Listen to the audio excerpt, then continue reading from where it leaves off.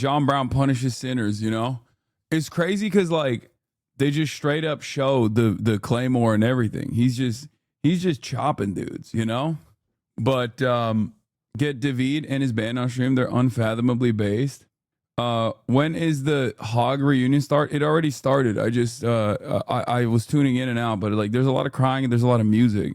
Like I don't know when the fat lady sings. You know what I mean? I don't know when the Trump speeches start, but it's basically just church, but like about it's like Republican church. So I guess church, Baptist church. Anyway, but yeah, I woke up early this morning. I went to bed early. I woke up early. I went to ball.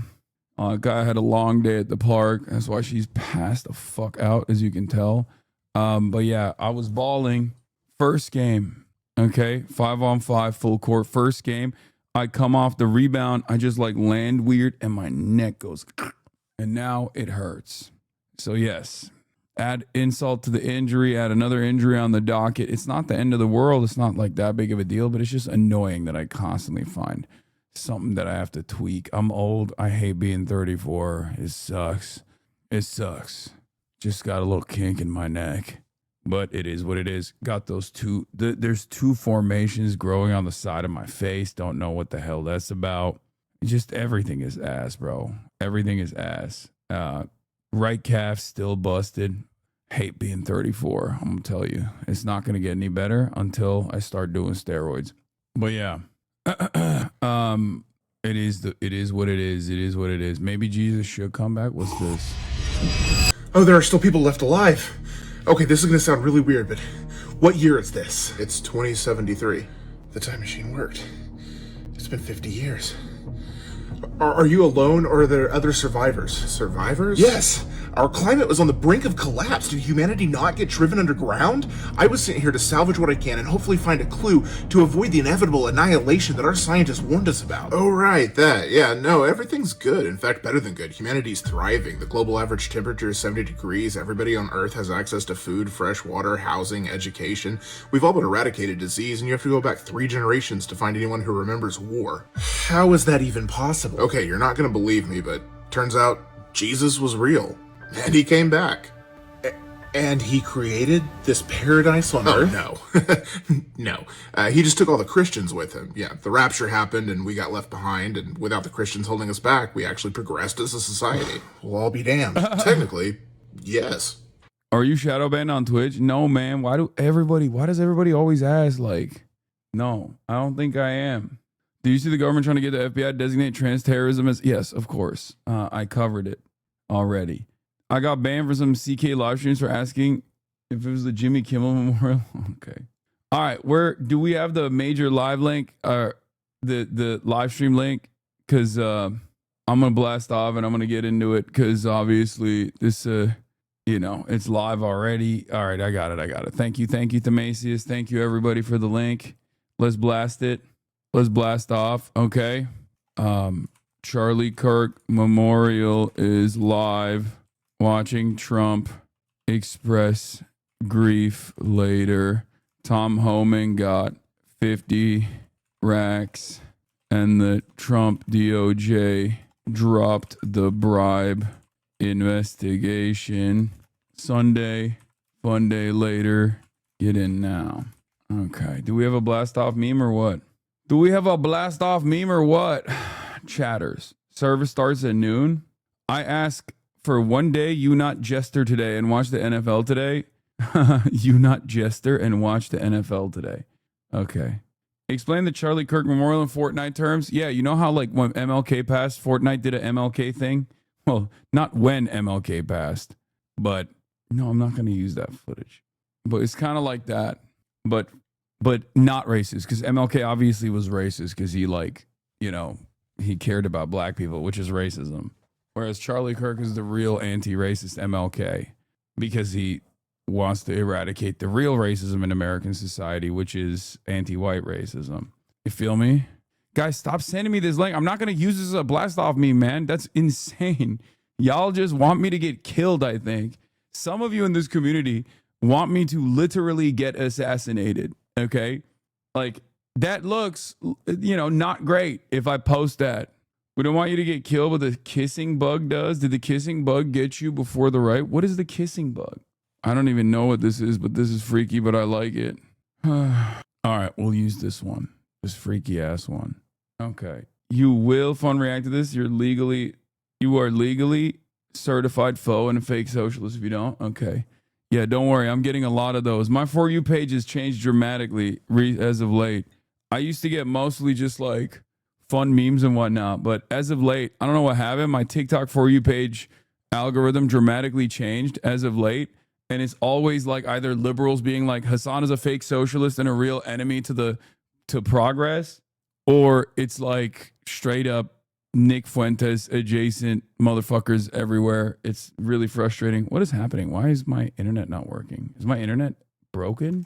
A spokesperson for Turning Point USA later clarified that this was a private security guard working for one of the attendees. Oh, they're talking about the security guard.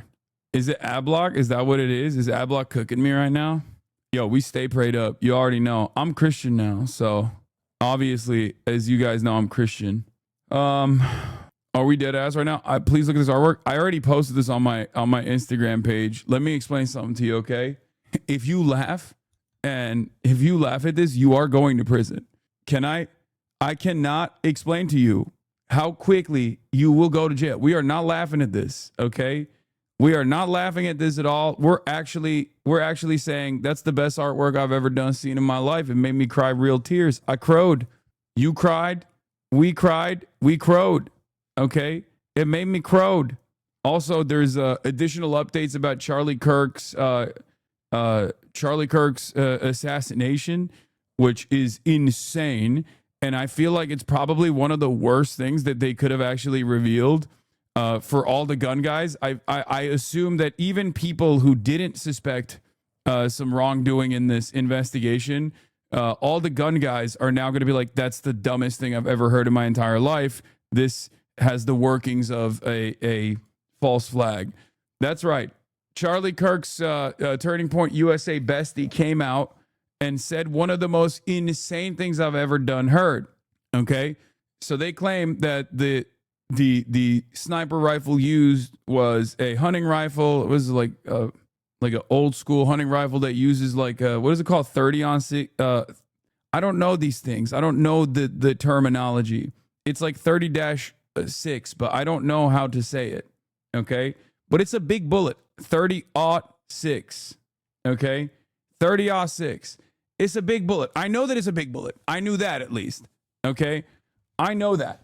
I know that it's a big bullet because from what I understand, it's used for mid to big game, right? It's supposed to just drop it. Like you could take out a moose with that shit. You go, it's a big boy. You go for like elk, moose. It's not for like you, like if you shot like a squirrel with that, you would explode it. Okay. So because of that, a lot of people were like, either this is not the weapon that was used, or this is not the bullet that was used, because there would be an exit wound and that white tent would have turned into a red tent, right? Like there's no exit wound and therefore it's got to be a different gun, right? Or there's just something that's not quite right. It's a popular deer round gun and was used in the M1 Garand. So the thing is, yeah, it was a standard American rifle round during World War II, but they obviously went for smaller rounds once they started. They went for smaller rounds because they had machine guns afterwards. But it's just like it's got a lot of stopping power, and basically something just doesn't add up with what they were saying. And in an effort to, I guess, stop the confusion, considering that Candace Owens has been asking a lot of questions and like claiming that this is actually, claiming that this is Israel, all this stuff.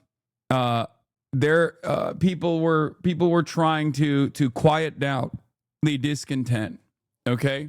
Now, even as a not gun guy, I thought maybe the bullet somehow got like, just like penetrated his body and got stuck in there somewhere, just like blew up his bones or something, right? But they came out with a statement. They came out with a statement from his bestie, not his bestie, like Andrew Korvat or whatever. Does anyone have that actual Twitter link? Because he came out and made this release. Okay, the way you explain this shit is so fucking funny. It's just because I'm not a gun guy. I'm not like the most aware of the gun stuff, but I follow a lot of gun guys. And for the record, gun guys are not even in any way, shape, or form taking this. Okay, they are not. They saw this. Andrew Colvin comes out. Okay, Christian, proud husband and father, TPUSA spokesman, comes out and says, I want to address some of the discussion about the lack of an exit wound with Charlie. I'm usually not interested in delving into most of this kind of online chatter, and I apologize. This is somewhat graphic, but in this case, the fact that there wasn't an exit wound is probably another miracle, and I want people to know. I just spoke with a surgeon who worked on Charlie in the hospital. He said the bullet absolutely should have gone through, which is very normal for a high-powered, high-velocity round. I've seen wounds from this caliber many times, and they always just go through everything. This would have taken a moose or two down, an elk, etc., but it didn't go through. Charlie's body stopped it. I mentioned this to the doctor that there were dozens of staff, students, and special guests standing directly behind Charlie on the other side of the tent. He replied, it was an absolute miracle that someone else didn't get killed. His bone was so healthy and the density was so impressive that he's like the man of steel. It should have just gone through and through. It likely would have killed those standing behind him too. In the end, the coroner did find the bullet just beneath the skin. Even in death, Charlie managed to save the lives of those around him. Remarkable, miraculous. Okay, in the most charitable interpretation here, let's just say there is a little bit of embellishment, okay?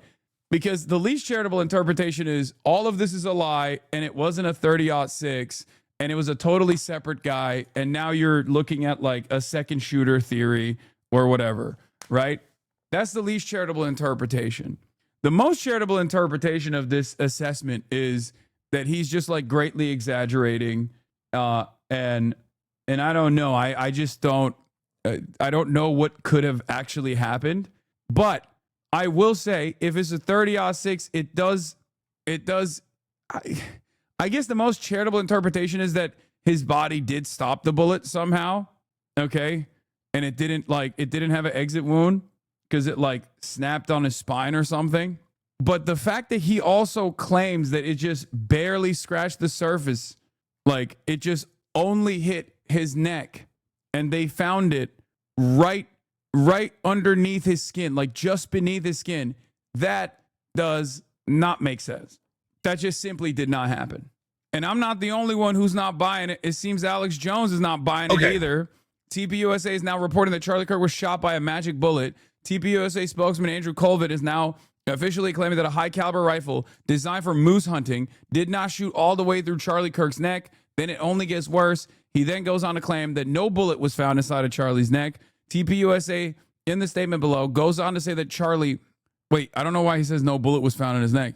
I don't know why he says no bullet was found in his neck. He did say that. Does Alex Jones not know how to read? TPUSA in the statement below goes on to say that Charlie was Superman, and that's why the bullet didn't go through his neck and disappeared, claiming that the Easter Bunny is real, has more credibility. God help us. Oh my God, he was so angry to make a car video that he just forgot how to read. Okay, I've been telling everybody, wait till we have evidence of an inside job or a cover-up. That's all I've been saying. We know Andy was out killing people, Tranifa, all that's a real deal.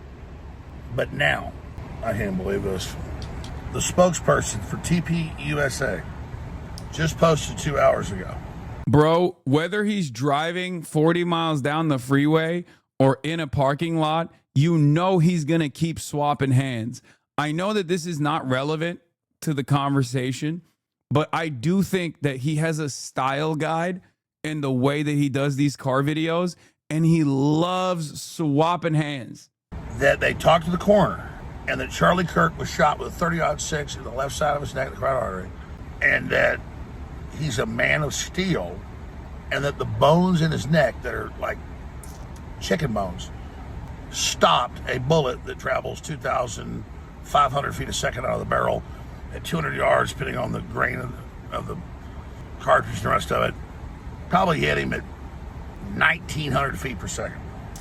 I've shot hogs at 500 yards, 30-06, right to the side, tiny hole, blows a 4-inch hole out the other side. We're talking through 2 feet of a hog. Boom. Hit him in the head, brain completely blows up.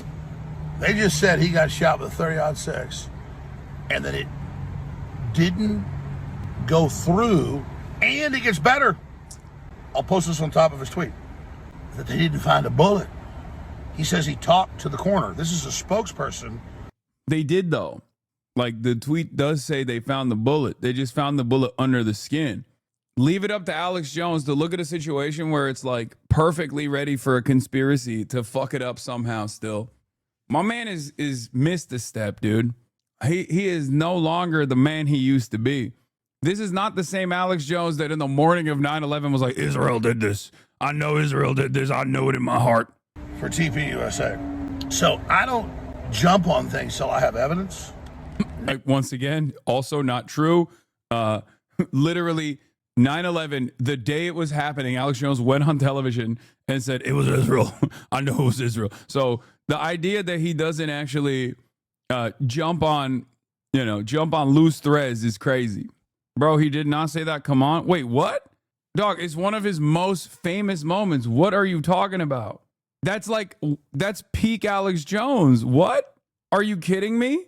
That is one of Alex Jones's most famous moments, up there with like black attack helicopters and FEMA facilities. Obama smells like sulfur. You're talking to a A. Jones super fan though. Like, they're turning the freaking frogs gay. That's another classic. And I talked to the White House 2 days ago. High-level sources, they said, no, the cover-up's on. All the accomplices, the training for people, 6 of them that were online the day before said he'll be dead tomorrow. They're not investigating it. They've been told lone gunman shut it down. So I'm not eating crow here. I never said it could have not been a false flag or a setup. I just simply said, when I see evidence, I'll cover it. And I certainly couldn't, before his body was cold, say Israel did it with no evidence. Israel was definitely... Bro, it is pretty wild that Mr. Every school shooting that takes place is a psyop so that the libtard Bilderberg group wokes can take away your guns, looked at a high-profile assassination of a friend and immediately didn't rush to those conclusions. Like, that's why I'm like so suspicious about these guys, like the Nick Fuentes of the world and the Alex Jones of the world, because like, when is it not Israel for these dudes? You know what I mean? Like, for many of these guys, is always the Jews for everything. So the one time it happens, you're like, oh, actually, this time it's not. Like, it doesn't make any sense to me at all. Like, I'm the guy who says, yeah, hold on, maybe it's not Israel. Not these guys. It just shocked me to my core, you know? Definitely pissed off at him and does stuff like that, so maybe Israel did it. But I will not sit there until I have evidence. But now we have, this is retarded, people. He's red for an amazing reason. Dan Henschel. I mean, I shot a buffalo with a .308. That's weaker than a 30-06, but somewhere around. The bullet went through a bull buffalo. More reports coming on this, folks. We're being lied to. This is a cover-up. Apparently, he also added a correction. All right, about an hour ago, while I was literally driving, I saw reports that Andrew Colvett, the main official spokesperson for TPUSA, who I've met before, who's a great guy, the Liberty Movement for over a decade, had said that he talked to the coroner, and he's called me. I'm about to call him, so I'll give an update, and that Charlie was shot from the front and the left with 30-06, as we've been told, and that he was a man of steel, they said, and it bounced off the neck bones. And I misread the report saying that they didn't find a bullet. No, they said they found the bullet, which is even more insane. So I'm not demonizing TPUSA or Andrew or anybody. That's what they're being told by the coroner. But I'm not a sniper. I'm not a Delta Force guy. I'm not a Navy SEAL. But I've shot hundreds of wild hogs, hundreds of deer. Been hunting. First year I shot was I was 6 years old. And I know, and I've shot a lot of stuff with 30-06, 300 Wet mags, you name it. These are high-power rifle rounds that come out at over 2,000 feet per second, 200 yards, probably going 1,800 feet per second. It doesn't bounce off things. It goes right through things. And if it hits just flesh or even gelatin in those tests they do in shooting or a wet phone book, it opens up in flesh like this. If it hits a bone, it explodes and pieces go everywhere. So the idea, it's even more insane, because I got part of it right, that they say it didn't go through the neck. That's official. I've now read the statement, not just a press report that got it wrong. So I had that part wrong. But I got it right that it went. Dog, you didn't even get the press reports that were wrong. You got the immediate tweet that you were quote retweeting wrong. Because the immediate tweet that you were quote retweeting literally said that the bullet was recovered just off the neck, and it just only pierced the skin. The bullet was just beneath the skin. In and didn't go out the back, they're claiming from the coroner, according to the TPUSA spokesperson that talked to the coroner, and that it was found under the skin, like it was a BB gun or something. I mean, ladies and gentlemen, you can shoot an old refrigerator or an old truck or whatever with a 30-06, and it'll shoot through usually both sides of the doors right through the whole truck. I mean, wow. Anybody that's been a shooter knows that. So I'm not some ballistics expert, none of that stuff. But I've shot elk at 500 yards and the bullet goes all the way through. Very rarely does a high-powered rifle not go through. And a small hole on one side and a huge 4-inch hole in the other. So, and if it's a bone, it just explodes. And I've butchered deer, you name it, you see where it's a bone, it just goes everywhere, and there's pieces of bullet everywhere. And it still blows out the other side, pieces of it. So I'm not saying TPUSA is bad. They're not the coroner. I'm just saying what this coroner is saying, that a 30-06 bullet goes in. That's even more insane. Didn't find the bullet. I was wrong about that. No, right under the surface. It just, man of steel, titanium neck, all of this. I guess technically they didn't say which skin they found the bullet in. You know what I mean? Like, they implied that it was like right at the skin of his neck, but maybe they found it in another part of his body just beneath the skin. Who knows? It bounced around. No, I know Trantifa's out there. I know they're attacking. I know the left, the Podesta plan wants all this terror. But I saw no evidence of Israel involved still happening. I know Trantifa's out there. It's still Trantifa, but it's also maybe Israel. I got a new theory. Israel is working alongside Trantifa. Any of this. But I am seeing this now. This is crazy. So I'm going to call Andrew and talk to him, and I'll give you an update on that. And it's just what he's being told, so don't blame him. But this is crazy. Absolutely crazy. I'll give you updates as it unfolds. Even crazier than not finding a bullet. Did he unironically say Trantifa? No, that is the meta now. I need you to understand. That is the thing that they believe is happening, okay? They think it's not enough that we got Antifa, but they're also transgender, okay? That is low-key what this admin is pushing for. That is the new meta from this admin. And that is, of course, the new meta, not only from this admin, but also all of the loyal servants, the propagandists, the mouthpieces for the administration, Alex Jones and everyone else alike. Is that it was there intact, like on the stretcher when Kennedy got shot, the magic bullet. No. If it hit a bone, like they say, and bounced off, it would have shattered and not been some hole in the front. It would have been a huge, when it shattered, completely gone out. Tell me if I'm wrong. I hope I'm wrong. I don't see how I'm wrong. Anyway, so just the reason why I started off with this is because, and before people go, why are you, because I'm seeing a lot of people in the chat go, why are you bringing this up? Who cares about the bullet or whatever? Well, one, it's relevant to figuring out exactly what took place. Obviously, it's relevant to the investigation. It's relevant to the official narrative. But it's also something that right-wingers will absolutely care about. Do you see what I mean? It's absolutely something that right-wingers find to be very relevant and very important, specifically because they know about this stuff a lot better than people on the left do.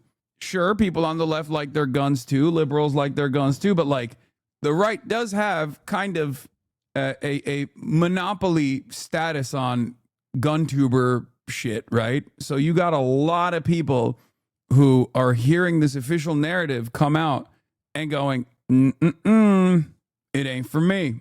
That's not. I can totally see a lot of gun tubers and a lot of right wingers, like gun guys, looking at this stuff and being like, this actually made me even more suspicious than I was before. I know that I guess, like, especially among Christians, like this whole Charlie was an exceptional human being and therefore his neck bones were like way stronger than the average person's or whatever. It might be able to convince some people, but I think all the gun sexuals are going to look at that and go, there is no way. Especially because they do have a proclivity towards conspiratorial narratives anyway. Like a grand narrative is something that these guys do like. So I can see that. I can see a lot of like ex-military guys and a lot of ammosexuals, gun sexuals looking at this and being like, nope. Here's what a 30-06 does to a ballistic shell head, by the way. So today on Dual Liberty Firearms, we're going to be showing you what a 30-06. Yeah, look, a lot of guys that make videos like this are going to be like, nope. That is one of the most insane things, dude. Like that is, can we even, dude, it turns into mist, brother. It turns into mist. Now, I don't know what the range is here. No, they didn't blur it. It's not that it's blurred. It's that it blows up so hard that it splashes on the fucking cameras. Yeah, look, see? Gun tubers are testing out the ballistic theories, which again, this isn't even a gel, so this one kind of sucks. I'm gonna be honest. The ballistic gel ones are my favorite, like on the live fire demonstrations. Also, this is a child. That's crazy. Why do you have a child doll that you can shoot at any given moment? That's odd. Yeah. If you don't have a ballistic gel dummy, I don't want to see it. Those things are like $3,000, but you will absolutely get that back on the AdSense. Okay. I guess this is the IDF training facility that they're shooting this video at. Bro. This is the IDF training facility, bro. That's gotta be it, mate. Hello. I am from Israel. I love guns from Israel. And this is my gun tuber show. Of course, we do not have adult targets. We only have the child Hamas terrorist target. I am a gun tuber from Israel, and this is my art. But yeah, bro, look, that's what a 30-06 does to a brain, okay, to a head.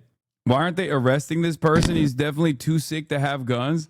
Chatter, what are you talking about? If they were to stop people who are sick in the head from owning guns, that would eradicate like most of the people that own guns. This is America, goddammit. If your head is made of jello, dog, what are you talking about? This is a literal $5,000 incredibly realistic ballistic gel head. Your head is literally made of the components that this is made of. You understand? The entire purpose of this is to test out what it looks like.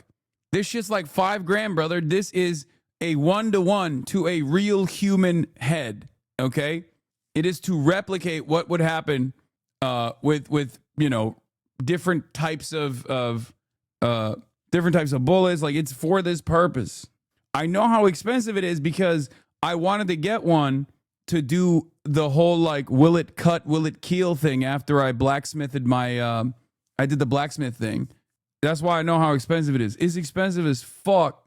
Yeah, even medical experts use it so they understand. Should I have knowledge of one of these? If you watch like I mean, this is, people use this for forensics, people use it on TV shows and stuff, but this is a 1-to-1 comparison to a human body, a human mind. So yes, you are jello technically. You are more jello than man, or you are a man made of jello. If you didn't know that, it's just kind of held together, okay? And if you are Christian, you become clothes, as we know, as we learned yesterday from Left Behind. Anyway, FBI Director Kash Patel has also seen your concerns. He's heard your concerns. As the director of the FBI, I am committed to ensuring the investigation into Charlie Kirk's assassination is thorough and exhaustive, pursuing every lead to its conclusion. The full weight of America's law enforcement agencies are actively following the evidence that has emerged, but our efforts extend beyond the initial findings. We are examining every facet of this assassination. We are meticulously investigating theories and questions, including the location from where the shot was taken, the possibility of accomplices, the text message confession, and related conversations, Discord chats, the angle of the shot and the bullet impact, how the weapon was transported, hand gestures observed as potential signals near Charlie at the time of his assassination. This is an implication that his security team might have been on it. That is a crazy thing for the FBI director to lean into, by the way. Oh my God. Oh my God. Podcast administration. I can't believe it. This guy never stops posting.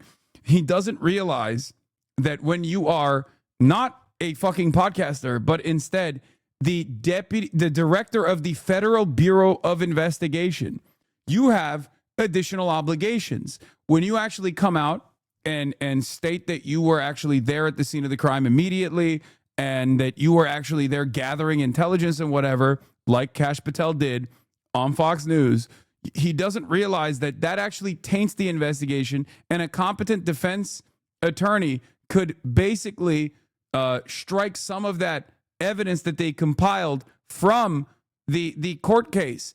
The way they can do that is because you have admitted that you are a biased investigator. You are supposed to either recuse yourself or not talk about your personal relationship with the fucking victim. Okay? I need you guys to understand. I know that a court system is like kind of cooked, but they did this with Luigi as well. Okay? There was a tremendous amount of influencing that took place prior to the actual court case. You can't do that. I don't know why these fucking morons keep doing stuff like this. They just keep getting ahead of themselves. Okay? You cannot taint the jury pool by demonstrating your bias ahead of time in the way that they did in the Luigi Mangione case. And that's part of the reason why I think like the defense team for Luigi Mangione is able to like strike some of the charges like they did with the terrorism charge. Like I don't think that it'll be a mistrial, even though if it wasn't such a high profile case, it probably could be a mistrial. You could probably push for that. Obviously, Luigi Mangione, it's not going to fucking happen. But even then, Kash Patel coming out and being like, the victim was my personal best friend, and I was there touching the evidence. When you say that, any competent defense team is going to look at that and be like, do you hear this? Your Honor, the official investigator at the scene of the crime has admitted that he is personally a close friend to the victim. How could you possibly use this as evidence? How am I supposed to assume that this is a fair investigation done by competent people?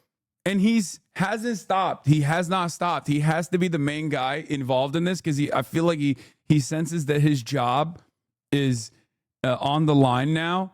He feels a sense of imminent threat coming from a lot of right-wingers because these guys don't actually care about doing a meticulous investigation, but instead they care more about ass covering. Instead, this is like the most podcast adjacent administration. So he's basically behaving like a fucking podcaster, not realizing that you're not a podcaster. You're the director of the Federal Bureau of Investigation, my man.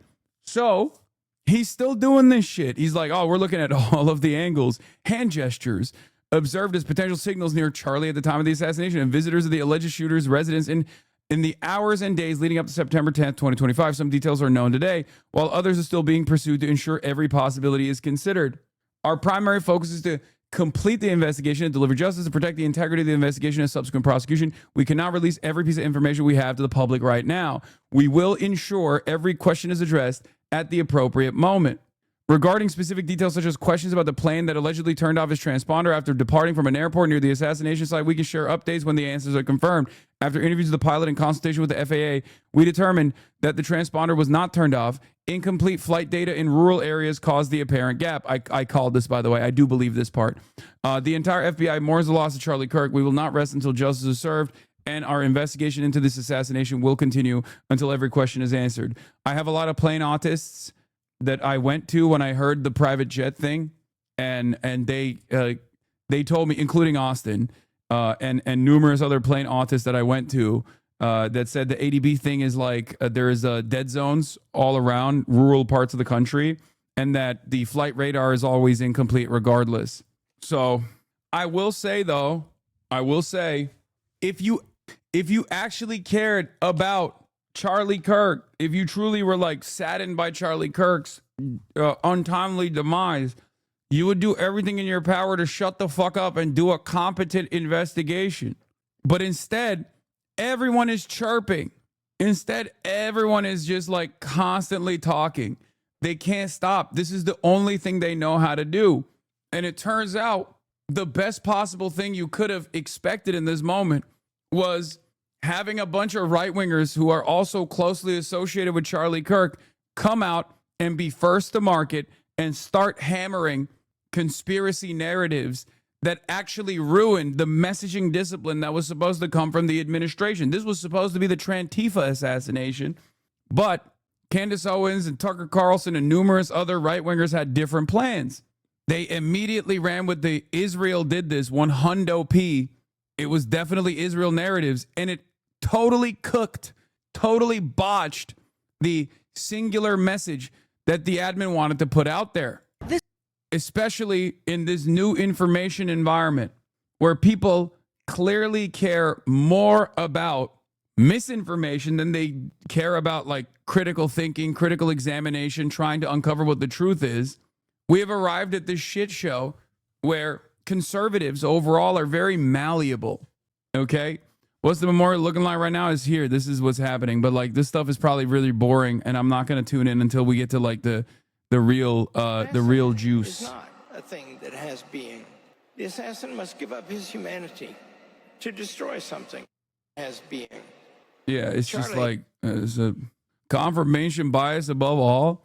It's not even just that. I'm telling you, these guys unironically would rather believe like fake news than any sort of like critical information that any sort of critical examination of like real information. They are more susceptible. I think that's part of the reason why they immediately believed when liberals rushed to be first to market and claimed that this guy was definitely MAGA. They low-key believed it. And then they got mad that they believed it. And then they started pushing back. Like nobody wanted to just do what I do every single time when things like this happen, where you go, let's just sit and wait. Let's wait for more information. I'm actually so excited for Trump to speak. It's like I'm at Live Aid. Any other Hasanabi heads in the Glendale? Any other Hasanabi heads here in Glendale at the arena? Connor Eats Pants. Connor Eats Pants is our inside guy. He's there. He's there. He's tuning in live right now. He's surrounded by like-minded individuals, you know? But yeah, here it is. Trump and Vance to speak at the Charlie Kirk Memorial. Obviously, yesterday we covered that they already had like 2 hog incidents. Like I said, this is a mass hog event.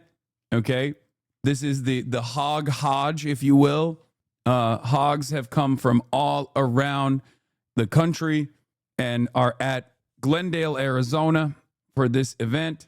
This morning, security preps in high gear as nearly 100,000 people are expected to descend on State Farm Stadium for the public memorial service of Charlie Kirk. The 31-year-old rose to fame as a conservative voice and debater. He was fatally shot while at an event earlier this month at Utah Valley University. Homeland Security designating the memorial as a SEER Level 1 event, the highest security designation. President Donald Trump and Vice President J.D. Vance are expected to speak, with other high-level cabinet members in attendance. Also expected to speak is Charlie Kirk's widow, Erica. When folks enter this facility, we're talking about the highest level of security possible. They're going to be going through metal detectors. They're going to be wanded. Federal officials say they are tracking several potential threats of unknown credibility against those planning to attend. Lone offenders remain the top threat, with concerns about domestic extremists and foreign terror organizations. Authorities are monitoring thousands of cameras on the ground and in the air all around the stadium, all over the country to pay their respects. I think it's important to, in honoring Charlie Kirk's legacy, support free speech and support the right to be able to speak openly without fear of violence. As authorities work to keep the stadium as safe as possible, we are learning more about 42-year-old Joshua Runkle. Dog, as soon as I heard, before I even saw the man, as soon as I heard that they had apprehended a guy with guns on him, walking around the arena, what did I tell you? As soon as I heard that, I was like, nope, that's a hog. That's one of their boys, okay? Turns out it, as a matter of fact, was one of their boys. He was, I think he's former law enforcement, and he was there to do actual security. What I thought was he was LARPing as a security guy. I thought he was taking matters into his own hands, okay? Turns out he's not. So the FBI's all. He's not taking matters into his own hands. He was actually there, apparently. Slasher is right wing now? That's funny. Yeah, no, that's not Slasher. Calm down now. Bro, your late show is going to be canceled? Yeah. Who police say was arrested on site with a gun on Friday. He was charged with impersonating a law enforcement officer and carrying a weapon into a prohibited place after the Secret Service claimed he was exhibiting suspicious behavior. Event organizers for Turning Point USA now saying he was doing advanced security for a known guest, and we do not believe this person was attempting anything nefarious. Given the political Yeah, he was like, that's one of ours. That's one of our good old boys. My bad. My mistake, sir. That's some of that good old hog on hog violence. Nature of this event, authorities have created free speech zones around the stadium for opposition to speak their mind as long as they are not breaking the law. Rhiannon. All right, our thanks to Jacqueline Lee there. You can catch the memorial service for Charlie Kirk later this morning, streaming on ABC News Live. Bro, this is giving state television, by the way. Okay? Every channel is doing wall-to-wall coverage on the memorial. Okay? Every channel is. And it's funny because, like, it's happening on NFL Sunday, so I don't think a single fucking normie is tuning into it. I'm sorry. I do not think you lose your normie status. I mean, so are you. I am not a normie. I'm not. I'm a brain-poisoned socialist political commentator who doesn't watch or understand a lick of football, dog. The fuck you mean? Do you think I'm the target audience for this? No. This is supposed to be the guys who, instead of watching football, are supposed to be tuning into this and feeling a sense of passion and anger and resentment. Oh my God, you got this on Sky News, brother. You got this on Sky News. Even the vassal states are tuning in. That's awesome. He's saying you're giving state television too. Yeah, I mean, I'm obviously not just watching this. I'm just doing my regular broadcast. I just don't think, I do not believe that anyone, like the intended audience for this from the state is like all the normies, right? And I just don't think the normies are tuning into this at all. I think that they're just going to maybe watch whatever insane shit Trump says today later on Monday. I don't think that they're doing that today. I don't think that they're locked in on this. They're watching NFL football. Oh my goodness. Charlie's having some serious heavenly FOMO right now. Look at this. You have no idea how much Charlie Kirk wants a bullhorn down here right now. He always said to me, if we could just figure out how to bring the Holy Spirit into a Trump rally, I think you've done it. My name is Tyler Boyer. I was the CEO of Turning Point USA and now the CEO of Turning Point Action. You may know me from the Charlie Kirk Show or our weekly podcast, Thought Crime, with Charlie, Jack, Blake, and Andrew, but I'm also the longest tenured employee at Turning Point. I met my friend Charlie in 2014. We connected when Turning Point USA was just in its infancy, sharing the vision for what the conservative movement should be. Charlie was just a kid then. I was a little older. We had a lot in common. I didn't like rhinos. He didn't like rhinos. I was the youngest guy at Tea Party meetings. He was the youngest guy at Tea Party meetings. How old is this guy? I don't understand. What? I went to ASU, so I basically didn't go to college. I don't understand. These guys like, dude, conservatives are so strange to me because like, look, guys, I'm 34 years old, okay? I feel old in my bones. But when I see like a young conservative, Charlie Kirk included, and I find out that they're like a little bit younger than me or around my age, I'm always shocked because I don't know if it's the way they carry themselves or it's what they wear, but they always look so weathered, bro. They like, I'm 34. When I see like a 30-year-old or like a 26-year-old young conservative, I'm like, how are you 26, brother? I wanted to call you sir. Like when I see this dude, if I saw this dude, I would never expect this dude to be like my age. You know what I mean? I would be like, this is a dude who's in his 40s. They don't dress like a LA Zoomer. Dog, I wear suits too. I think like, I don't know what it is, but even when I wear suits and whatnot, it just doesn't, I don't look like this. Like this every day, work, report, and wait to see my text messages to Charlie flip from delivered to read as soon as he woke up on the East Coast so we can be firing away feedback, thoughts, and a flurry of brilliant Elon Musk is there. as soon as he... Wow. Elon Musk, Charlie was murdered by the dark for showing people delight. Well, Charlie was someone who believed in dialogue, in open debate. He was a man of ideas. He spoke eloquently. He never even raised his voice. He was a man of peace. and now he's been murdered in cold blood. Did you know him personally? Yes, of course. We met many times. How I was he supported like? his organization. I supported Tony Park from. Yeah, part of that. Why was he killed? He was killed because his voice made a difference. Because he was showing people the light, and he was killed by the dark. VG is the biggest newspaper in Norway. Nice. My interview with Erica Kirk. Themasius gave me a choice quote from this. Said, for Erica Kirk, a husband's life cut short by violence he seemed to foresee. What's the quote that you were mentioning, Themasius? This part in the interview, Miss Kirk described their bond as one modeled after the 5th chapter of the Bible's book of Ephesians, in which the wife submits to the husband, who in turn, according to the Bible, protects and cherishes the wife, just as Christ also loved the church and gave himself to her. That's crazy. I think that's why Charlie said, submit to your husband, Taylor. Yeah. I mean, I don't know that much about her. I've like looked into her background a little bit. I think she was like working for a streetwear brand or something, but she's always been like super Christian. But I think she was working for a streetwear brand. I think, like, if I'm not mistaken, I feel like they met when Charlie was going to Israel, actually, like on the flight there or something. And then he called her in for a job interview. And then like by the end of the interview, it was at dinner. By the end of the interview, he was like, I'm not going to give you this job because I want to date you. That could mean so many things. In what way was she submitting? Covering the New Hampshire shooter? No, I don't. What? Chatters. I don't know what's going on with a lot of you, but like, this is America. I don't know what happened in New Hampshire, but like, there's a shooting that happens all the time. You know that, right? Like, if I covered every single shooting that took place, that would be like, I would just never do anything else. I would just only be, I would only be covering shootings.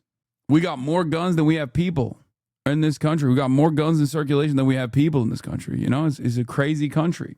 But yeah, one of the Valhalla VFT, Charlie Kirk shooting, FBI narrative is total bullshit. Let's take a look at one of these gun tubers who is not putting up with this nonsense. Also telling you is that he reassembled the rifle before he dumped it in the bushes as he's fleeing the scene of a...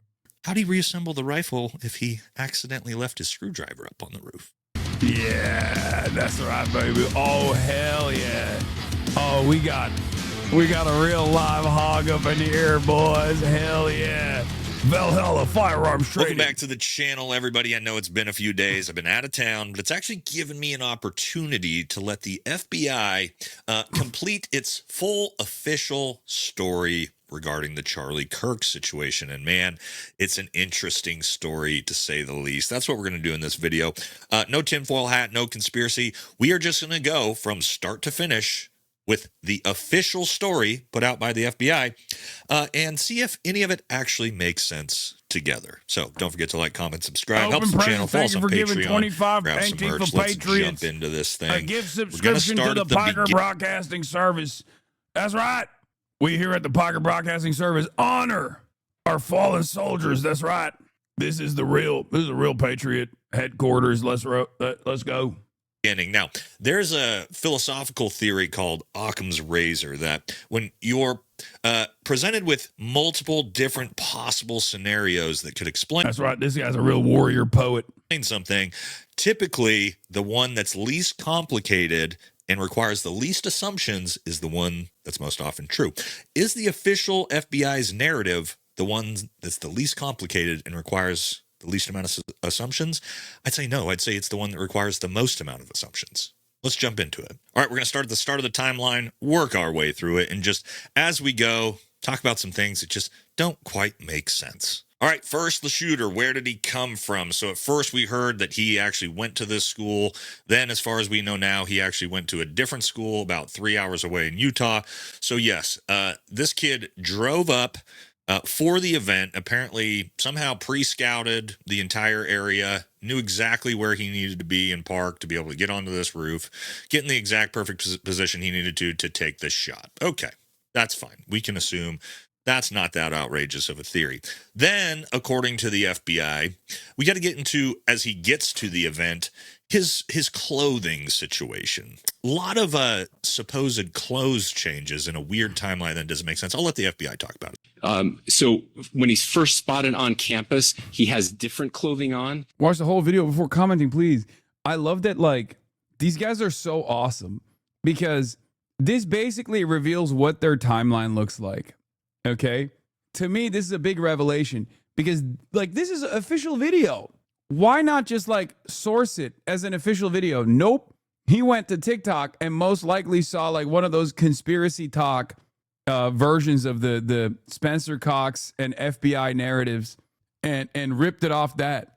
Like, instead of going to the OG, instead of going to, like, the Associated Press, like, this basically shows, like, what their perspective looks like. And then he changes clothing on the roof and then changed back into that. Occam's razor, brother. Why find a different source when you have a simpler one? True. I apologize to the Antifa patriots out there.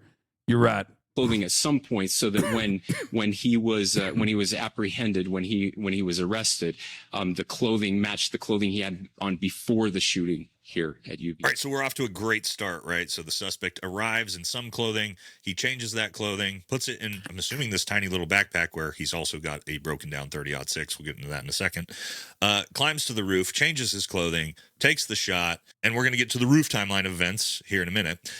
Changes back out of that clothing and then flees and escapes the scene. All right, so more clothing changes than Taylor Swift concert. Sure. We'll say he that shows the sense. entry What the wound. FBI has also told us is, of course, that this is the suspect's murder weapon. All right, this Mauser 30-06 that they found later that day. Okay. Again, this one, I've never believed this from the beginning, and we're going to get into why here as we move through the timeline of events. But okay, 906. he changes his clothes. Now, a lot of people were trying to say that he hid this rifle in his jeans. Okay, well, How do we donate directly to you? As it stands currently, the best way to do that is to just subscribe. The Piker Broadcasting Service does not run ads. The Piker Broadcasting Service is funded by you, the people, for you, the people. It's an ad-free experience. And all you need to do in order to fund or support the Piker Broadcasting Service is by subscribing via a Twitch Prime for free, if you would like. Gifting subs, if you would like, just like Cult Hero did just now. Juliet Home, Cult Hero, thank you. Armand Dork, thank you for the gifted subs. Or by subscribing for $6 a month. take a look at what a 30-06 looks like stuffed in a pair of pants. All right, so courtesy of one of our viewers, yes, as you... Dude, his viewers. Oh, hell yeah. This is the best. Oh my God. You know this is Hog Central because look at the viewership, dog. Oh, that's amazing. That belt is struggling, brother. Yeah, that shit's on its last two loops. Hog heaven. Can see what does an actual 30-06 look like stuffed in actually kind of a pair of loose-fitting pants. Absolutely outrageous, ridiculous. So no, it wasn't just stuffed in this kid's tiny little skinny jeans. We know that. So the FBI then says, well, yes, he disassembled this 30-06 and he put it in his tiny little backpack, which I'm not even sure how the barrel fits in that backpack. All right, sure. Let's just pretend that this kid is David Blaine Jr. and he somehow has a fully broken down 30-06 in this tiny little backpack that he has with, of course, his change of clothing on top of it. Also, the tools to put together and take apart this weapon. He gets to the top of the roof, and as you heard the FBI say there, he changes his clothes when he gets on top of the roof. He reassembles his rifle. The FBI says we know that's... This guy is a Green Beret, 1st SF group, stationed near China and fluent in Mandarin. Wait, what? I can't tell if Top G is like memeing or not. Because he usually does meme. That's what he did because the FBI found the screwdriver he used to reassemble the rifle, and it matches. This dude apparently is a Green Beret because of that silver De Oppresso Libre plaque. This is a Green Beret plaque? I don't know shit about this. He used to be, but he's out now. Why are these people so dumb? That's a normal size backpack. Changing your clothes is not a weird thing to do. No, changing your clothes is not a weird thing to do at all. And before and after the incident, it's not a weird thing to do at all. But one thing that they said is that he literally changed his clothes back to the clothes he was wearing when he actually took the shot, like he did like 3 different clothing changes. If it wasn't for the last one, it would make sense. When you're scoping out the scene, you have a different set of clothes. Then you change when you're shooting. And then you change again after the shooting, and you never wear the same clothes ever again, right? But he changed after the shooting to a 3rd pair of clothes, but then changed back from what they were claiming. And maybe there's some misinformation and maybe we didn't understand it fully. But like, apparently he changed back to the shooting clothing, like the clothing that he was wearing when he was doing the shooting. My theory is that many of these outfits are in fact body paint. Please tell me that this is true. I love this. Thank you for showing me this. Yeah, he had body paint. Yeah, that's how you know. Liberal Trantifa, he had body paint. Also, we know he was a manimal. He had paw prints that he left behind. Everybody knows he was a manimal. The DNA to the shooter. Okay, let's see that statement.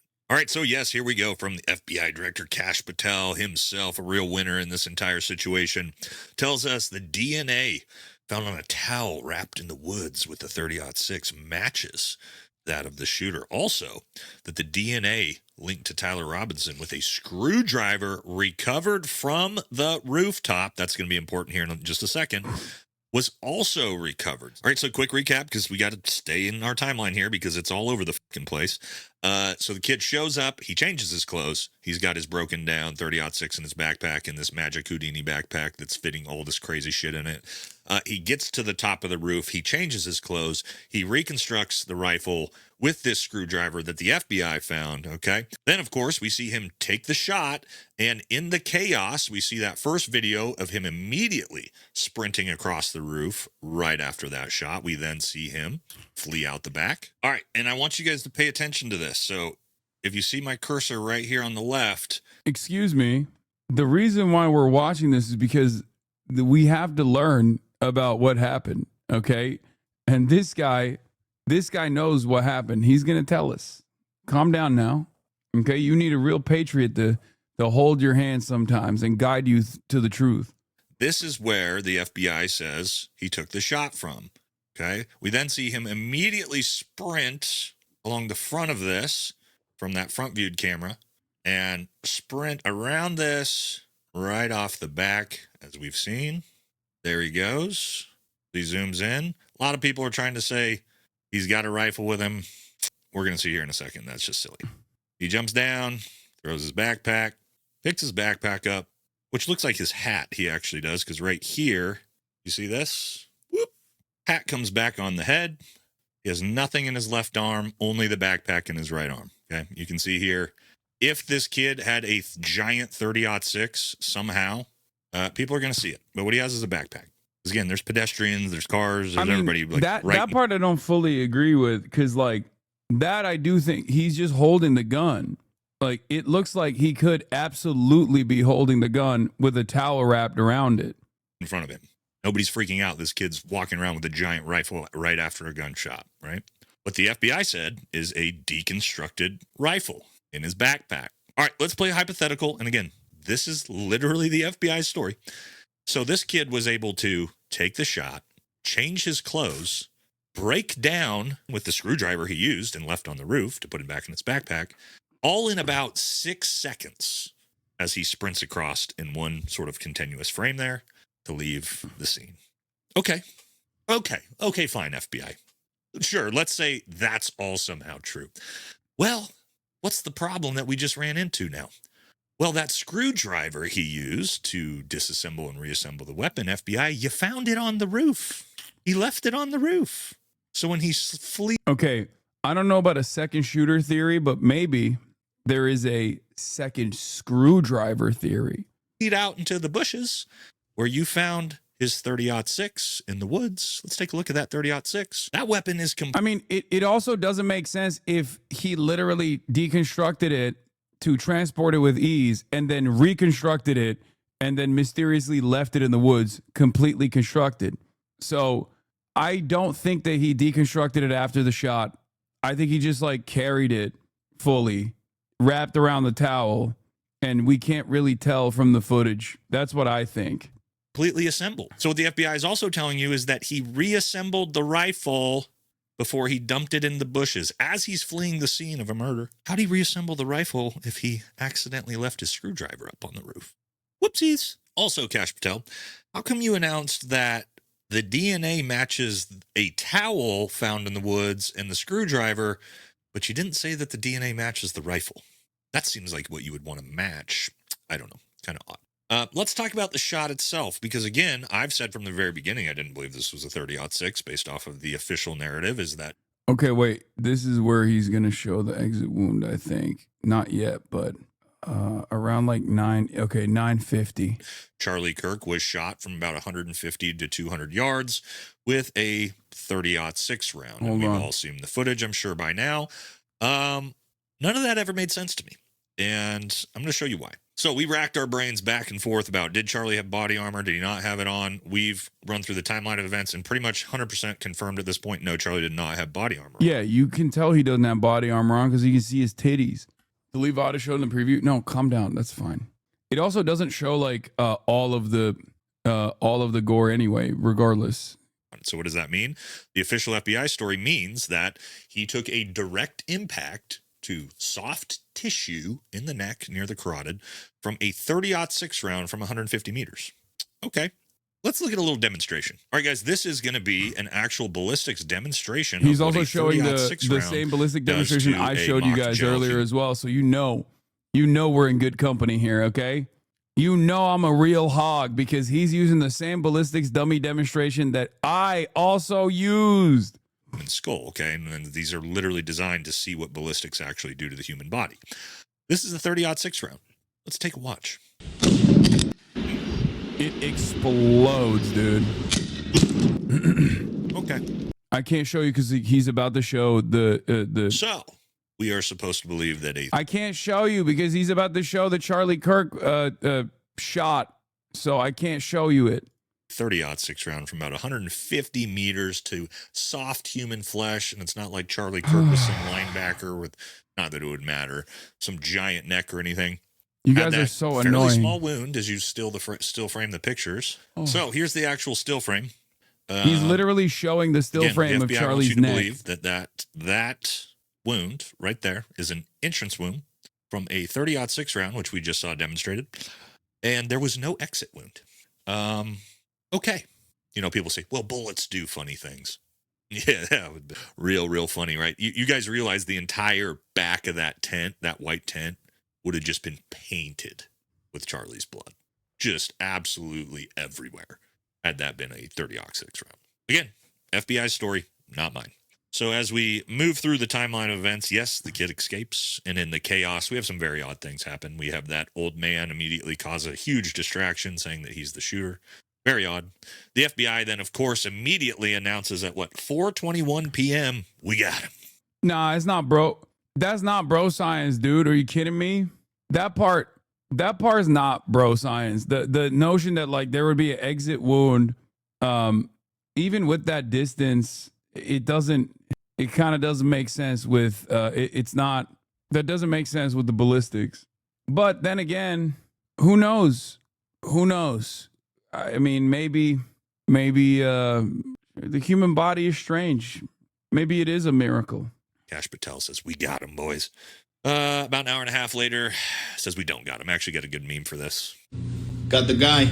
Oh shit, did you really? Nope, not the guy. Oh, okay. This is the guy. Oh shit. You. Oh, wait, nope, not that guy. What are we doing right now? That guy's a leftist, by the way. He's using... I got a picture of the guy. Yeah, how am I supposed to know that's the guy? Shit, wait, how do I know that's the guy? All right, I'll see you in Valhalla, jokes aside. Yes, so the FBI thinks they got him, they don't got him. They thinks they got him, they don't got him. All right, then they find the murder weapon in the woods later that night, supposedly, I guess. Then, and again, I have to keep telling you this is the FBI's narrative, not mine.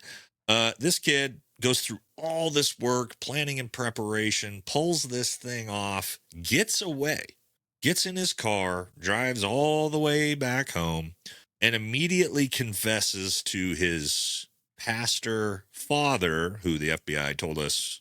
No, his father's not a pastor.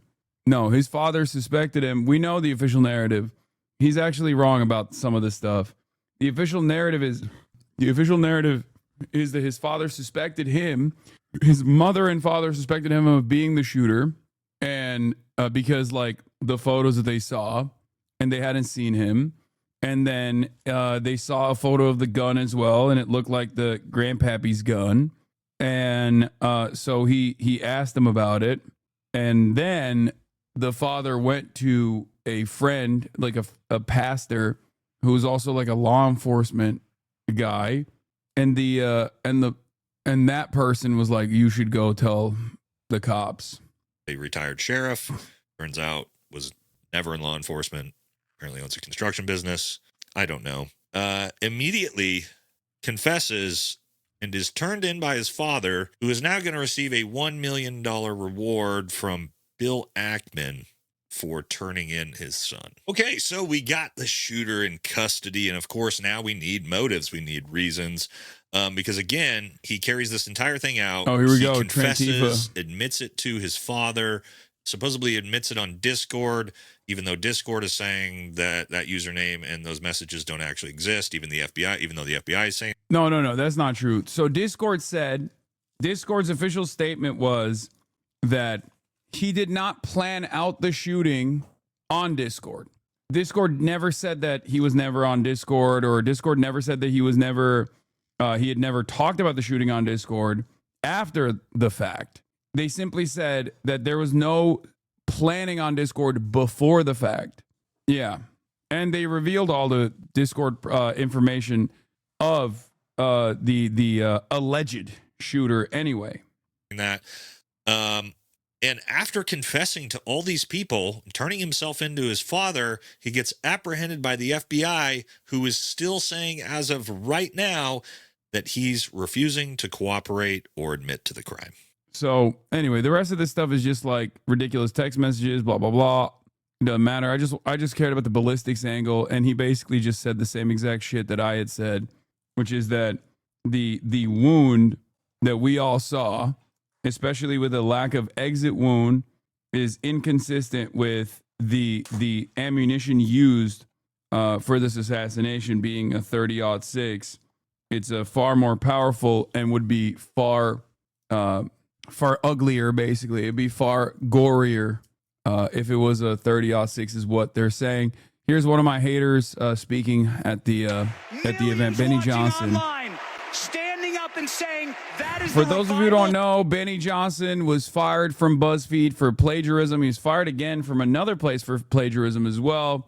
Benny Johnson is an in-the-closet gay man whose wife, according to my inside sources, according to my inside sources, Benny Johnson is no longer allowed by his wife to go out on work trips without her accompanying him, because he was having too much sex with men. Who knows somebody allegedly now who's a Satanist or an agnostic, who's now looking at Charlie's life in this revival moment in our country and going, maybe I got it all wrong. Maybe I do need to Christ center my life.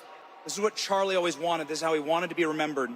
In the mold of Stephen, the first martyr, Stephen was killed. Yeah, Benny Johnson also got money from Russia. He was a part of the Tenet investigation as well, alongside the likes of Tim Pool, numerous others. Ages Charlie Kirk when he was martyred.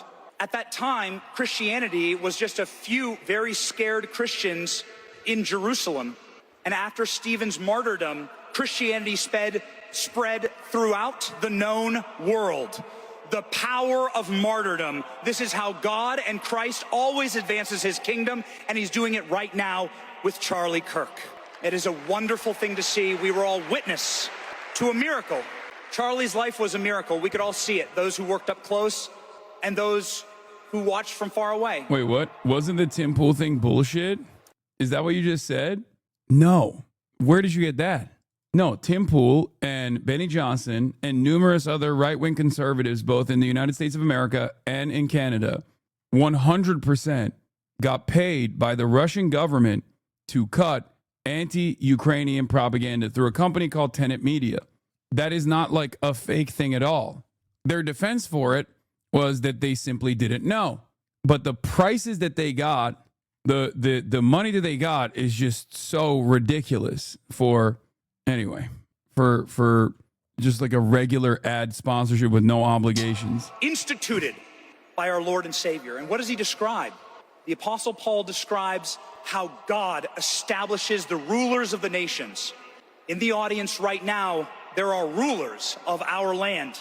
Represented right here is the State Department, the Department of War, the Department of Justice, the Chief Executive. God has instituted them.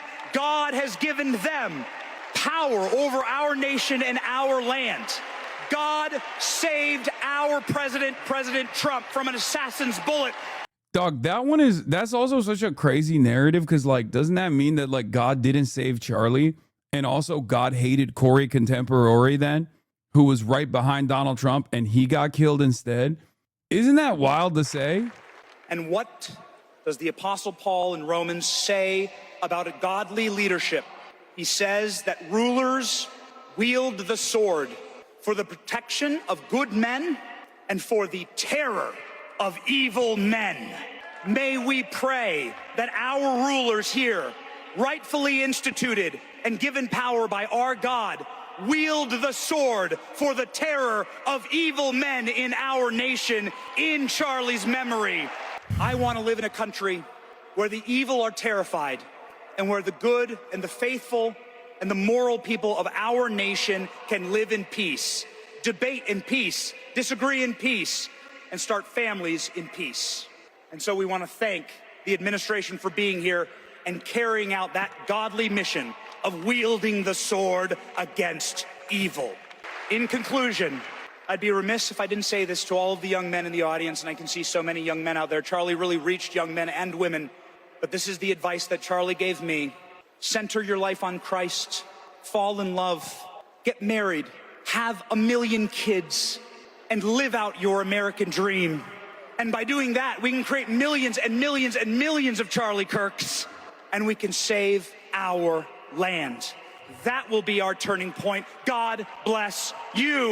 I want to point to something here, by the way, that is completely absent from the media narratives, including, understandably, from the ways in which the Republicans are talking about the legacy of Charlie Kirk. Was Charlie Kirk a noteworthy figure on college campuses? The answer to that question is yes. Was Charlie Kirk a beloved figure on college campuses? The answer to that is fuck no. Turns out there were actually, there was a poll that was conducted on the matter, okay? And I'm wrong. I was wrong about this too, because I thought he had more motion. Like, I thought he had more positive. Like, I thought he had a more positive approval rating amongst like the Gen Z youth. And it's actually even worse than I thought. Okay. Charlie Kirk was a beloved figure, once again, always for boomers, and was not known at all by Zoomers in general, by the younger generations. I thought TikTok had actually greatly inflated his approval ratings amongst the youth as well. It turns out there was a post-mortem poll that was conducted. I think it was a YouGov poll. Can someone link that to me? Do you know where this is? I think Edinger Mentum had talked about the poll as well.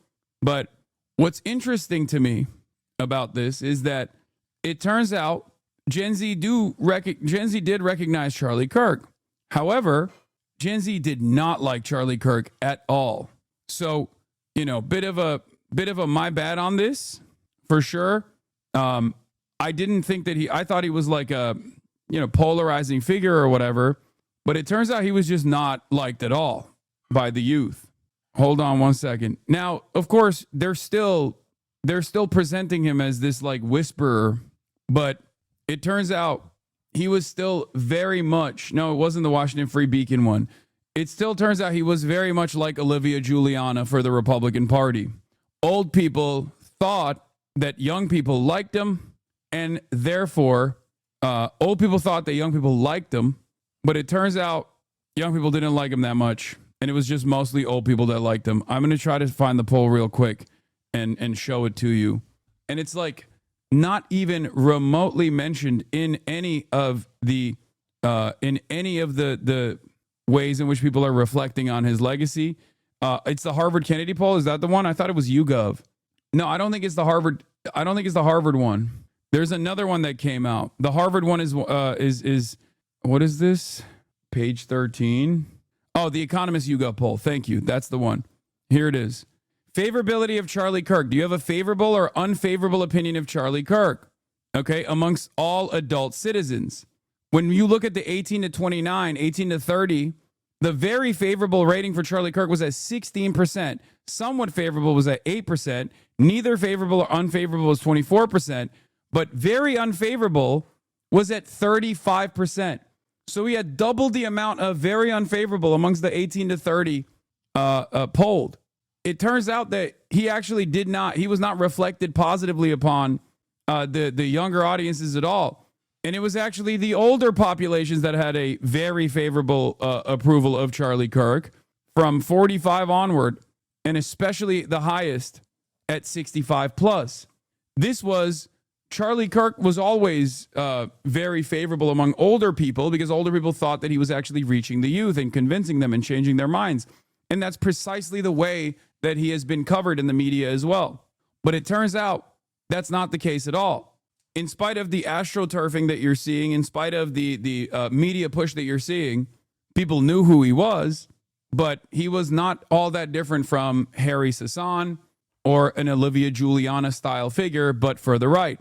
But didn't he lose popularity alongside Trump since Trump took office? That could be part of the reason as well. Certainly, that could be part of the reason as well. But you wouldn't see this much of a major shift if he was still the Gen Z whisperer. So it turns out he was still basically the same figure that I knew him as throughout his entire career. Someone who was telling the olds in the party what they wanted to hear and making it seem as though you don't care about the facts. Clip farm monkey. Come on, man, get better. Your blood is on that rifle.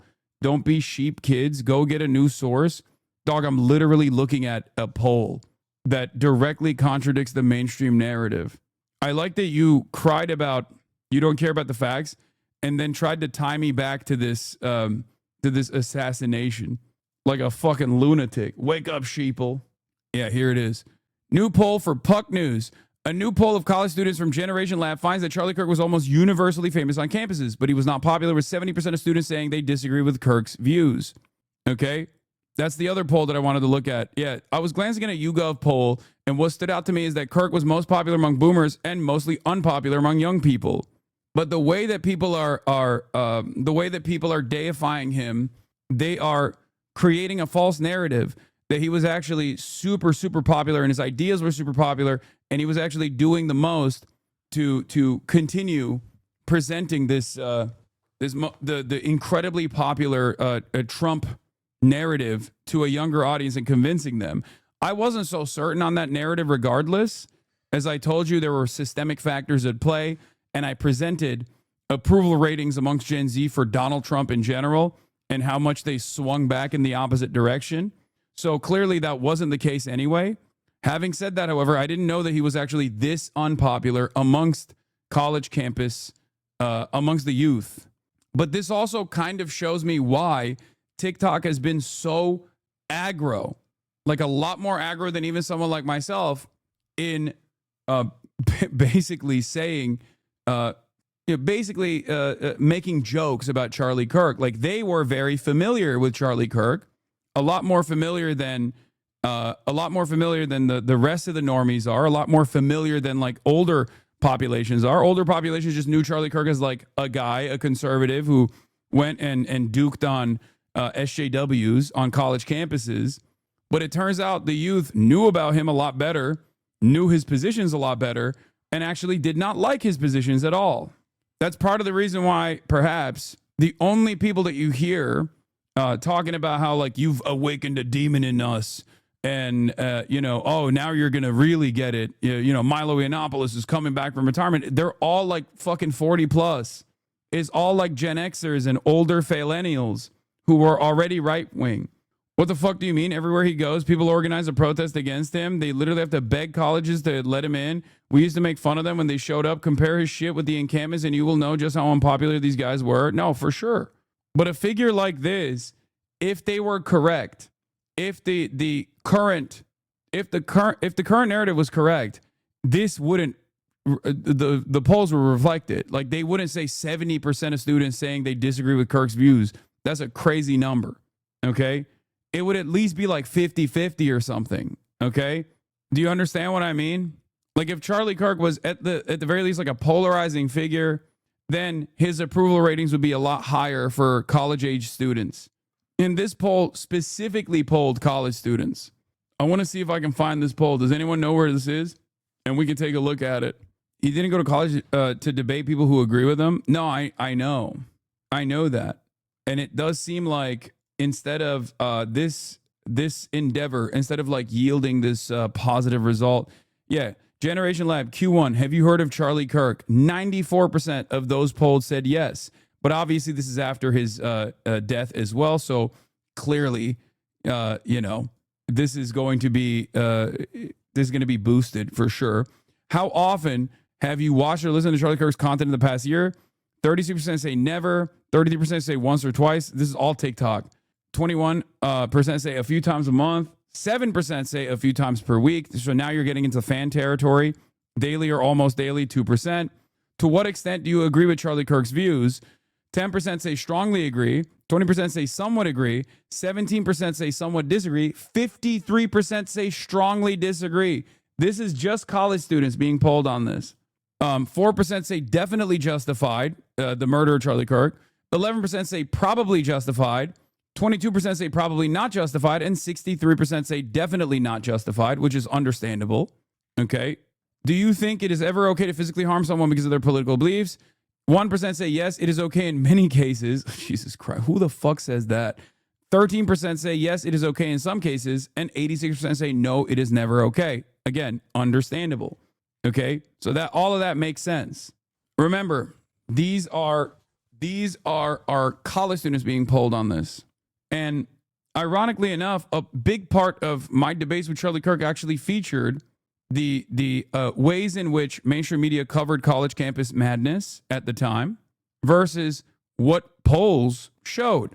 One thing that I always brought up to Charlie Kirk at Politicon, both in the first debate that we had, in the second debate that we had as well, was that people's attitudes about college campus free speech mania actually was not broadly reflected by college campus attendees at all. When college students were polled on free speech and whether people should be able to hear opinions that they disagree with, they overwhelmingly agreed with that. It was actually older people, both college educated and not, that felt as though there was a real free speech issue on college campuses. I find that very interesting because most of the people that cover this stuff are way past their prime, way past their college age, and therefore they have a very different attitude, and they just simply avoid these sorts of polls, and therefore you can astroturf this complete false narrative that he was the Gen Z whisperer across the board. The news story behind the poll is right here from Puck News. Here it is. What college students really think of Kirk. New data from Generation Lab undercuts Trump's myth-making about his murdered ally, who was unquestionably a savvy organizer, even if he wasn't at all popular on campuses he loved to visit. Charlie Kirk was certainly famous in politics on campuses in the halls of Donald Trump's White House. But I imagine that for plenty of sports fans attending Major League Baseball games or NFL games over the weekend, it must have been a tad confusing to peer up from the stands to see Kirk's square jaw face on stadium jumbotrons. A bunch of teams from the New York Yankees to the Dallas Cowboys to the LSU Tigers honored Kirk this way. Are you saying old people are irrelevant? Yes, that's what I'm saying. That's your takeaway from this? No, what I'm simply stating is that the way that Charlie Kirk is being deified currently is false, because the way that they're presenting him as this Gen Z whisperer who converted so many young people because they agreed with him, because he was doing spirited debate. Every aspect of this is a falsehood. I've already talked about this. He did not invent the change my mind concept at all. Ben Shapiro was doing it. Steven Crowder was doing it before him. But he obviously perfected it because he had the pre-existing structure because he was already on all these college campuses with Turning Point USA. But if we are talking about the efficacy of the social justice warrior owned clip compilations that came from these campus debates, and we're talking about the efficacy of like changing people's minds, then clearly it actually did not swing a lot of people at all. Okay? For the most part, it seems like the people that were watching those videos and agreeing with those videos were older people. The college-aged Gen Z students that were actually watching those videos or even encountering Charlie Kirk's videos on their TikTok timeline clearly did not actually agree with Charlie Kirk. This is evidence to prove that the popular narrative surrounding Charlie Kirk's impact in American politics is based around a falsehood. Conservative podcasts are seemingly not all that popular with the Gen Z. And I know this from YouTube, okay? I know this from YouTube analytics as well. I've had conversations with YouTube in the past where they've told me that out of all of the political commentators out there, all the way from, you know, the liberals to the leftists to right-wingers as well, I have the youngest audience. And this always struck me as not so surprising, but, you know, it just didn't make sense. It turns out that there's a lot of older people that actually consume political content on YouTube. And if the person that is doing the commentary is young, a lot of older people assume that young people are watching. But it turns out that's not the case. Is it still the case in 2025? I don't know what the latest numbers look like, obviously, but that was the case in 2024.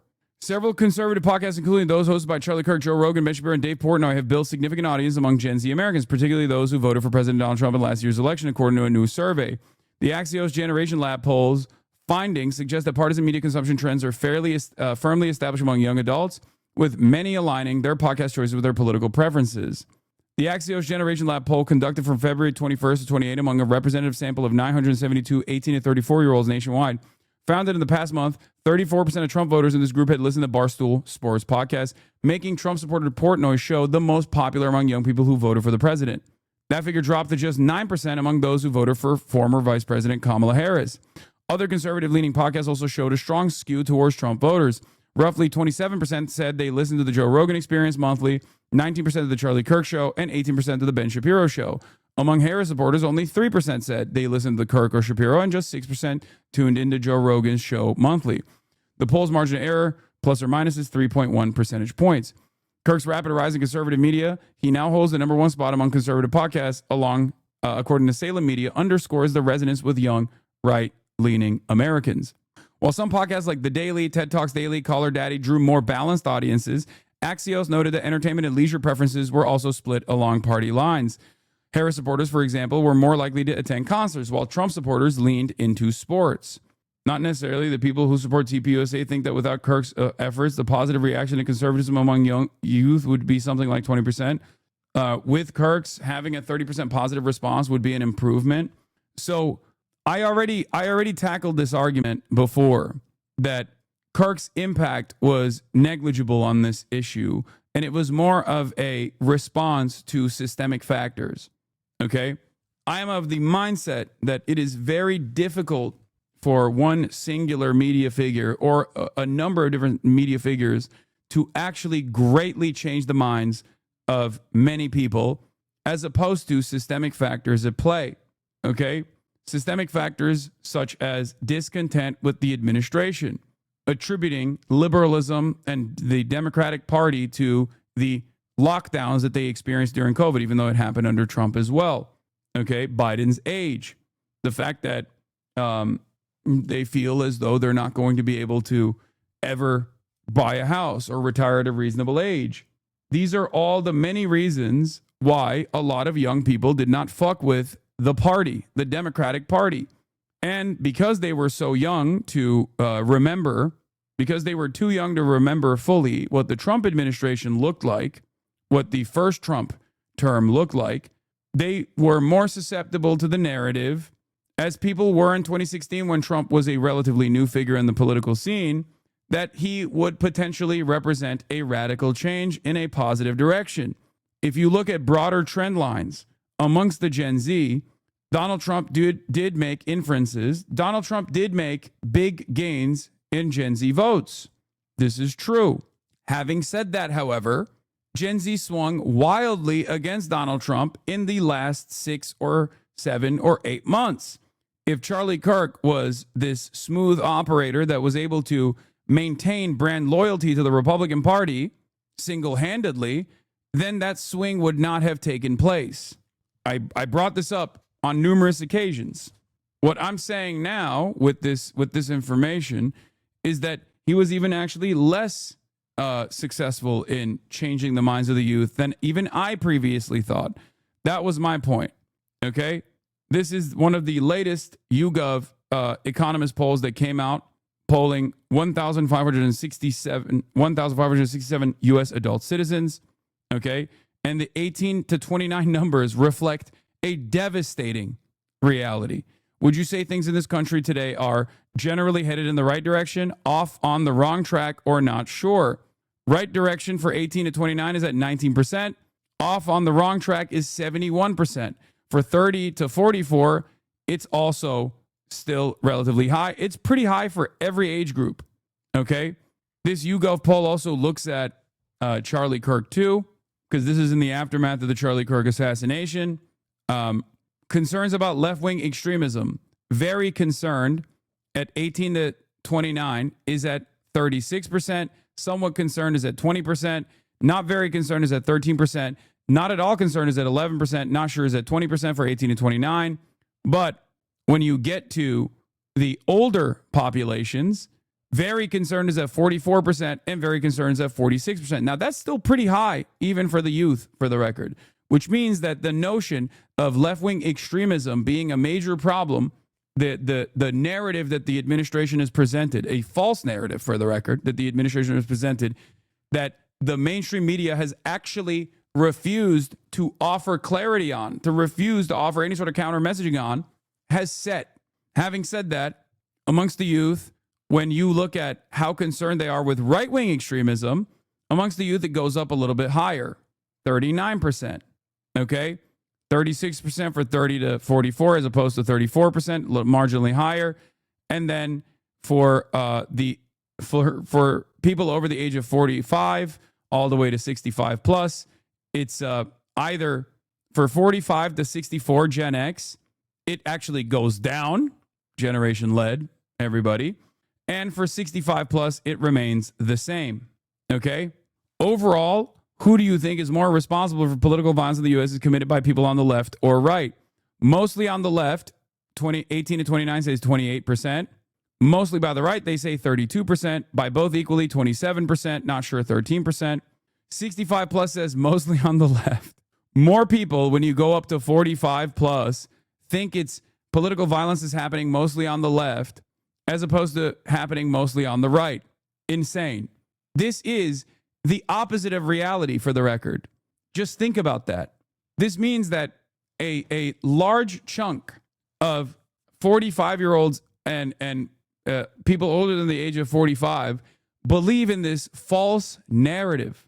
Congratulations to not just Fox News for this, but also to all of the liberal media platforms as well, all the legacy media that has presented this false reality and refused to actually show the truth. Because remember, we're talking about something that is not even, we're talking about something that's just objectively false. There is nonpartisan studies that have been conducted on this.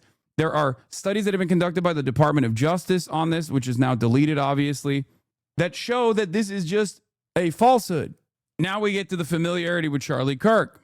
18 to 29 say very familiar. And 30 to 44, 25% say very familiar. 36% for 18 to 29 say somewhat familiar with Charlie Kirk.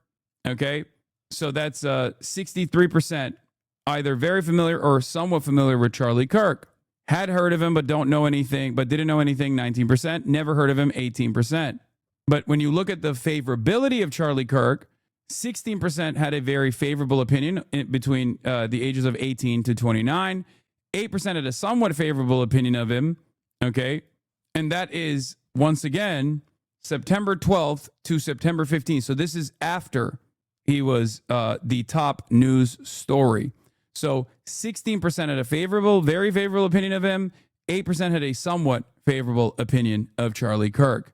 So that's 24% that had a somewhat favorable or very favorable opinion of him. Another 24% have no opinion, neither favorable nor unfavorable. And 10% have a somewhat unfavorable, and 35% have a very unfavorable opinion of him. This also goes back to the same poll that we were looking at earlier, the one that actually factored in simply just college students on college campus.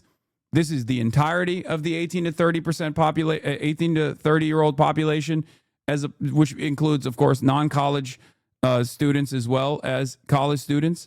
So while they did know who Charlie Kirk was, a lot of people under the age of 30 did not have a favorable opinion of him, with the highest percentage having a very unfavorable opinion of him. Okay? Something to consider. And of course, it's the exact opposite when you look at boomers, with 34% having a very favorable opinion of him. So the reason why I am mentioning all of this is to make sure that people understand what the truth is, to make a better assessment of his impact, as opposed to the way that people are talking about his impact. It turns out that Charlie Kirk was not the liberal or the right-wing Republican Gen Z whisperer that people presented him as at all. The more people knew him, the more people have heard of him, especially amongst the youth, the less they liked him. Also, would you say things in this country are heading in the wrong direction? Is up by 13%, because a lot of people are experiencing discontent, Republicans and Democrats alike, it seems. Anyway, this is, we're back to the memorial service now. That comes from God. So the Word became human and made his home among us. He was full of unfailing love and faithfulness, and we have seen his glory and the glory of the Father's one and only Son. From his abundance, we have all received one gracious blessing.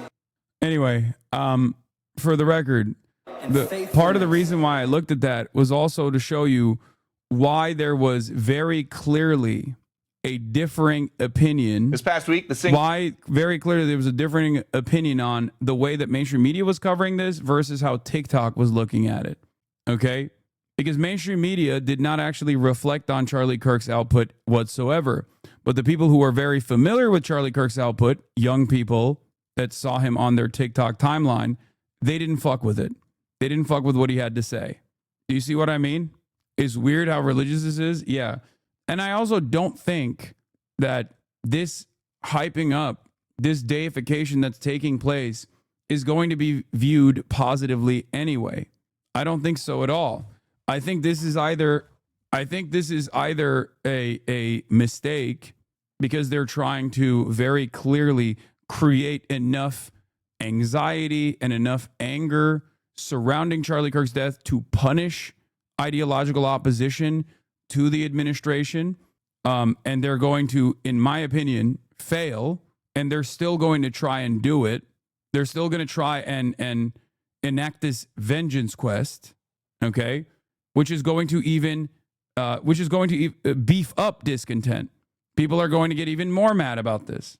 They're pushing him as a big movement for the religious Gen Z now that everyone knows his rhetoric. I think the media made a big mistake in terms of not reflecting accurately on his political perspectives.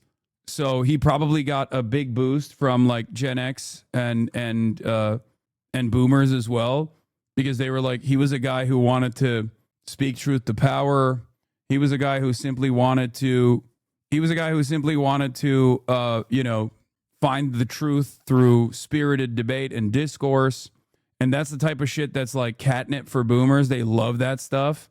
They're dumb enough to believe that like the medium and the format of debate is certainly one that is productive and done for that purpose and not for propaganda purposes.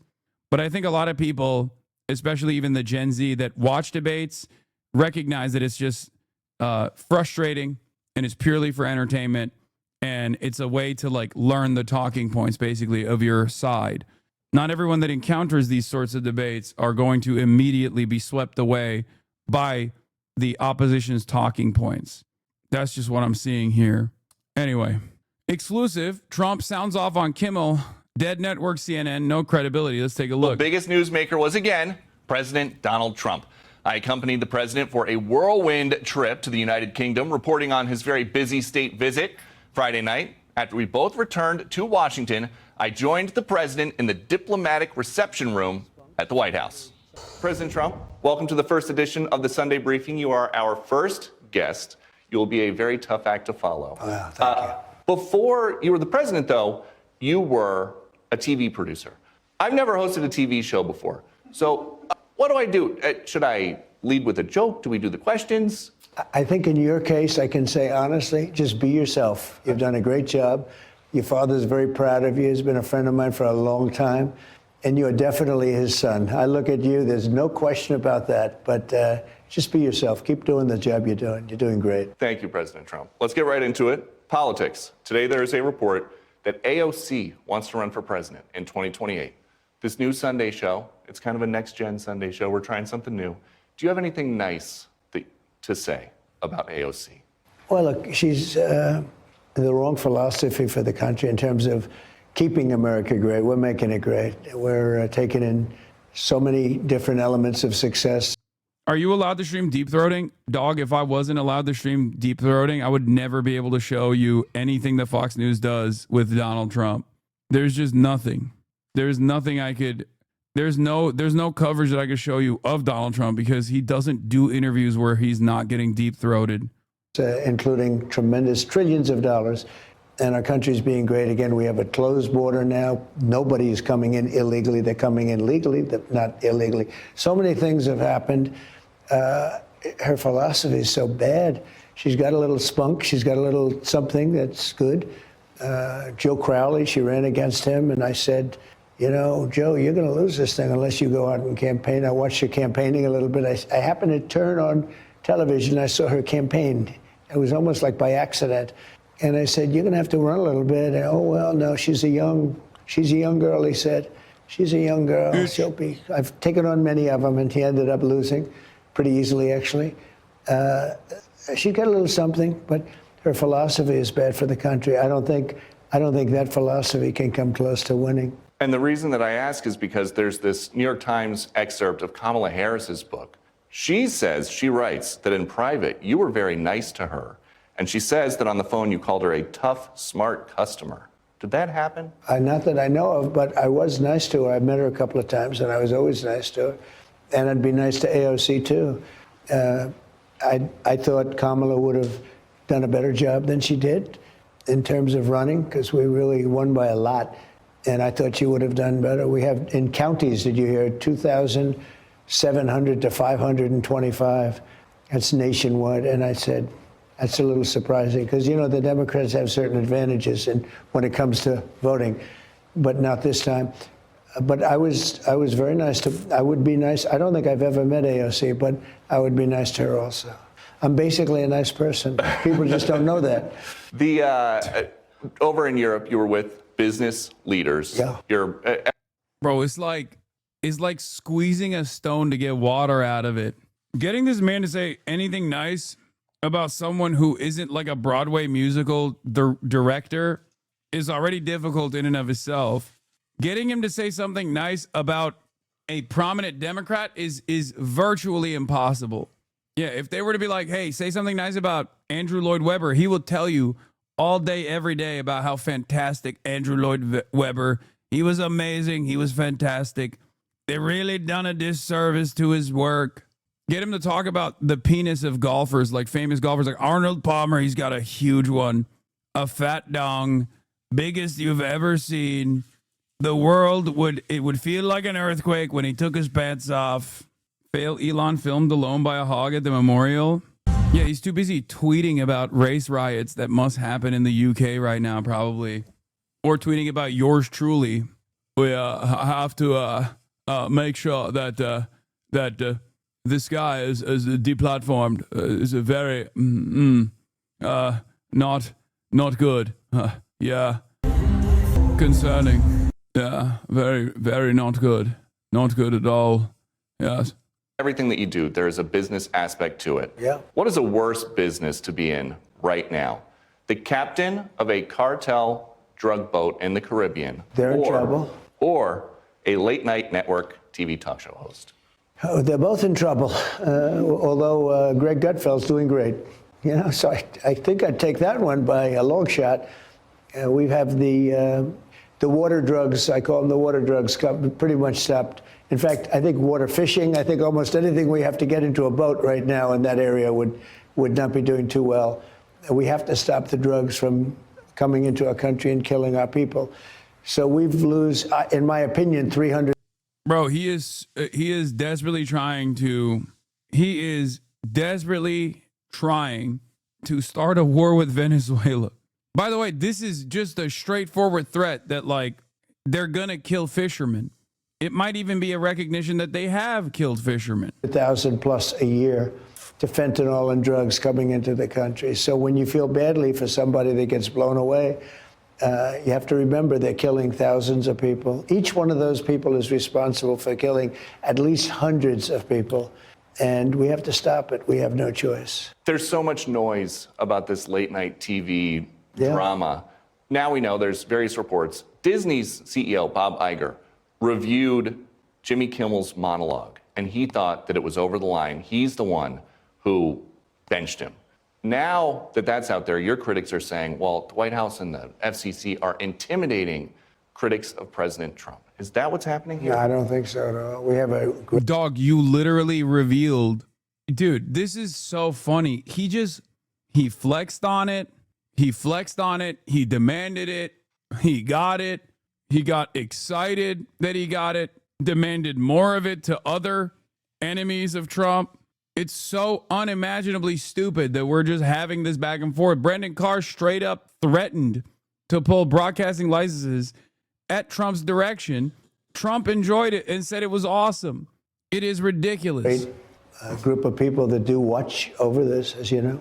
Brendan is a fantastic patriot. He really is. And he's, I think, doing a good job. But he's done nothing that's over the line. He just says you have to be honest. I just had it a little while ago. You may have seen it. I talked to people about 97% of the things they say about me on television are negative. And, you know, how do you win if that's the case? And the credibility of television's way down, most television. You guys are doing a lot better. I disagree with your pollsters because I've always proven to be right on that. I would say your pollsters, I don't think your pollsters are any good on Fox, but generally speaking, and the anchors are, in every case, they're phenomenal. But you don't have that with other networks. I think that's why they're down. They're down so low in ratings. Yeah, dude, do something good for once, man. Anything, please. I would love that. This motherfucker only does bad shit and then gets mad when a fairly servile media class accurately covers it. Like, what? They're not even accurately covering it, to be fair. They're just not offering sufficient glaze. They're just not all doing what Fox News does. That's it. That's what he's pissed off about. It's so frustrating. Is what they're doing considered 69? I don't even think so, because Trump is being a selfish top here. He's just getting a suck job and not even returning at all. CNC is like a dead network. It's, if you call it cable, I guess. CNN is, it's really a crying shame what happened to CNN, but they're down, they're dead, nobody watching. And they're dead because they have no credibility. You guys do have credibility, and it's a great thing to have. We know which hosts you don't like at late night. If one of these CEOs, like Bob Iger, called you and said, okay, Mr. President, Uncle, who would you want to see as a late night network TV talk? Well, you know, why is this a fucking major concern for the quote unquote leader of the free world? No, uncle means it's boomer speak for I give up. Okay, calling uncle means you just are saying you gave up. But again, take yourself out of what you are watching for a brief moment and have a top-down approach. Just let's look at this with a bird's eye view for a brief moment. Let's understand the conversation that's taking place at a time when housing is more expensive than it ever has been in U.S. history, where the top six companies in the United States of America, all tech stock, by the way, have a collective market cap of over $20 trillion, which is larger than the entirety of the Chinese economy. Okay. The cost of living crisis is still ongoing. And the only fucking thing that these guys have seemingly addressed is like minor culture war issues that are not pertinent to any of those problems, that don't actually solve anybody's issues in terms of affordability, whether it be incredibly important things like shelter or college education or even groceries. I'm sorry, but having a back and forth about who your favorite late night TV show host would look like is so insane to me. Electricity bills are out of control as a direct consequence of this administration's policies with data centers that are propping up left and right all over. And all of that is just leading to this like explosion of dog shit AI. Donald Trump is taking unprecedented steps in eroding the First Amendment, unlimited funds to Israel. Everything sucks. Everything sucks. Okay? Nobody's happy. Everything sucks. And the red meat that he offers the base is basically dunking on Jimmy Kimmel. The red meat that he offers the base is dunking on and engaging in mass apprehension of Guatemalans and Mexicans and Haitians around the country that are simply trying to make ends meet and have even less than Trump's base of support. What are we doing? What will it take for every single normie to look at this and go, this is completely ridiculous? Why the fuck are you worrying yourself with dumb shit like this? Why are we supposed to sit around and be like, oh my God, Charlie Kirk was such an amazing figure.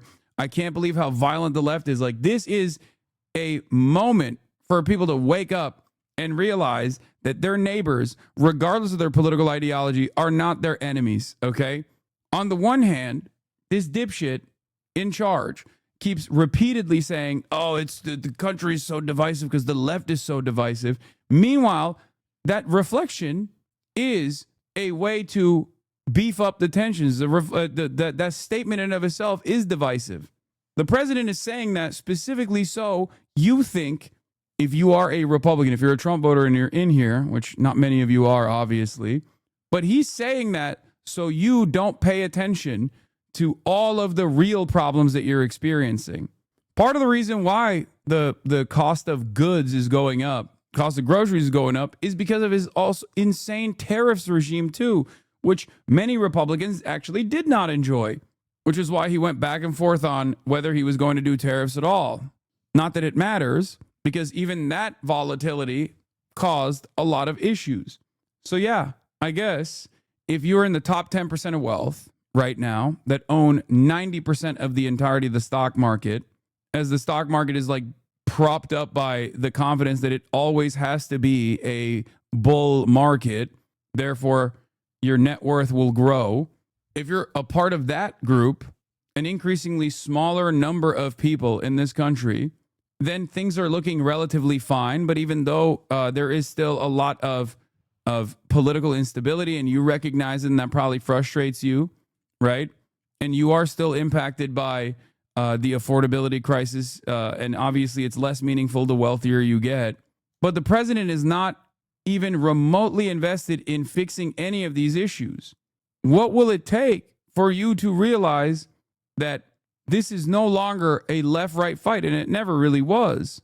People refuse to recognize this as an up and down fight rather than a left-right fight. It is not your neighbors that are your enemies here. It is not the random Guatemalan migrant that's just like working for pennies on the dollar that is the reason why you are experiencing unprecedented affordability issues. That's still left-right? No, it's not. No, it's not. Not at all.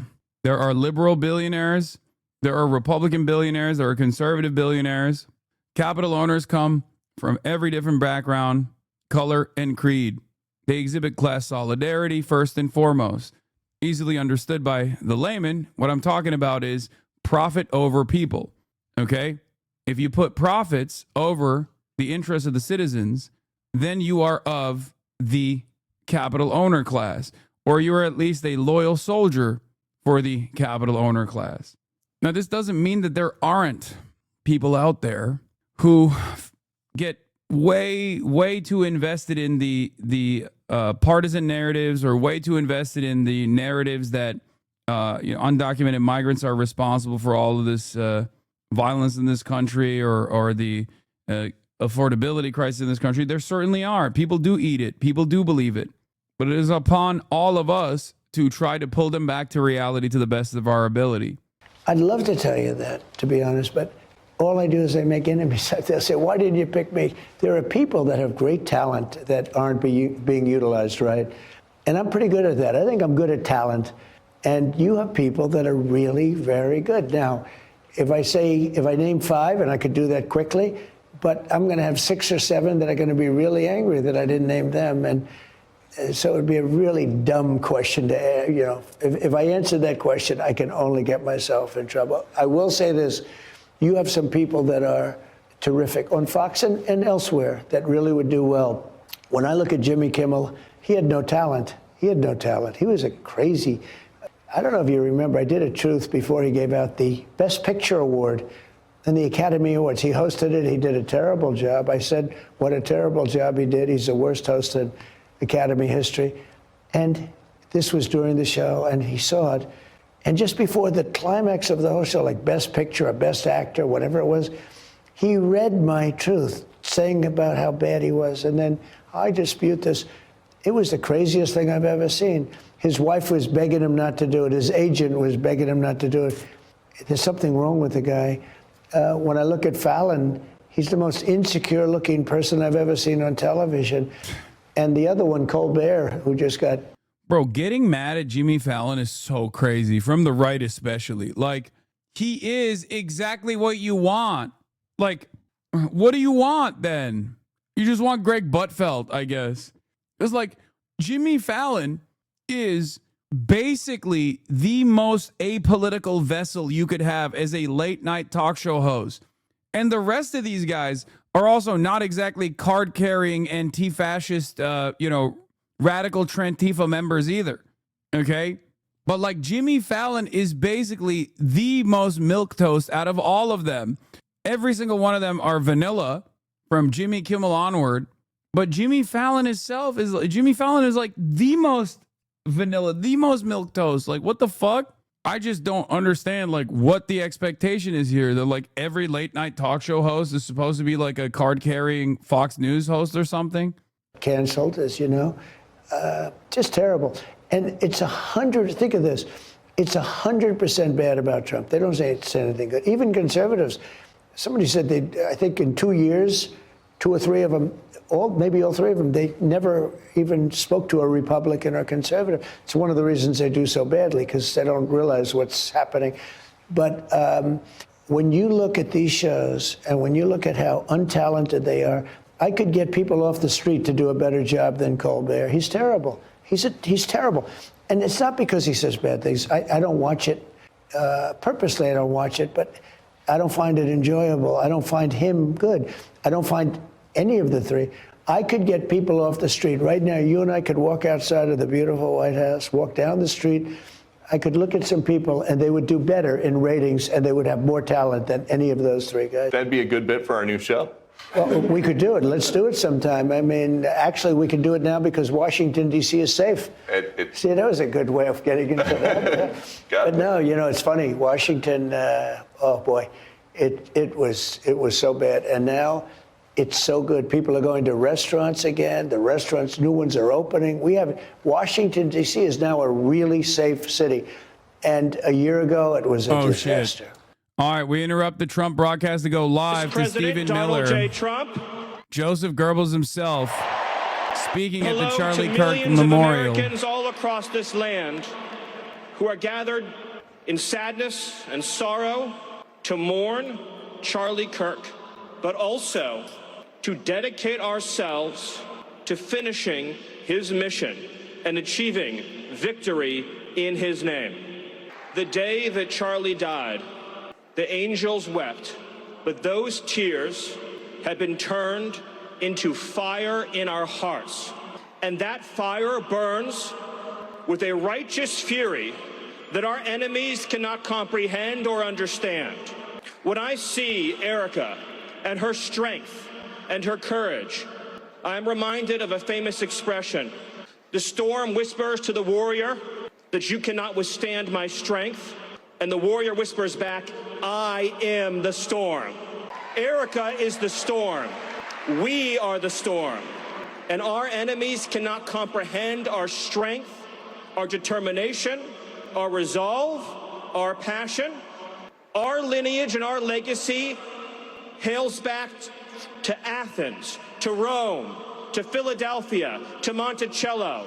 Our ancestors built the cities. They produced the art and architecture. They built the industry. Erica stands on the shoulders of thousands of years of warriors, of women who raised up families, raised up city, raised up industry, raised up civilization, who pulled us out of the caves and the darkness into the light. Bro. The light will defeat the dark. We will prevail over the forces of wickedness. Dude, I don't think Americans give enough of a shit about this like nerdy Nazi stuff, dude. The average hog that resembles Stephen Miller's politics is watching the NFL right now and just wants jalapeno poppers.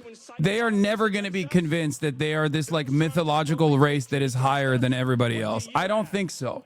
I think that's like there's too much investment that you need to put into believing this like Groyper style narrative, this like neo-Nazi narrative that the superior race built the Roman Empire and the cathedrals and then Philadelphia. Like, who lift up humanity. You thought you could kill Charlie Kirk? You have made him immortal. You have immortalized Charlie Kirk. And now millions will carry on his legacy. And we will there are really people who believe this? Oh, certainly. No, I know there are people who believe this shit. Yes, I know. But like their numbers are not as vast or as large. They're not as organized as you would think because this stuff requires too much belief, too much commitment. Like we don't have the fundamentals, I think, in the United States of America. We're like far too individualistic, for example. Like we're too self-interested, for example, and we're too treat obsessed to get together and just like subscribe to this notion of this superiority of the white race. Even those who technically do believe in the superiority of the white race are going to look at this and be like, this is too nerdy. Like, I don't give a shit about this.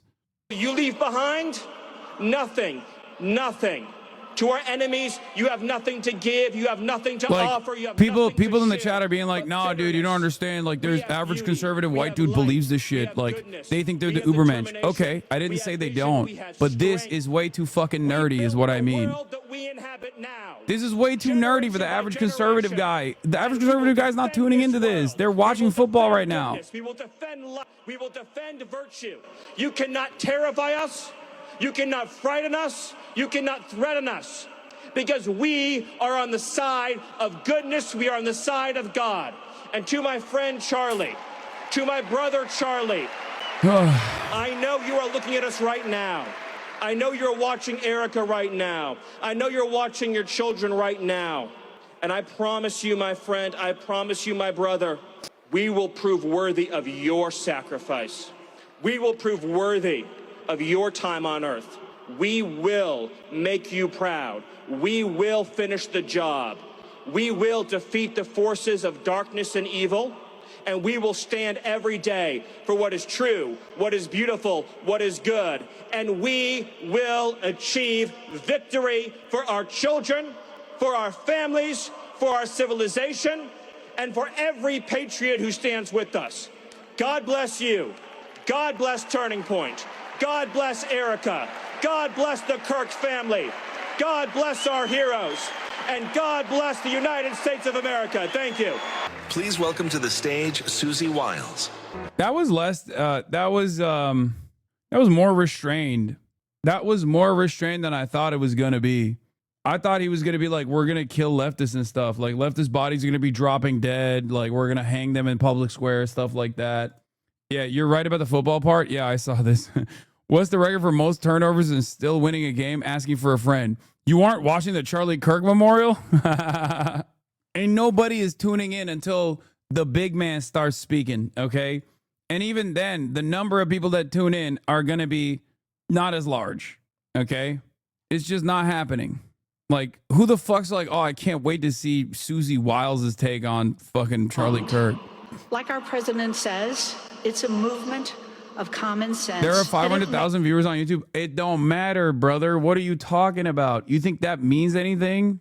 Yeah, I'm sure people have it on their fucking YouTube page, but they're not tuning in. They are watching football, okay? It's NFL Sunday. They are watching motherfucking football. When the president's 2024 campaign partnered with Turning Point, Charlie did not just promise, he delivered. Charlie and his team embraced the assigned mission completely, and they didn't meet expectations. They shattered them. Like, think about it this way. You're talking about this like massive event, right? And I think on the Charlie Kirk, YouTube page, there's like a shit ton of people watching. Like, what is it? 500,000 people, you said, right? Okay. 500,000 people is a lot of people, for sure. 300,000 people watched Candace Owens' first video. Like 300 or 400,000 people watched Candace Owens' first Charlie Kirk video, okay, in real time. Like, those numbers should not even be remotely close. And this is before we even talk about, like, the bots. And no, Candace Owens is not allowed to speak here, okay? Dave B, 2988, thank you for the 25 get the subs. My cousin literally flew to Arizona to go to this. Oh, my God, that's amazing. That is amazing. I don't know. Be careful what you wish for, maybe, but like I do wish like I had that level of connection with somebody. I mean, somebody that's like that connected to this and that invested in this shit. God damn. I would love to understand the mindset of a person who is a part of the Mass Hog event. Oh, that's so sick. What is this? Ladies and gentlemen, Tucker Carlson. Oh, that made me emotional. Made me emotional to see that. Uh-oh. Susie Wiles had tears in her eyes, which you don't often see in politics, but it's real. This is the most unbelievable thing I think I've ever seen. And whatever happens next in America, I hope it's in this direction, because God is here and you can feel it. And Charlie would have loved this, not just because he loved large groups of people, but because ultimately he was a Christian evangelist. And it actually reminds me of my favorite story ever. So it's about 2,000 years ago in Jerusalem, and Jesus shows up and he starts talking about the people in power, and he starts doing the worst thing that you can do, which is telling the truth about people, and they hate it, and they just go bonkers. They hate it, and they become obsessed with making him stop. This guy's got to stop talking. We've got to shut this guy up. Is he making And I can just sort of picture the scene. Oh my God, he's comparing Charlie to Jesus. Guys sitting around eating hummus, thinking about what do we do about this guy telling the truth about us? We must make him stop talking. Eating hummus? Oh, he's saying the Jews wanted to kill Jesus. And I can just hear him say, I've got an idea. Why don't we just kill him? That'll shut him up. That'll fix the problem. Oh, God. It doesn't work that way. Wait, it doesn't what work the that fuck? way. Everything is inverted, and the Beatitudes tell it, I think, the most crisply. Everything is sort of the opposite of what you think it's going to be. Blessed are those who mourn, for they will be comforted. That is true. Yeah, Jesus, famously, he was running around talking about the Great Replacement and how we must kill the poor. Emotional, because in addition to everything else, he was a wonderful man and a decent man, and one of those rare people you meet who you just groove with in conversation and have these very intense conversations that you don't stop thinking about, which is my experience with him. But the main thing about Charlie and his message, he was bringing the gospel to the country. He was doing the thing that the people in charge hate most, which is calling for them to repent.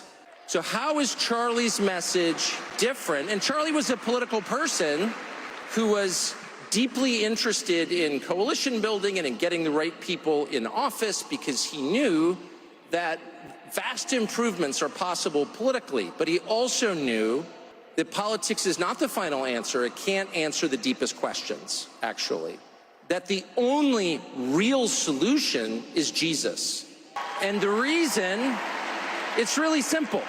Politics, at its core, is a process of critiquing other people and getting them to change. Christianity, the gospel message, the message of Jesus, begins with repentance. Christianity calls upon you to change. Our core prayer given to us by Jesus, the Lord's Prayer, He's trying to become close. demands that we forgive other people, but preceding that is a request for our forgiveness. In other words, forgive us our sins, meditate on what we've done wrong, how we've fallen short, and then it becomes possible to forgive other people. That is a call to change our hearts from Jesus, and that is the only way forward in this country. That is the only solution to where we all know we're going. And Charlie knew where we were going without that. And that is not a call for being politically passive. Of course not. I stood on many stages with Charlie calling for various people to be elected, particularly Donald Trump. And I'm proud of that.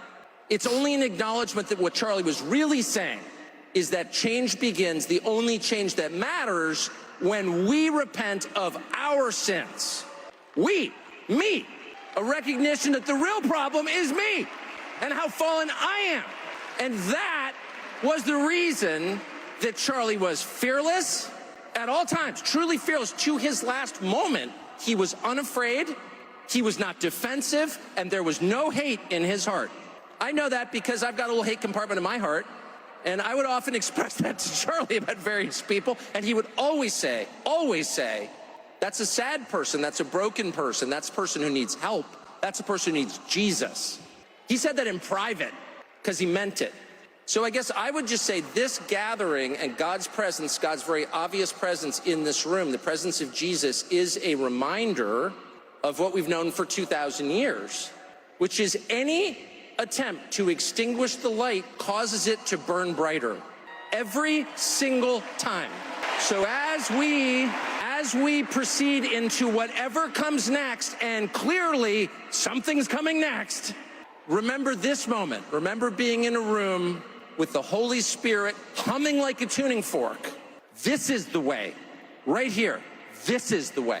And that is what Charlie Kirk was saying underneath it all. Thank you, and God bless. We're becoming close any moment. Tucker Carlson is a fake. Tucker Carlson's a phony. He didn't mention that we're going to become close on Tuesday, and he barely alluded to how he made a comparison to Jesus and Charlie. He invited that comparison by referencing Jesus being killed for saying the truth, and he said it was a bunch of hummus eaters that killed him, as in an implication that the Jews were the ones who killed Jesus, and how, you know, a similar thing may or may not have happened. That was the closest you were going to get to a dog whistle in that regard. I think that was what was going on there. Not going to lie, that was a little out of character for normally someone who's a good speaker. Was the hummus comment not a dog whistle? No, I think it was, yeah. Is hummus Jewish? No, but it doesn't matter. The reason why he brought that up, why would anybody ever say a bunch of people were sitting around eating hummus thinking about how to deal with this Jesus Christ guy? Who the fuck do you think he's mentioning there, dude? Like, it doesn't take a brilliant mind to figure out what kind of, like, this dog whistle itself is not exactly a very designed for the smartest people to comprehend. Kinds of events. Significant to hear from her because it speaks to how the Trump administration and how the White House sees Kirk's influence in their campaign and in their administration as well. That's right, Hallie. And with apologies for our video quality, we've been asked to turn off all the lights here on the riser for the remainder of the program. Those remarks from Susie Wiles were unusual in every conceivable way.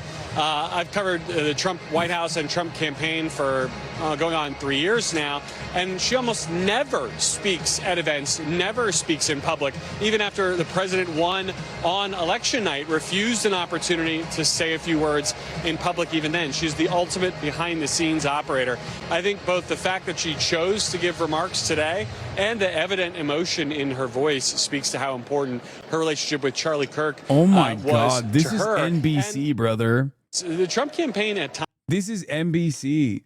I think everyone is just like straight up gearing towards like a complete Trumpian takeover we are now entering the last stage of the Turkified media. This is exactly what happened in Turkey. All of these like billionaire, millionaire fucking owners of media companies wanted to win the graces of the authoritarian leadership and therefore started churning out pro-regime propaganda. At least like in the first Trump term, enough moneyed interests saw Donald Trump as like a threat to capital accumulation because he was too unstable. And therefore, they at least offered like adequate coverage, adequate pushback to the nonsensical things that Trump was doing. I mean, it's just wild like that they're just farming this and they're taking like such a notable pro-Trump, pro-Charlie Kirk stance in their coverage. Obviously, my expectation isn't that they just like poo-poo all over the thing, right? That's not my expectation at all. Having said that, however, I mean, you don't have to engage in the evangelizing and the deification of this figure, you know? They're like, everyone is so distraught. Everyone is so emotional. Money and connect with the grassroots. That's probably the single most important element of this, activating these younger folks who can be not just voters, but also organizers, volunteers, ballot chasers in the states where it's legal. There really is, a huge shift of the kind of work that we used to see decades ago. The parties institutionally doing themselves, now becoming the work of outside groups like Turning Point, Hallie. And all of it, Garrett, we know, after Kirk's assassination, setting off a new series of questions and in some instances concerns about free speech in America and what that means. As we see, by the way, as I turn to the left side of your screen up here, Vice President J.D. Vance now walking in. He has arrived at the stadium, shaking hands with those in the president's box as well. He obviously has spoken about his close relationship with Charlie Kirk as a de facto advisor during Vance's political ascension as well, Garrett. Yeah, that's right. I mean, J.D. Vance has said he wouldn't be vice president if it weren't for Charlie Kirk. Kirk was such an important booster for him. And yeah, I will say this is one of the pieces of this that has not been particularly brought up today, given that it's a memorial and still the nature of that. But the idea of Charlie Kirk's First Amendment role, I think, is going to be a critical part of his legacy and the debate over his legacy going forward. His supporters would tell you he was sort of a First Amendment purist. He believed it was important to go onto these college campuses and to argue for the ideas he believed in, the importance of doing that with words, not with violence. He would talk in his lectures about the idea that when people stop talking, that's when bad things happen. His critics will say he used the guise of the First Amendment to push, spurious ideas or to push, concepts that could be described as hate speech, which in and of itself has created a new irony, Hallie, given the idea of a crackdown on groups who might have opposed Kirk being labeled as hate speech, something that the White House has now sort of shut down after the Attorney General received enormous backlash from conservatives for saying she was going to target hate speech, an idea that conservatives just in general have rejected going back years. Yeah. Garrett Haake inside the stadium there in Glendale. You see speaking now the Director of National Intelligence, Tulsi Gabbard. We'll listen in. Arguments with truth, reason, propelled and motivated by his love for God, his love for others, his love for our great nation. His words were his weapons. He slayed ignorance. He cut through lies, and he woke people's minds, inspired people's hearts, and imparted. Yeah, nope. What are the odds that Elon and Trump make up again today, a behind-the-scenes meeting? I don't know. I mean, there hasn't been a lot of like anti-Trump sentiment coming from Elon and vice versa as of late, but they have a lot of... They both have very big egos, so that probably makes it a lot harder for them to cave. They're massive narcissists. Here's more Kirk deification. Here's a clip from one of the church services, Prestonwood Baptist in Texas. The pastor Jack Graham makes clear this is not an actual clip of Charlie Kirk. He never said these words. This is an entirely AI-generated fabrication that nonetheless garners a standing ovation. So far, 3 churches have used the AI-generated audio clip of Charlie Kirk in services this weekend. On AI, artificial intelligence, from the words of Charlie Kirk, I was so moved just to hear it between services. You're hearing something the first service didn't. But I want you to watch this clip and hear what Charlie is saying regarding what happened to him this past week. Bro, that is nutty. First, I want you to know I'm fine, not because my body is fine, but because my soul is secure in Christ. Death is not the end. It's a promotion. Don't waste 1 second mourning me. I knew the risks of standing up in this cultural moment, and I'd do it all over again. Second, do not let this violence divide us further. The enemy wants chaos, fear, and retaliation. Don't give it to them. Instead, double down on truth. Double down on courage. Double down on your faith and on your families. That is how you honor me. Third, remember this. America is worth it. Free speech is worth it. Fighting for the unborn, for families, for sanity in a culture gone mad, it is all worth it. So dry your tears, pick up your cross, and get back in the fight. Do it with joy. Do it with strength. And never ever let evil think it won. Dude, are Americans okay? I don't think we're gonna make it, dude. I'm gonna keep it $1.50. Nobody's getting closed, okay? Nobody's getting Harponzo beaned or whatever the fuck is called. Nobody's getting the big suck. We're all down here. I think the big suck already happened, and none of us were worthy. We are living in the end times already, okay? It just, no one you know actually got the big suck. If it was actually going to happen, it already happened. We're in hell now. What the hell, brother? No one became closed, bro. Not a single one in that room is becoming closed. I want to point to something here, as I did yesterday over and over again when we were watching like the end times, the end time stuff. Okay. These people are represented with an outsized voice in American politics. For every voter in this room, and every single one of them vote, they get 100,000 times the voice as opposed to the average Hasanabi head in this chat. You want things like free healthcare, free college, high-speed rail network, better public transit in your cities, an opportunity to maybe own a home down the line, maybe public housing, right? Which means that there is not a single politician that represents your interests. Not even one. Like the closest you get to is like Bernie Sanders, AOC, and the like, okay? None of these ideas are radical. They, on the other hand, get everything they want, despite the fact that they are the vocal minority. It's crazy, man. It's crazy. I saw another AI video that was going around with Charlie, but like this time they also have Charlie on. Where the heck is it? Have you guys seen that? Have you guys seen like the nutty one? Ilhan Omar keeps it real with CNN's whitewashing attempt. Oh yeah, I saw this too. People are really worked up over this. I don't want to. No. You gotta see it. It's great. It's goated. It's fantastic. It's amazing. It's art. It's Kino. It's everything you'd ever want. Yep, that's the one. Getting convinced that AI is going to spawn the next messianic religious movement. Project Constitution. Unshaken faith. Unbelievable tribute. Charlie Kirk meets Paul Peter in glory. Faith over fear. Let's take a look at this. If they're the vocal minority, then why do the right win elections? Doesn't that mean there's more people on the left? I already described it to you. It's because the right offers their most vocal and their most active base of support, no matter how marginal they are, treats. They offer them things. They constantly propagandize for them. They create new villains for them. And then they tell them that they are the only ones tasked with taking out those villains. Okay? And they do this year round. They never stop doing this. Democrats, on the other hand, don't offer their base shit. The only thing that they offer their base is we're better than the other guys. And it is true. They are. Okay? Obviously, there are areas of major agreement, but there are also areas where they are actually marginally better or even significantly better than the Republicans. It's not really saying much. The problem is when the Democrats don't offer shit to their base of support beyond we're better than the Republicans, while simultaneously saying, you know, you got to hand it to the Republicans on certain issues like immigration. Maybe they were right.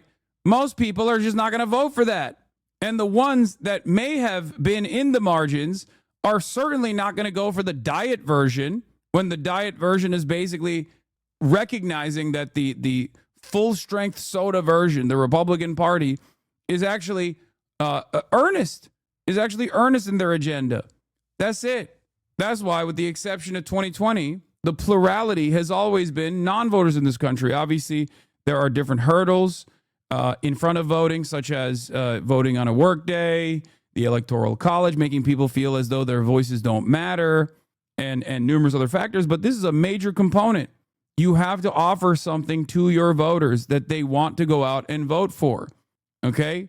It's that simple. I'm Charlie. My faith cost me my life, but now I stand forever in glory with those who also stood firm. So at this time, I'd like to introduce My aunt reposted this vid, Lamau. Oh, hell yeah. you to some of my brothers and new friends. My name is Paul, and I was beheaded for the gospel of Jesus Christ. Jesus Christ, bro. What the fuck? Man, you're fake as hell for this? The fuck does that mean? What do you mean I'm fake as hell? This is fake, brother. What are you talking about? Dude, this is the most opposite of Islam. This is the most opposite of Islam I've ever seen from Christianity. This is the most opposite thing. Okay? In Islam, there is tremendous respect for all the prophets, including Jesus as well. Even though Muslims don't believe that Jesus was literally God or God's son, they also value Jesus as a prophet and show great respect to him, right? Isa. But also, Muslims don't portray the prophet. They don't. They never would ever paint the prophet or show an image of the prophet. This is the exact opposite of that, bro. This is like, not only are they portraying, I assume, both Jesus and all these other, like, the apostles and whatnot, but they're also making AI videos. They're making AI videos of the apostles, bro. That is fucking nutty. Isn't this supposed to be like idolatry? Isn't this like the opposite of what Christian teachings also are supposed to represent? I don't really know. I'm not a theologian, theologist, whatever the fuck you call it, but it kind of feels like this is some satanic shit. And yet boomers love this. It feels to me like this is blasphemy, but My name is Andrew, and I was crucified for following the cross of Christ. My name is Stephen, and I was stoned for proclaiming Christ as Lord. My name is Peter, and I was crucified for my faith in Jesus. My brothers and sisters, root yourself in a Bible-believing church.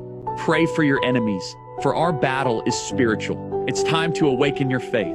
Rise up, speak truth without fear, and overwhelm the world with Jesus. blessed are those who are persecuted because of righteousness, for theirs is the kingdom of heaven. Yeah, my name is Henry. I'm just a regular dude. I don't know. They just kind of fucked me up. They put me in here, but I don't know about these other guys. What are the people saying in this? Charlie Kirk's death has awakened a sleeping giant. This is exactly the kind of courage I need. Now I'm crying again. I wish the Catholic Church would canonize him and declare him a martyr. Bro, what the f? This kind of shit is what makes my old days edgy atheist clawing at the walls of my brain like the Green Goblin mask. Yeah, no. I see that. Please look at this one. Oh, dude. This was, this AI video is straightforwardly the most disrespectful shit I have ever seen in my life. Now, obviously, you guys know exactly what's taking place here, right? Notice, no, this isn't like this, bro, this is like desecrating. This is like desecrating the body type shit, okay? It is so unimaginably fucked up. Let's take a look. Don't worry about me.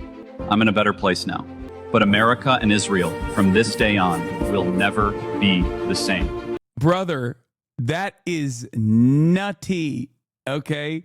That is the most insane shit I've ever seen in my life, bro. Dude, oh my Lord. This is the wake-up call. They tried to shut me up. They couldn't stand a voice that didn't sound like theirs. And that's exactly why we have to fight. We exposed the lie. I spoke the truth, and they hated every second of it. I know you guys are hurting. It feels like you lost me, but you didn't. You can't kill an idea. You can't murder faith. Spirit, it doesn't break. They mocked me. I kept going. Tried to silence me. I spoke louder. But they warned me. No way. Wait, so what's happening here? Way. To silence me. Is this like the Antifa headquarters? That's why they're all wearing masks? Is this like the Antifa headquarters where they were like plotting out his assassination? You can't murder faith. Also, was there a Greta mention in here? Oh, there is a Greta. Oh my God. Oh, there's an angry Greta on a Palestinian flotilla. Tried to silence me. And they're also in a tunnel. They're in a Hamas tunnel. It's Trantifa in a Hamas tunnel with their MacBooks. Everybody's wearing a mask because they're woke, gay, and worried about COVID, plotting out the Charlie Kirk assassination with people holding up. Obviously, it's AI, so you can't tell what they're supposed to say, except for this. This is Justice holding up signs in the Trantifa Hamas meeting. I spoke louder. They warned me. No way. Truth. But what I don't understand is why there's like crosses in the background. To silence me, I spoke louder. They warned me. Yeah, like there's an image in the background of like crosses. No way. Truth's worth the price every single time. America was built on faith, on freedom, on family. Same with Israel. Standing tall, fighting back, never backing down. That's our bond. That's our story. And here's the thing. Those who tried to scare me only made me stronger. Those who tried to silence me proved I was right. So I'm asking you, don't go quiet. Don't bend. Don't give in. America needs you. Israel needs you. And when people the classic triple handshake, that's my favorite. You love to see it. 3 people handshaking. remember me, clapping. let it be for courage, for faith, What for the hope. fuck? Because this wasn't the end. This was the opening shot of a change that's coming, and it's going to be for the better. Bro, that's so much more disrespectful than whatever the fuck they're getting mad at with like Ilhan Omar, for example. This is what they're upset about, by the way, with Ilhan Omar. Oh, Pete Drungzit is speaking now. Means church. German. So on this Sunday morning, I'd like to think we're all in Charlie's church. Charlie started a political movement, but unleashed a spiritual revival. My pastor texted me the day after that horrific event and said, Pete, the devil overplayed his hand. Charlie started with liberty, but ended up lighting our country on fire for Christ. He started Turning Point USA, but this moment is the turning point for the USA. Right now. He died the way he lived, speaking the truth. Charlie waged war not with a weapon, but with a tent, a microphone, his mind, and the truth. And the gates of hell could not prevail against him. He went into the darkest of places, like Paul in the book of Acts. He went into college campuses where they said we couldn't go, and he was the light. He was bold, he was brave. Yeah, college campuses, just areas that you cannot enter. But They the War would, you Department, would we know a perish. little bit about heroism.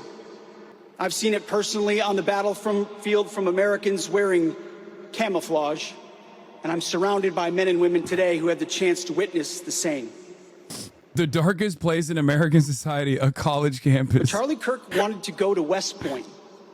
It never happened, obviously. His personal loss at that moment was our nation's great gain. Yeah, Charlie also always lied about how he couldn't get into Charlie West Point Kirk because was a a black citizen woman took his spot, who had which the was a biblical lie. heart of a soldier. That's of his the like faith, first who put big on thing. every single day the full armor of God with a smile. As the scriptures tell all Christ followers. Something that I always find funny about this stuff is like they'll be like, this is a warrior culture. And you know who is our bravest warrior? A podcaster, you know? And it's just like, are we a warrior culture or are we not? Are we a bunch of yappers or are we a warrior culture? It's like, yeah, that's right. You too can also fight in this brave war by buying a Shure SM7B microphone and yelling into it about DEI. It just makes no dang sense. Charlie has heard the words echoing now in heaven. Well done. Oh, maybe it is Good happening. I was wrong. And faithful servant. Charlie will take it from here. God bless. They're kissing. The girlies are kissing and making up, it seems. I was wrong for thinking that the girlies would not because they're too narcissistic, too ego-driven. But maybe they will kiss and make up. Seems like they're putting a lot of pressure on Charlie to turn this economy around. I mean, it's just not going to happen. The economy is not turning around anytime soon because the entire purpose of the right is to not turn the economy around, but instead to keep it going in the ways that it does. Yeah. What do you think they're talking about? Sorry for calling you a pedo, Mr. President. Sorry for bringing up the Jeffrey Epstein stuff, which seemingly became a big deal, huh? Don't you think? Yeah, my mistake. My bad, bro. Oh, Jesus. Here we go. We should strive to live our lives in perfect imitation of Christ. We should turn every day and every moment and every interaction into a prayer. And Charlie understood the great paradox that it's only by surrender to God that God's power can flow into our lives and make us effective human beings. Christ died at 33 years old, but he changed the trajectory of history. Charlie died at 31 years old, but because he had surrendered, he also now has changed the trajectory of history.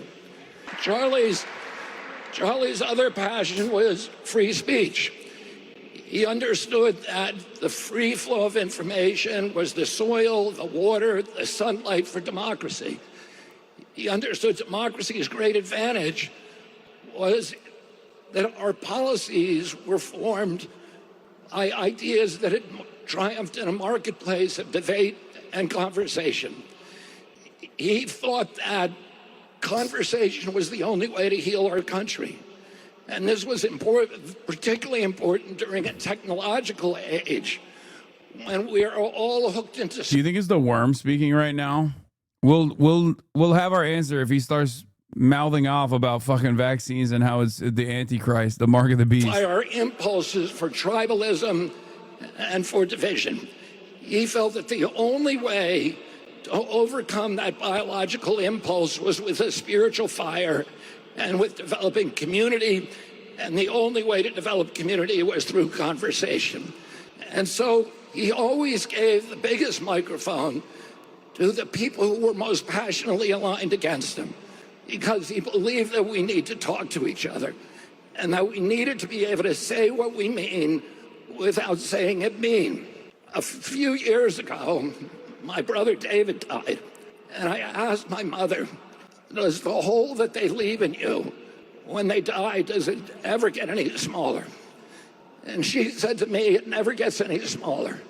But our job is to grow ourselves bigger around the hole.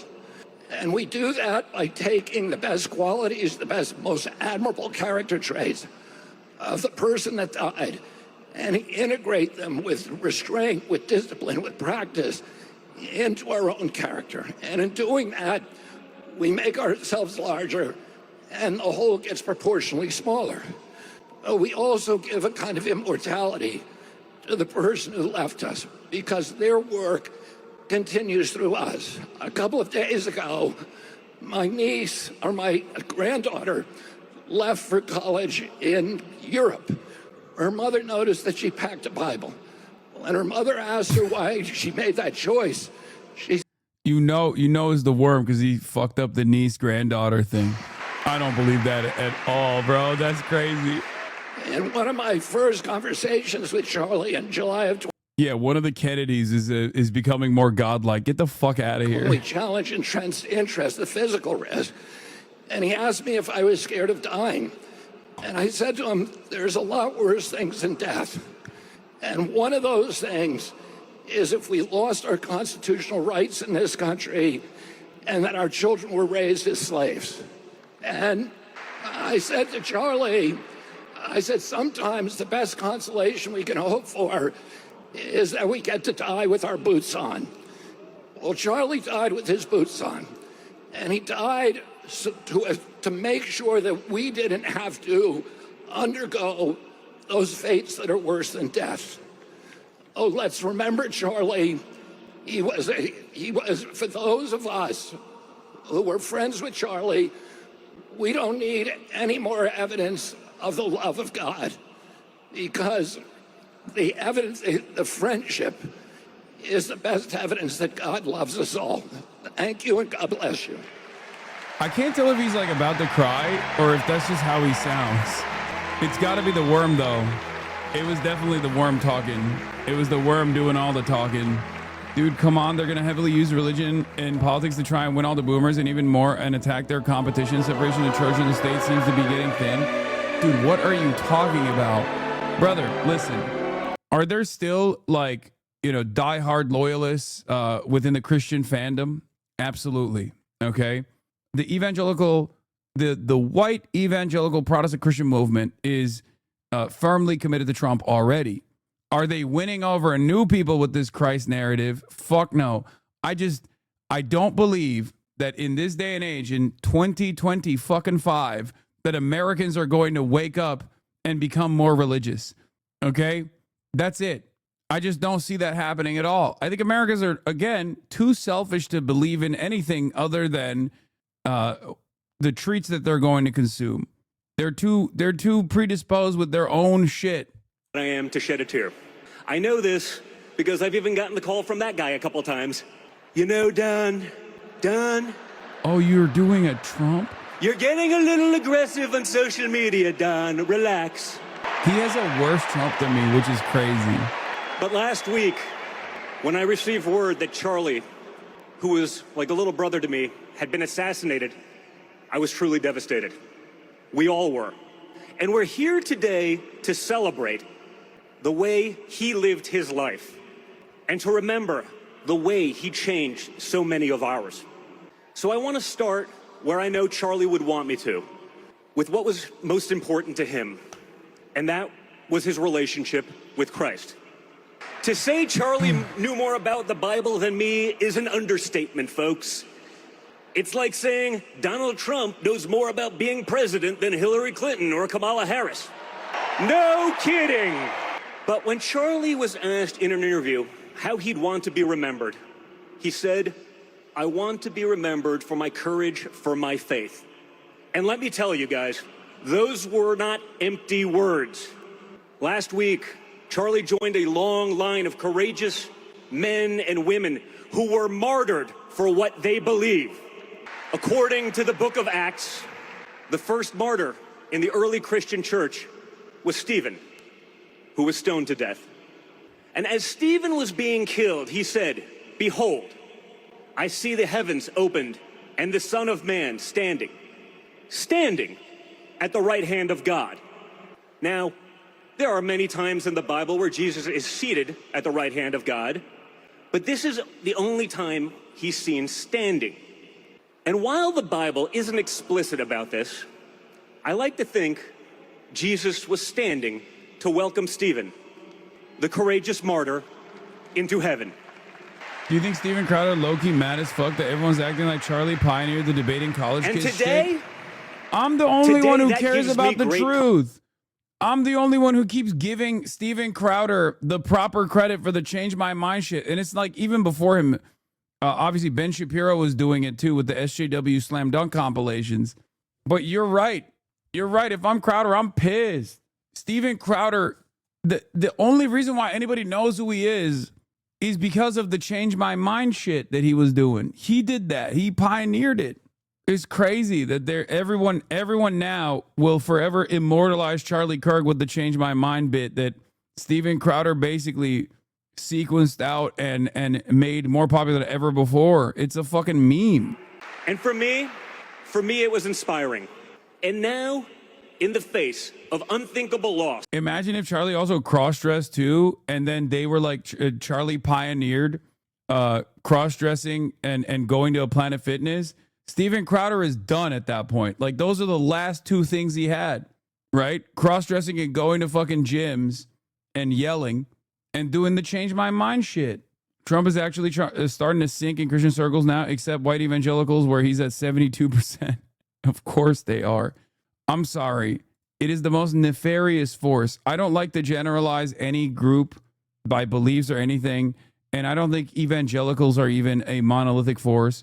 But low-key, it is the most nefarious, most pervasive force of negativity in American politics. Okay?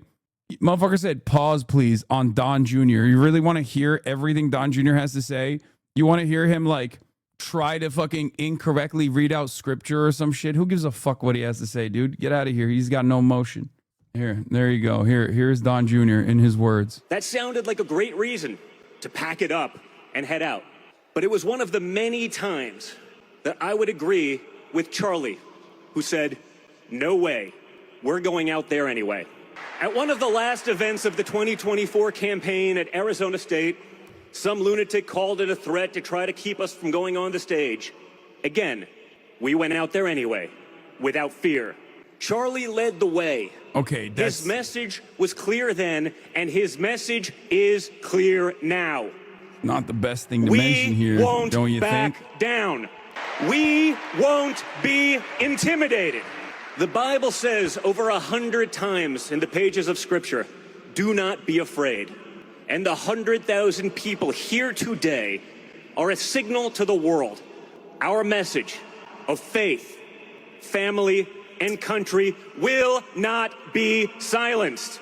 There's never been a moment in the history of American politics where these guys have ever shut the fuck up.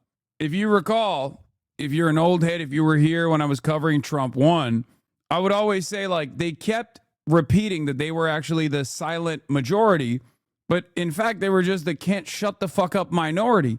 They literally have always been the loudest voices. That's the only thing they have is how loud they are and how much they love yapping. God damn. They love yapping so much, and they also love yapping about how everyone wants to silence them. We don't destroy them, and we certainly don't sink to violence. We don't burn down their businesses. We don't scream at their children at Disneyland. No, we debate. We stand tall. And we win with our ideas. The true extremists are those who would justify and celebrate taking an innocent life over nothing more than disagreement. That is the real radicalism, and we reject it completely.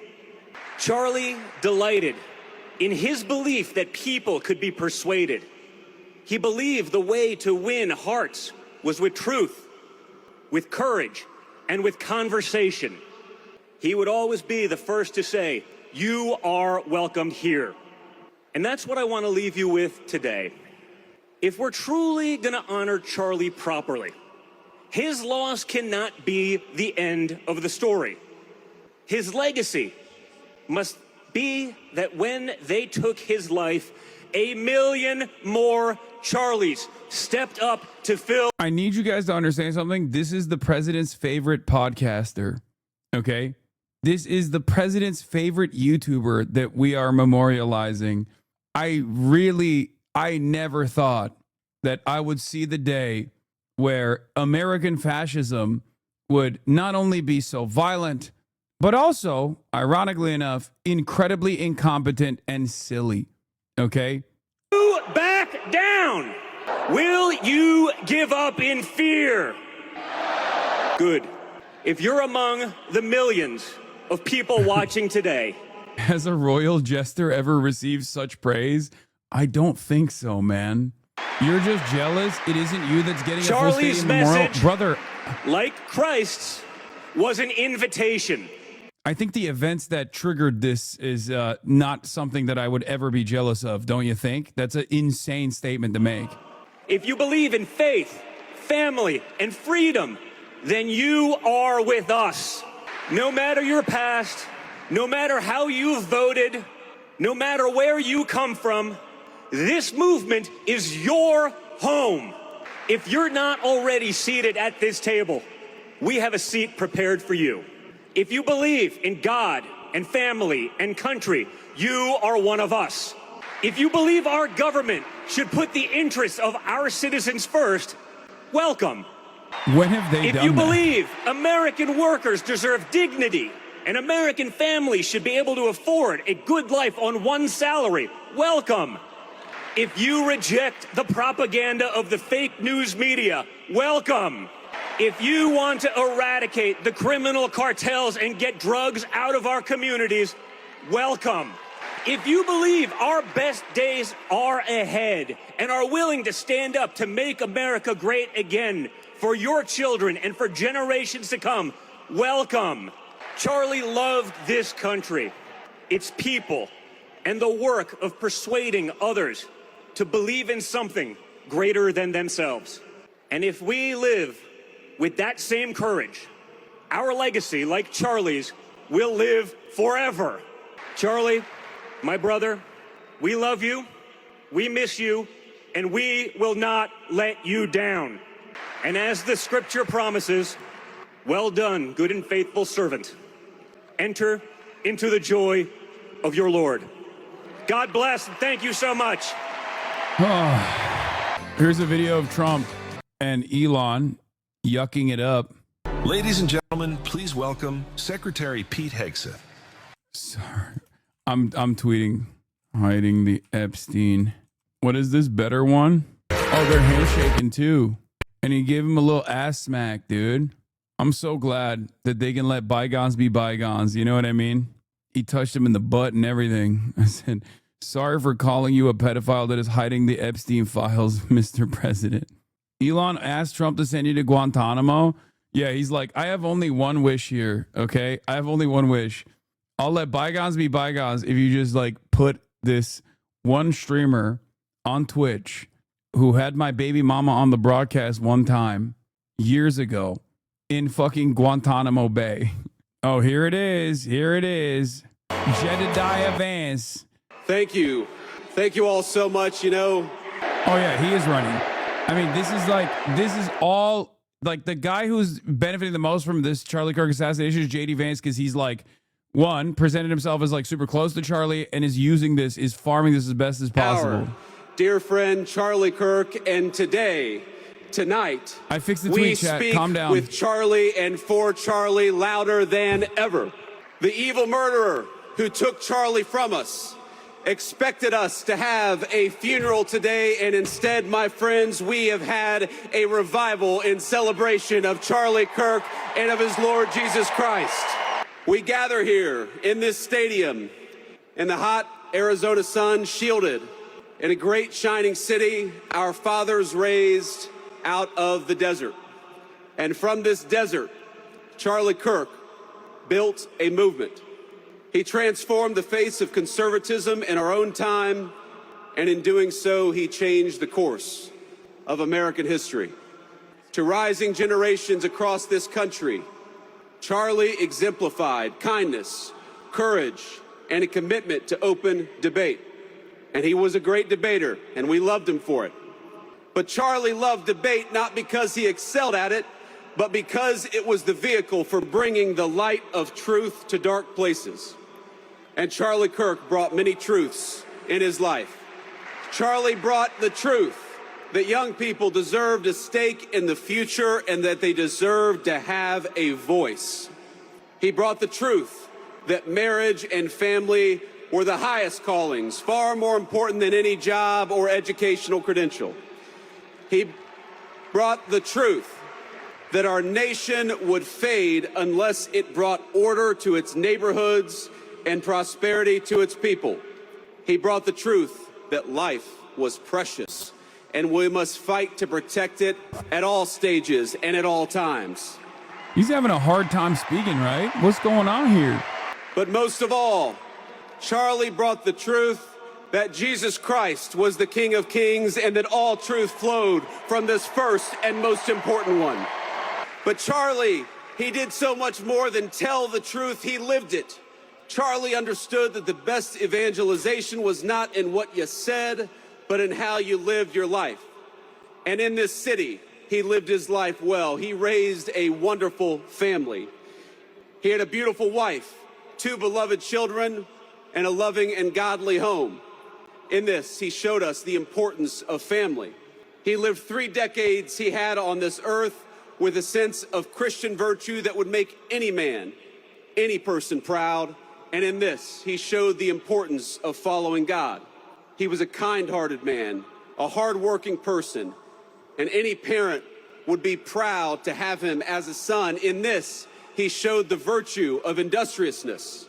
He was present and loving as any child would hope of his or her father. And in no quotes, just I am noticing that like when they're venerating and remembering a guy who is most notable for his statements, most notable for his like output as a political communicator, I have noticed a significant lack of what Charlie says.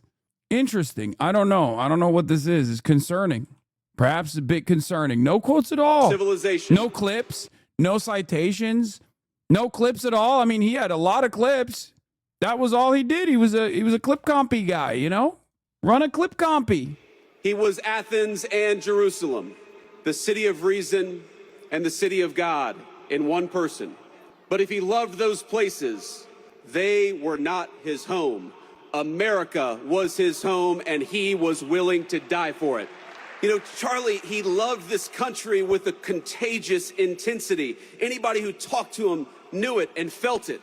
He knew that America was a beautiful place and we had these incredible ideas, but he also knew that our country was a covenant between the generations past, present, and future. He believed this country's best days were not behind us, but ahead of us. But he knew those better days would have to be earned. They would have to be worked for. We would have to sacrifice and work and tell the truth. He knew that America wouldn't be saved just by pulling together seminars or talking about the right kind of books in front of the right kind of people. The movement which he created demanded more. It demanded courage. It demanded hard work. It demanded building, and it demanded leaders. And my friends, in Charlie Kirk, we found a great American leader. Now, our whole administration is here, but not just because we love Charlie as a friend, even though we did, but because we know we wouldn't be here without him. Charlie built an organization that reshaped the balance of our politics. Turning Point brought millions of young people into conversation with one another, brought millions of people into advocacy. He asked of us, not just that we talk about saving our country, but that we actually go and do it, and we do it together. But even as Charlie built on a grand scale, his greatness was never only in his ambition. It was measured in the everyday moments as well, in the way that he treated ordinary people each and every single day. You know, you learn a lot about someone by how they treat others when the cameras aren't on. Charlie treated staffers as well as he treated the President of the United States. When I was just a guy polling at nothing in my Senate race back in 2021, Charlie helped me, not because I was a future vice president, but because I was a dear friend. I saw just a couple of months ago when a White House staffer struggled with the weight of his job and the responsibilities of new fatherhood. I really don't know how Donald Trump is going to muster up enough care and consideration to eulogize Charlie Kirk, because everything leading up to this very moment has just been him being like, yeah, he died. What are you going to do about it? It is what it is. Like over and over again. They're like, Mr. President, are you mourning? Are you awash with grief? Are you feeling sad? And he's always like, I'm building a home. I'm building a ballroom. It's great. It's so great. Charlie would have loved the ballroom. Who knows? Maybe he wouldn't. Let's see. Let's see how he follows up all of these people just being like, Charlie loved the Bible and you should too. If you don't love the Bible, you're going to hell. We're going to put you in hell. Hell is Guantanamo Bay. We're putting you in Guantanamo Bay.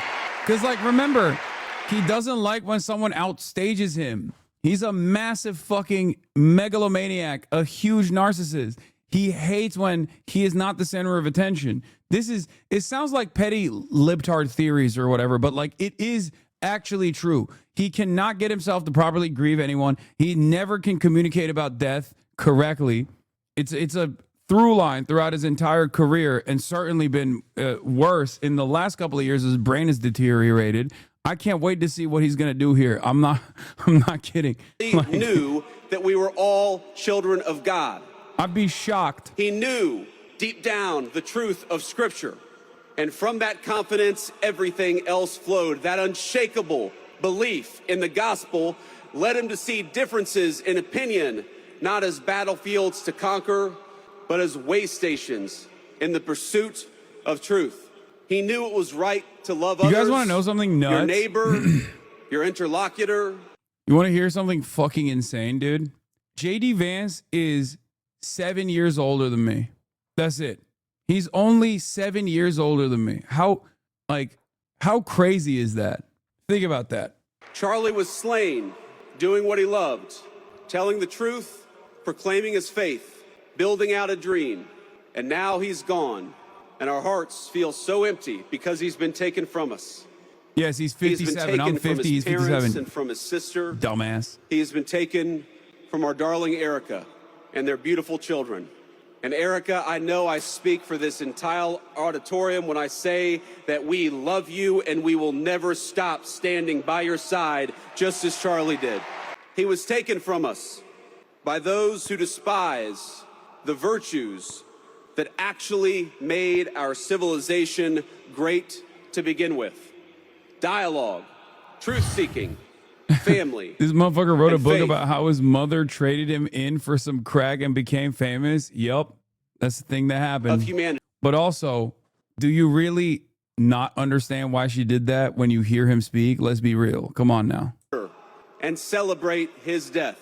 That's a I great know deal. that this makes you angry just as it has made me angry.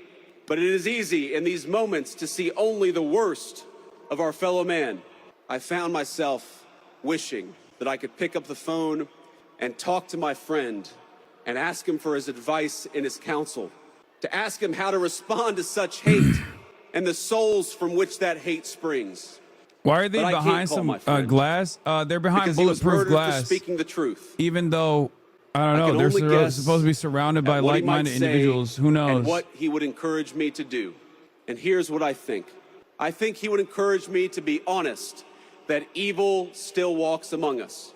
Not to ignore it for the sake of a fake kumbaya moment, but to address it head on and honestly as the sickness that it is. Oh yeah, this is what I was referencing. This is what I was referencing when I said they don't give a shit. Like Trump especially. Maybe JD Vance is a dedicated brown noser, a sociopath, a career man. He understands like how he must present himself in this moment so that he can garner attention and good favor for his 2028 run. But Donald Trump cannot even get himself to care. Look at this. I can't even fucking, God, this is such ass audio. Trump talking about Charlie Kirk Memorial. We look to it as a time of healing, a time of whatever. That's what he said. A time of whatever. He would tell me to put on the full armor of God and get back to work. Time of whatever. Celebrate the life of a great man today. Really a great man. He's a young man, but a great man, and we look forward to it. It really is. We want to look at it as a time of healing, a time of whatever. That something like this could have happened is not even believable. A time of whatever, you know. This is something that happened. Charlie suffered a terrible fate, my friends. We all know it. We all saw it. But think, it is not the worst fate. It is better to face a gunman than to live your life afraid to speak the truth. It is better to be persecuted for your faith than to deny the kingship of Christ. It is better to die a young man in this world than to sell your soul for an easy life with no purpose, no risk, no love, and no truth. Christ told us in the Gospel of John, I have said these things to you, that in me you may have peace. In the world you will have tribulation, but take heart. I have overcome the world. Charlie took heart, and now we must do the same.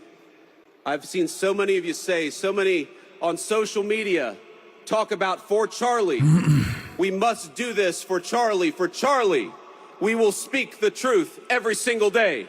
For Charlie, we will rebuild this United States of America to greatness. For Charlie, we will never shrink, we will never cower, and we will never falter, even when staring down the barrel of a gun. For Charlie, we will remember that it is better to stand on our feet defending the United States of America. Bro, it's hard not to be a fucking r/atheist after these events. Like, it's crazy. Like, but I guess it was kind of like this during the Bush era too. Like, they really hammed up the fucking Christianity narratives. And obviously a lot of that militant atheism turned into unrestrained Islamophobia very quickly.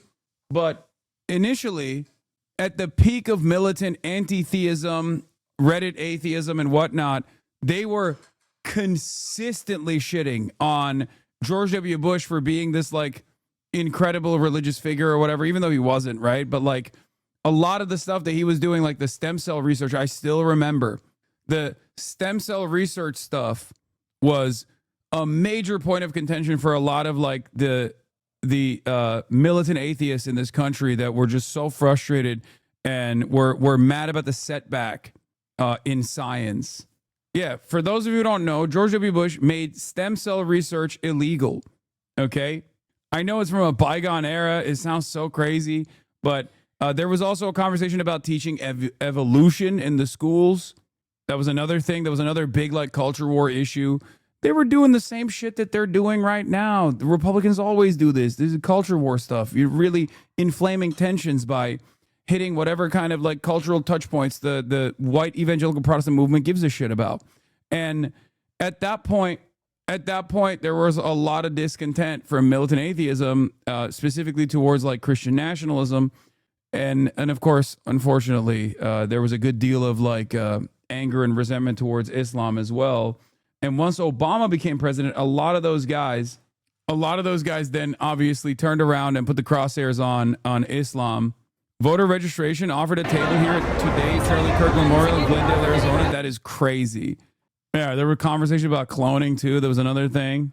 What is that noise? What the hell is going on? By the way, the reason why I keep going back to Dua Lipa is not because it's an aperitif or a palate cleanser in between everything that's happening, but because Dua Lipa has dropped her agent David Levi after he signed a letter calling to stop Kneecap from performing at Glastonbury due to their pro-Palestine activism.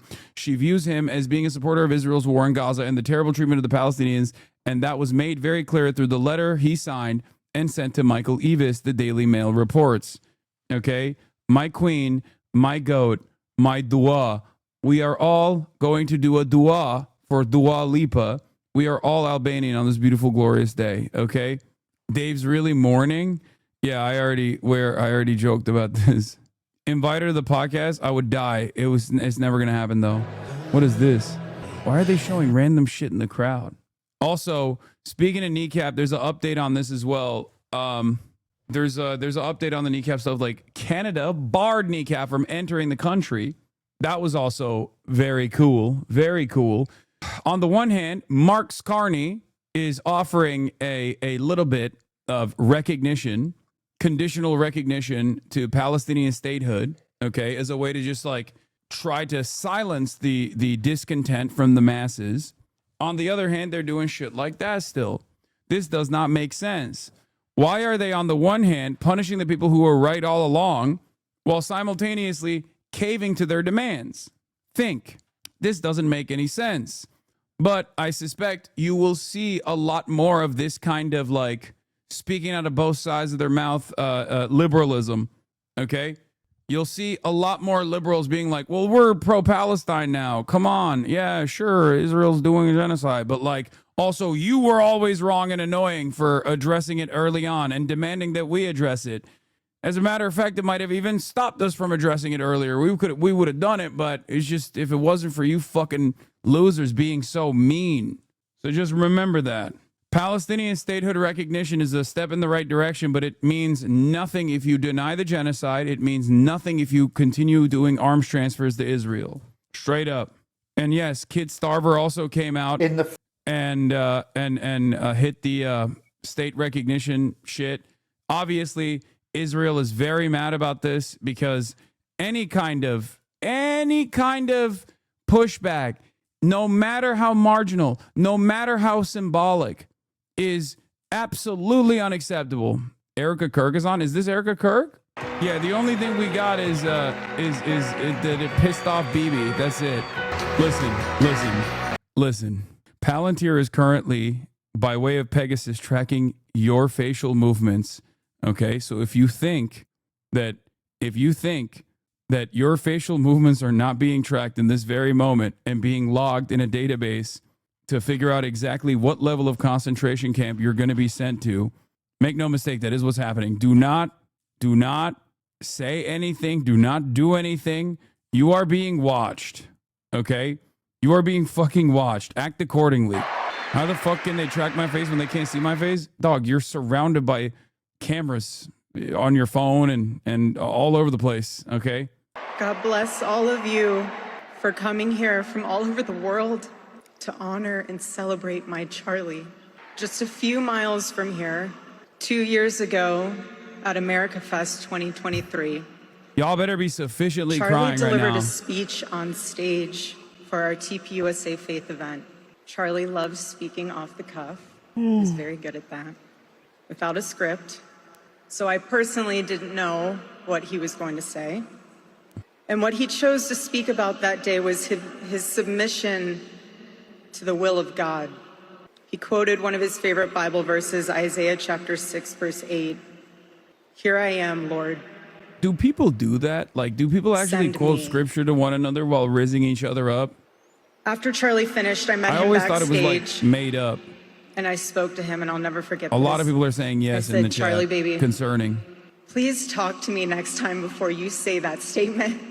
Because when you say something like that, there is so much power in that verse. Concerning. When you say, here I am, Lord, use me, God will take you up on that. And he did with Charlie. 11 days ago, God accepted that total surrender from my husband and then called him to his side. More than anything, Charlie wanted to do not his will, but God's will. And over these past 11 days, through all the pain, never before have I found as much comfort as I now do in the words of our Lord's Prayer, thy will be done. God's love was revealed to me on the very day my husband was murdered. On the afternoon of September 10th, I arrived at a Utah hospital to do the unthinkable, to look directly at my husband's murdered body. Oh my God. I saw the wound that ended his life. I felt everything you would expect to feel. I felt shock. I felt horror and a level of heartache that I didn't even know existed. But there was something else too. Even in death, I could see the man that I love. I saw the one single gray hair on the side of his head, which I never told him about. Now he knows. Sorry, baby, I'm telling you now, but never told him. Didn't want to. I also saw this. I also saw on his lips the faintest smile, and that told me something important. It revealed to me a This kind of great stuff mercy from God scares in me, this dude. tragedy. When I saw that, it told me, Maybe it's because I don't Charlie understand it, didn't but suffer. it kind of comes across as like a little scary to me. even the doctor told me, it was something so instant that even if Charlie had been shot in the operating room itself, nothing could have been done. There was no pain, there was no fear, no agony. One moment, Charlie was doing what he loved, arguing and debating on campus, fighting for the gospel, truth, in front of a big crowd. And then he blinked. She said she felt And saw war his when she knew he Savior got in shot. paradise. And all the heavenly mysteries were revealed to him. God's love continued to be revealed to me in the days that followed. The next day on the tarmac in Air Force Two, I confronted Usha Vance, precious woman. I held her hand and I told her, honestly, I do not know how I am going to get through this. Confronted. She told me something. She said, you know when you're on an airplane with your kids and it's the last 15 minutes of the flight and things are crazy, kids are not cooperating, toys are flying everywhere and everyone's screaming, and you think to yourself, I cannot wait for this flight to land. And it's 15 minutes before you land. And she told me, you will get through these 15 minutes and the next 15 minutes after that. Usha, I don't think you realized it then, but those words were exactly what I needed to hear. But most of all, God's mercy and God's love have been revealed to me these past 10 days. After Charlie's assassination, we didn't see violence. We didn't see rioting. They love that. We didn't see revolution. Bro, Instead, we saw what my husband... This is the same principle behind like Israel supporters being like, see, when we do protests, it's peaceful. It's like, why would you even protest? You're getting everything you want. The government is yours. You're getting everything you want all the time. Even when the government is under the control of Democrats, the same systems of oppression are still very much intact. We saw people pray for the first time since they were... The one time where you didn't get what you wanted, you did January 6th. We know what that looked like. It happened. It doesn't make any sense when they're like, oh, we don't riot when Charlie liked to something journal. happens like this.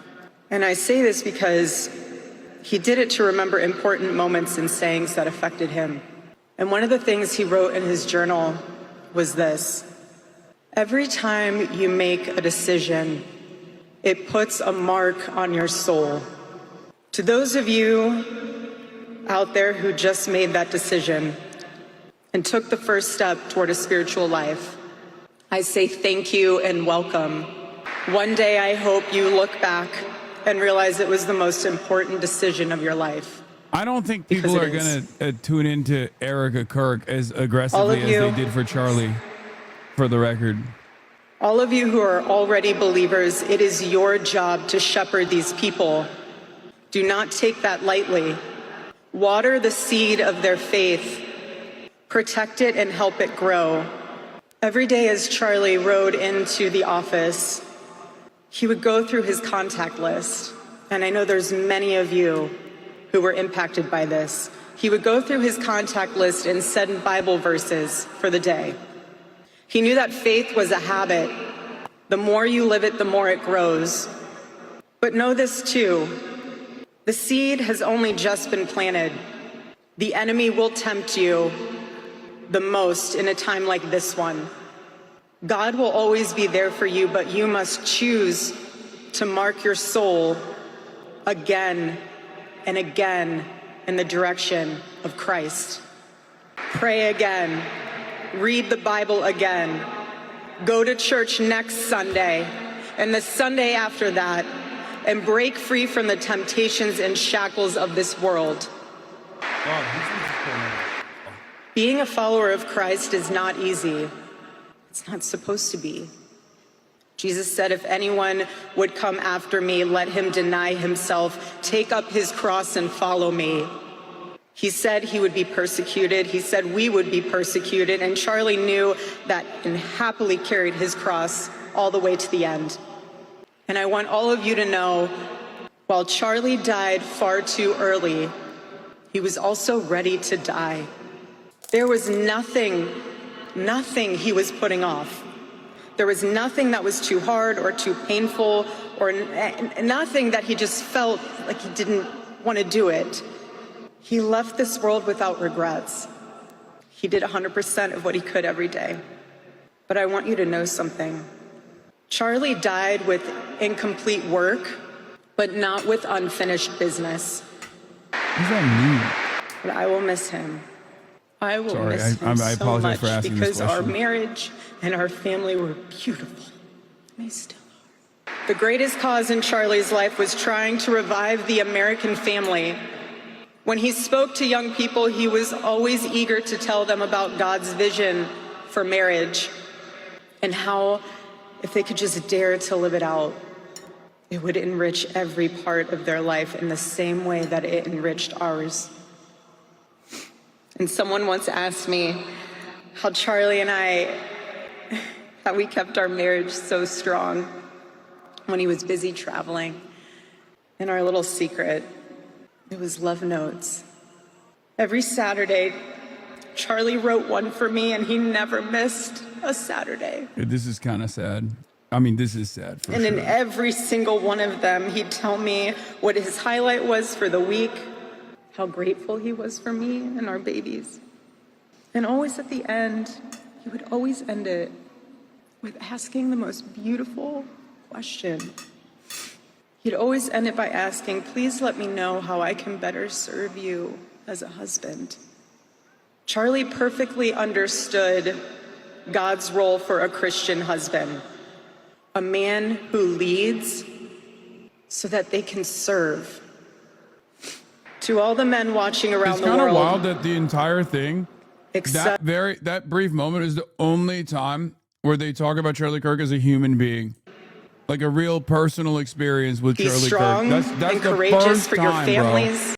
Everything else has been like all messaging discipline, Charlie Kirk deifying him and talking about how we have to literally continue the work of God, all this stuff. Be the spiritual head of your home, but please be a leader worth following. Your wife is not your servant. Your wife is not your employee. Wait, Your wife is not your slave. what? She is your helper. You are not rivals. You are one flesh working together Wait, for the glory that's of too God. woke. She gone woke. He literally said, submit to your husband, to Taylor Swift. I was Charlie's confidant. I was his vault, his closest and most trusted advisor, his best friend. I poured into him and loved him so deeply, empowered him, because his love for me drove me to be a better wife. Every day he honored me, and I prayed that I could be the wife that God needed me to be for my husband. Women, I have a challenge for you too. Be virtuous. Our strength is found in God's design for our role. We are the guardians. We are the encouragers. We are the preservers. Guard your heart. Everything you do flows from it. And if you're a mother, please recognize that is the single most important ministry you have. In our home, because Charlie traveled a lot, we tried to travel with him where we could. But I made sure that when Charlie returned from work, it was his sacred landing place, away from the worries of the world. I didn't make him feel guilty for being away too long or too much, or getting home too late. I always told him, home is here for you, and it'll be ready for you. And I made it into this place where he wanted to be as soon as possible when he was on the road. There was no keeping score between us. We were a team, working together for the same mission. I never wanted to be the one standing between Charlie and the task that God prepared for him, had set for him. And I knew Charlie would always do his best to help me with the same. My marriage with Charlie was the best thing that ever happened to me. And I know it was the best thing that ever happened to him as well. He wanted everyone to experience that joy. And that's what's so beautiful about God's design for marriage, is that everyone can. Except for gay people. And I could talk endlessly about it, and years to come I will. Let's be real, it's not for But everybody. Charlie's mission Come on above now. all was aimed directly at those who aren't married. He named his organization well. He knew things were not right with America, and especially with young people, and they needed a new direction. Charlie passionately wanted to reach and save the lost boys of the West, the young men who feel like they have no direction, no purpose, no faith, and no reason to live. The men wasting their lives on distractions, and the men consumed with resentment, anger, and hate. Charlie wanted to help them. He wanted them to have a home with Turning Point USA. And when he went onto campus, he was looking to show them a better path and a better life that was right there for the taking. He wanted to show them that. My husband, Charlie, he wanted to save young men just like the one who took his life. That young man. On the cross, our Savior said, "Father, forgive them, for they not know what they do." That young man, I forgive him. God damn. Okay. Now it's Christian hours. No, it's 100% Christian hours, dude. That right there, that is real Christianity, 100%. I don't think you guys understand. I forgive him because it was what Christ did and is what Charlie would do. The answer to hate is not hate. The answer we know from the gospel is love, and always love. Love for our enemies, and love for those who persecute us. The world needs Turning Point USA. It needs a group that will point young people away from the path of misery and sin. It needs something that will lead people away from hell in this world and in the next. It needs young people pointed in the direction of truth and beauty. And so I promise you today, every part of our work will become greater. I am tremendously honored to be the new CEO of Turning Point USA. I do not take that lightly. Charlie and I were united in purpose. His passion was my passion, and now his mission is my mission. Everything that Turning Point USA built through Charlie's vision and hard work, we will make 10 times greater through the power of his memory. Chapters will grow, thousands of new ones will be created. TPUSA Faith will add thousands of new pastors and congregations. And yes, campus events will continue. And we will continue to hold debates and dialogue. We're going to keep making SJW clip compilations. It's a crazy thing. The First Amendment of our Constitution is the most human amendment. We are naturally talking beings, naturally believing beings. And the First Amendment protects our right to do both. No assassin will ever stop us from standing up to defend those rights, ever. Is she talking about Donald Trump? Because when you stop the conversation, when you stop the dialogue, this is what happens. When we lose the ability and the willingness to communicate, we get violence. And as I stand here now, and I look at this beautiful photo of my husband in front of me, hanging in the stadium, I think of my husband 13 years ago. I hadn't met him yet. He was 18 years old, a man barely out of high school, running around the halls of the RNC without $1 in his pocket and a single contact in his phone. People who saw him said that he didn't know what he was doing, but he did. He did know what he was doing. He knew exactly what he was doing. He was going to change the world, and he did. Charlie's life was a turning point for this country. It was a miracle. Let that miracle, that was Charlie's life, be your turning point as well. Choose prayer, choose courage, choose beauty, choose adventure, choose family, choose a life of faith. Most importantly, choose Christ. I love you, Charlie, baby, and I will make you proud. God bless you all, and God bless America. Unironically, has a decent message, but it's hard not to think that she was coaching and playing a role here, and I'm wondering if she's perhaps going off script in that role, if there is one. Surprisingly, this speech was the one that actually unironically humanized Charlie Kirk the most, talking about their like special relationship, and also even at different times like talking about how like a woman's place is not a servant or whatever. Like, it was performative Christianity, dude. No, for sure.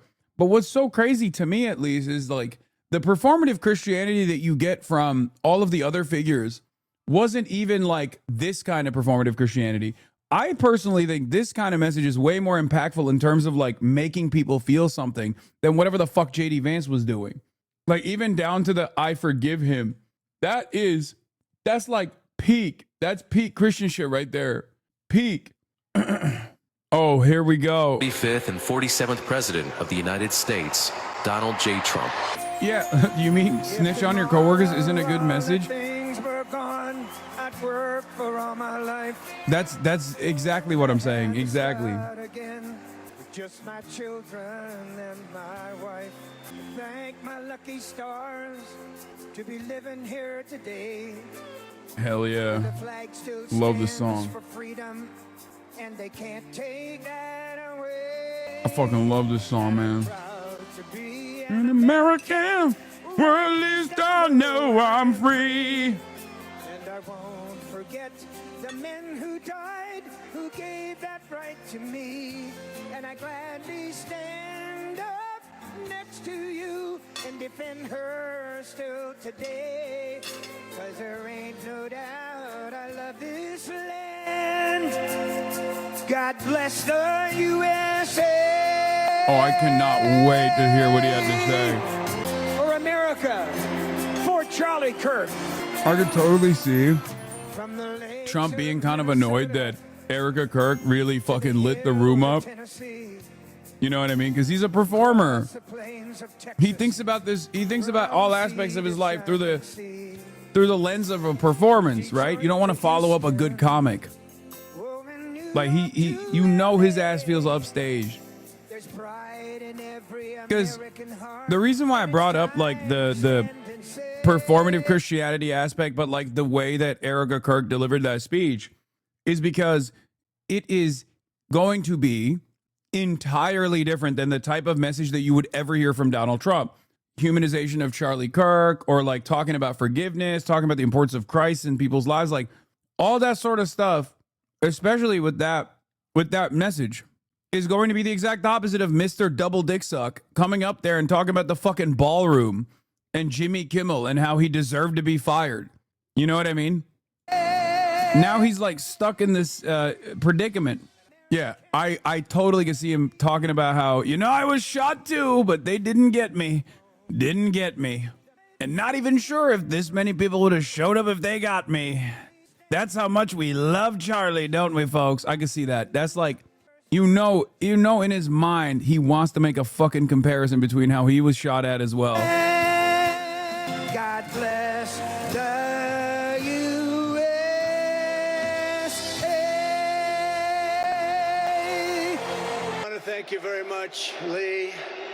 You've been there from the beginning with us, Lee, and we appreciate it. Nobody can sing that song like Lee Greenwood. Thank you very much, Lee, very much for being here. And his voice has not changed, Pretty amazing. And a special thank you to Erica, because today, America is a nation in grief, a nation in shock, and a nation in mourning.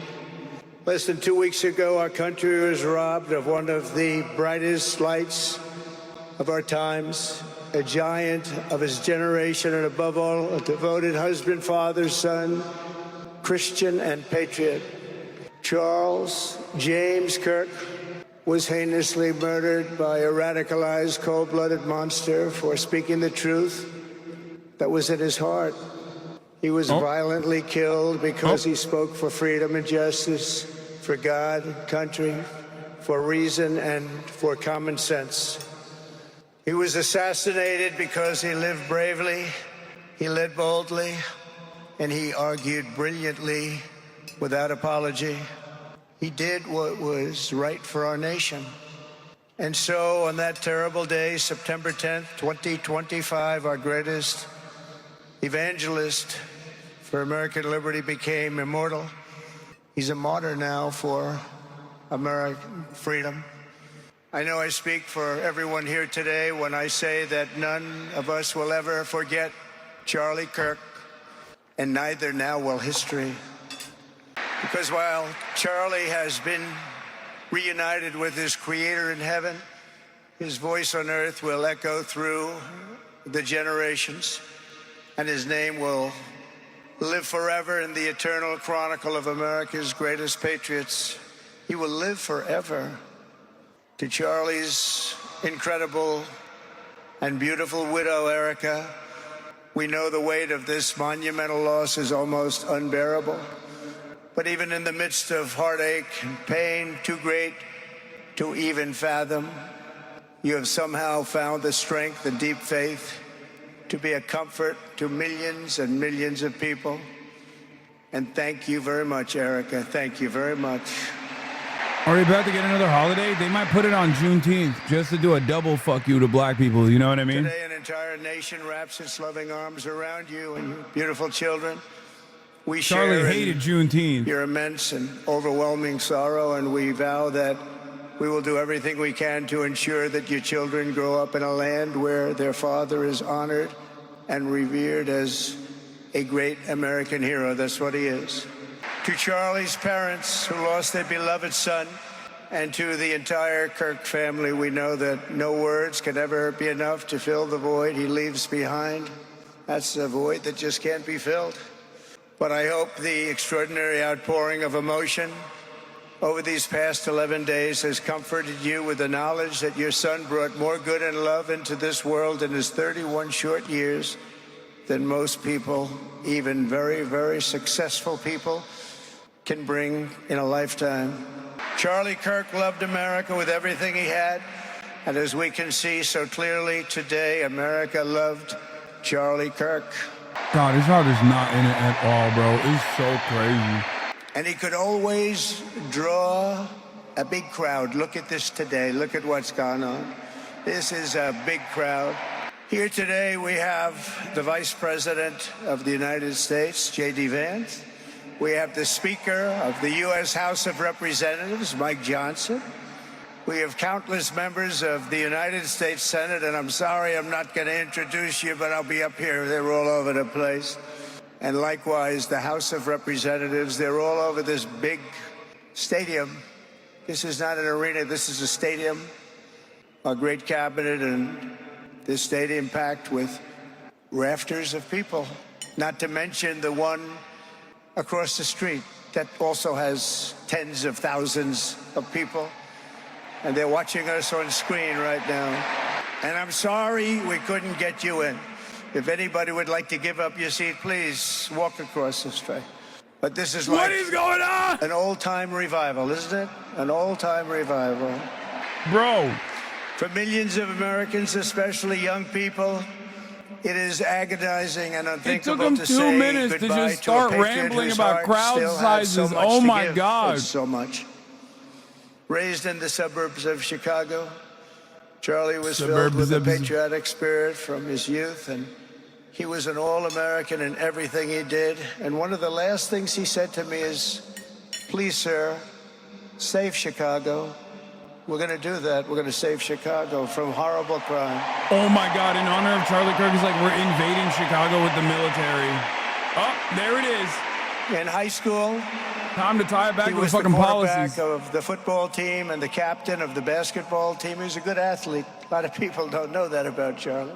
This is true, by the way. was an He Eagle actually Scout had who buckets. spent his school lunch breaks listening to another champion for liberty. He was a fucking sniper, Somebody dude. that he greatly admired. Long range. Rush Limbaugh.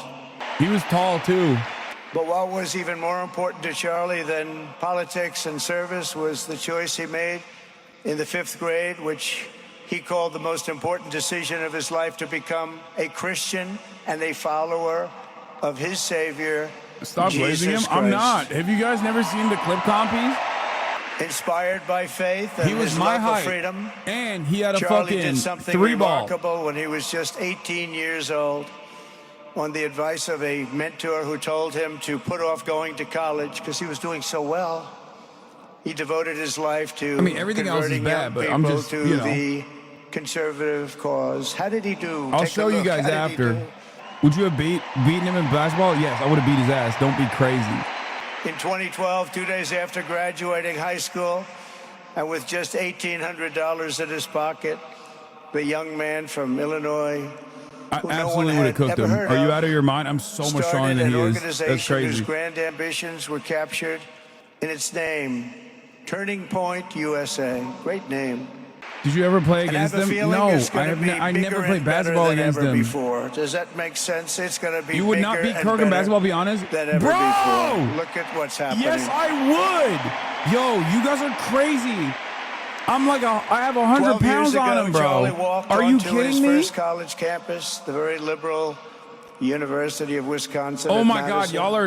y'all are bitches. He set up a card table Oh and my put God, up my chat sign is a with bunch of 3 bitches. words. Okay, dude. Big government sucks. Can you believe that? That's Oh, Charlie. yeah. That's Charlie. That day, Charlie talked to every student who approached him, most of whom were probably quite a bit older than he was. Radical Finally, after many Antifa hours, he student. found the first ever Turning Point chapter leader. His first year out of high school, Charlie traveled 300 days raising money and taking his message to campuses all over the country. He lived out of his parents' basement, and they actually loved having him there. They loved Charlie. Everybody loved Charlie. And on the couches of friends and supporters, he lived off couches for 2 years, 3 years, then life started getting a little bit different. but he was always the same.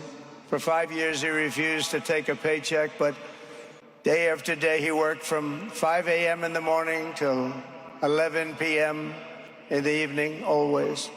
His staff remembers that he wore Walmart jeans and T-shirts from the Goodwill store. Remember the Goodwill store? It wasn't easy, but Charlie wasn't in it for money at all, never has been. Money was never his thing. He was always in it for the mission. As he liked to say even back then, we have a country to save. Just what he did. He'd call me all the time, sir, we have a country to save. I said, Charlie, thanks very much for telling me that. I appreciate it. Charlie volunteered for my 2016 campaign and traveled the nation with my son, Don and Eric. I got to know him very well and saw immediately that Charlie was actually a master builder of people. It was Charlie who first started organizing young black conservatives hungry for support and leadership. It was Charlie who stood up for persecuted Christians and Jews on college campuses. It was Charlie who helped bring online censorship, free speech, and cancel culture to the fore of our political debate. He was right up there with me. It was Charlie who helped unite MAGA, and you know what MAHA is? That's right, Make America Healthy Again. And tomorrow we're going to have one of the biggest announcements, really medically, I think, in the history of our country. We're going to be making vaccines illegal. Bobby and Oz and all of the professionals. I think you're going to find it to be amazing. Oh, you got the Charlie basketball I think we highlights? found an answer to autism. How about that? Autism. Tomorrow we're going to be talking. Oh my God! Oh my God! The I'm not Oval wrong. Office in the White House about autism. How Oh it my happens, so we won't let it happen anymore, and how to get at least somewhat better when you have it, so that parents can help their child, their beautiful child. That's a big one. I've been bugging everybody over there. Get the answer to that. You know, 20 years ago, 1 in 10,000 were born with autism. 20 years ago. The most recent survey says 1 in 12. How bad is that? That's for young boys, baby boys, but also girls, a little bit better. It's about 1 in 20, but we can't. Because obviously there was something really wrong. And girl autism we think we know mentioned. what that is. It's going to be, I think it's going to be one of the most important news conferences I'll ever have, and I look so forward to it. And you know who else looked forward to it? Because he knew. I tell him a little bit about what was going on. It was Charlie. He would have been front row center, believe me. We'll be missing him tomorrow. It was such a big deal for him, too. He brought together Donald Trump, Bobby Kennedy, right here in the great state of Arizona 1 year ago. Remember that? What a night, what a day that was. And it was Charlie who was among the first to speak to me about a man from Ohio. Autism. By the name of J.D. Vance. Have you ever heard of him? He's done a good job. But Charlie would often call me, sometimes the night before a big event, the other side of the country. And he'd ask me, he'd say, do you think you could come and speak at the event? The following day, right? I'd say, Charlie, I'm the president of the United States. You want me to travel 4 hours by plane? And you know, sometimes I did it. He was a very good guy. He was a very convincing guy. He didn't stop, but he would ask for things like that. Sir, could you be tomorrow in California? Of course he's making it about himself, by the way. Of course. He just wouldn't stop, and he succeeded. But I almost always went because you never wanted to let Charlie down. He worked so hard. You just didn't want to let him down. I felt guilty. He'd make me feel very guilty. As president, many people asked me for things, but Charlie was one of the few who always gave more than he took. He was a giver, much more than a taker. And no matter how big Charlie became, no one was too small for him to notice. He was good to everybody. Didn't matter. Several years ago, a fourth grader asked Charlie to appear on his podcast, which was probably only watched by the parents of that fourth grader. And Charlie, who was actually pretty hot at the time, to be honest, he agreed, and the boy asked for advice. Charlie replied, Once again, it's all about podcasts. The left. I call it the radical left. I call it sometimes the radical left lunatics. But Charlie didn't say that. He called it the left. He was probably right, but I can't help it. I can't help it. So he said the left, radical left lunatics, may have all the money in the world, but they could never outwork me. I will wake up as early as I need to about himself. I will stay up as late as I need to, and I will never stop fighting for our country. And he did this until his dying breath. That's what he was doing. That's what he was doing. Think of it. Wow. What a horrible moment. I was in the Oval Office when I heard they came in, and it was like a surreal experience, a terrible, terrible. I had some very big people in the Oval Office, and I was in the midst of a very important conversation for our country. Big people, the biggest. Oh my God, And I said, you have to leave now. When they told me that, they told me in front of a group of very powerful people. I said, you have to leave now, right now, please. Right now, you have to leave, go. By his own determination and skill, Charlie Kirk built Turning Point from his humble beginnings, the beginnings that nobody believed could ever end up something like this, into a great movement and a juggernaut of American politics. And, you know, we have a massive stadium loaded up with people, but he got tremendous crowds before he had this kind of horrible news and before we had to hear what happened so terribly.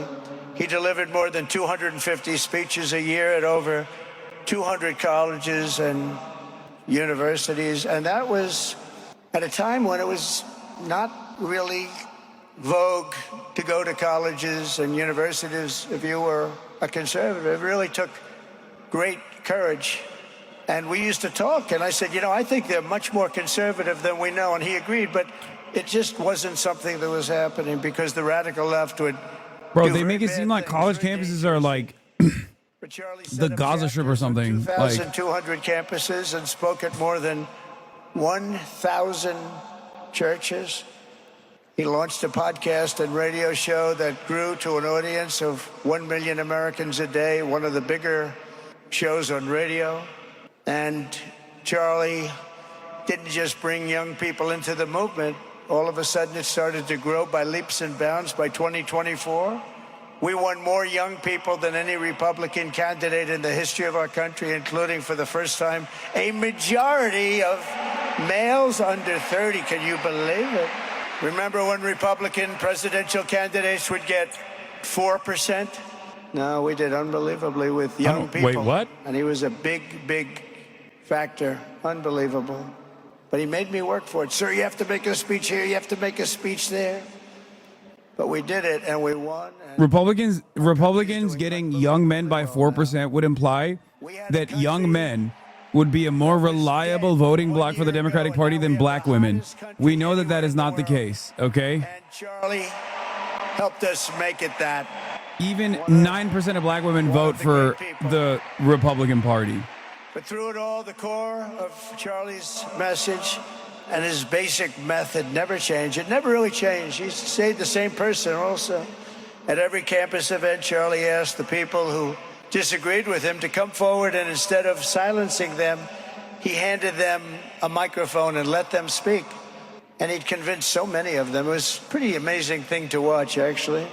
Shortly before Charlie arrived on campus, the day he was assassinated, a staff member texted him that there were many critics and students who were opposed to his views and rather strenuously in the crowd. And that actually made him feel good because he wanted to convince them.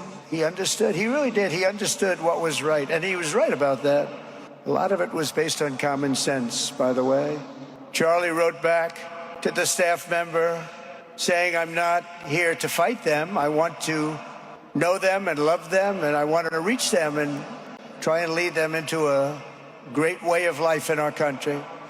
In that private moment on his dying day, we find everything we need to know about who Charlie Kirk truly was. He was a missionary with a noble spirit and a great, great purpose. He did not hate his opponents. He wanted the best for them. That's where I disagreed with Charlie. I hate my opponent, and I don't want the best for them. I'm sorry. I am sorry, Erica. But now Erica can talk to me and the whole group, and maybe they can convince me that that's not right, but I can't stand my opponent. Oh, my God. Expected. Charlie's angry. Look at that. He's angry at me now. He wasn't interested in demonizing anyone. He was interested in persuading everyone to the ideas and principles he believed were good, right, and true. Before each appearance, he prayed these words: God, use me for your will. Always said the same thing: use me for your will. And that is exactly what God did. When you think, that's exactly what he did. The more success Charlie had, and he was getting more and more successful, the more dangerous his mission became. On campuses all over the country, his quest for open dialogue was met with menacing hate. There were bomb threats, pulled fire alarms, and countless rage-filled radicals who tried to shout him down. It was nasty. I used to say, Charlie, this is nasty stuff you're doing. At one event, police had to build barricades to protect students from an angry mob of thugs. Many of these people, by the way, are paid a lot of money to do this. They're agitators. They're paid agitators. Remember that? There it is. When you see they all have the same beautifully printed sign, every sign is identical, comes out of a top-level print shop. Top level. That's one of not the best print signs that are shops. made in somebody's basement. Those are paid for by very bad people, and hopefully we're going to be finding out through the DOJ. He's who talking those about people are. PSL, by the way. At another college, Antifa terrorists shattered windows, threw rocks, and tried to storm the building where Charlie was speaking. It was a really bad one. Often dozens of police officers were needed to prevent left-wing violence. And the violence comes largely from the left. You don't hear that from too many people, do you?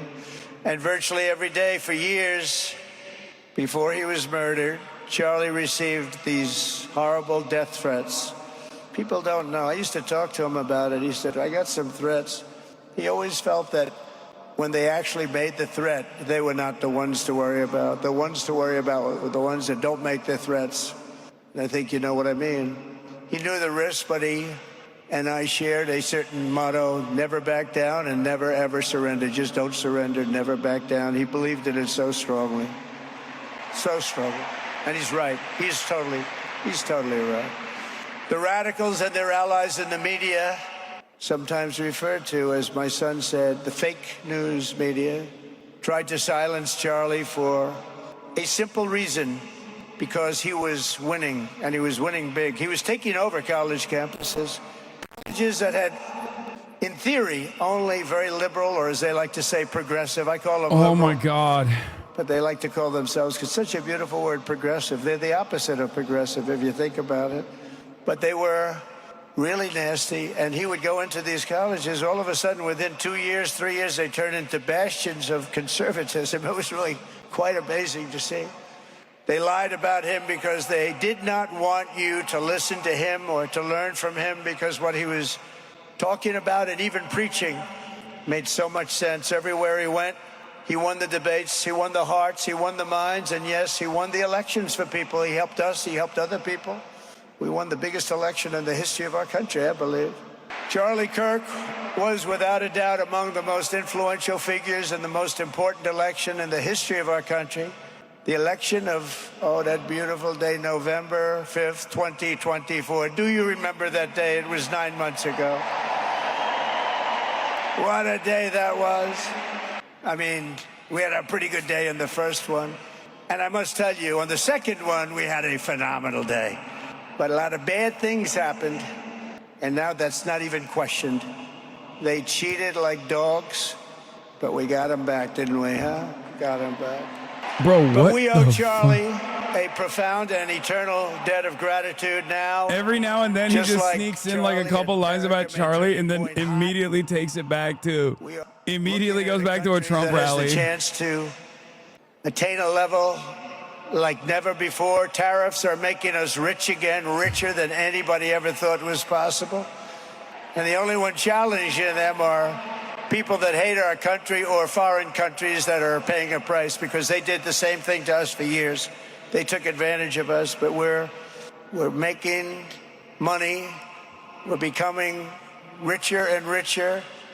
And we're taking care of our people better and better when we do that. And we can take care of other countries better and better. But we're doing unbelievably well. The tariffs have really been a hold. The election was big, but the tariffs, because of the election, came in. And remember, other nations do that to us.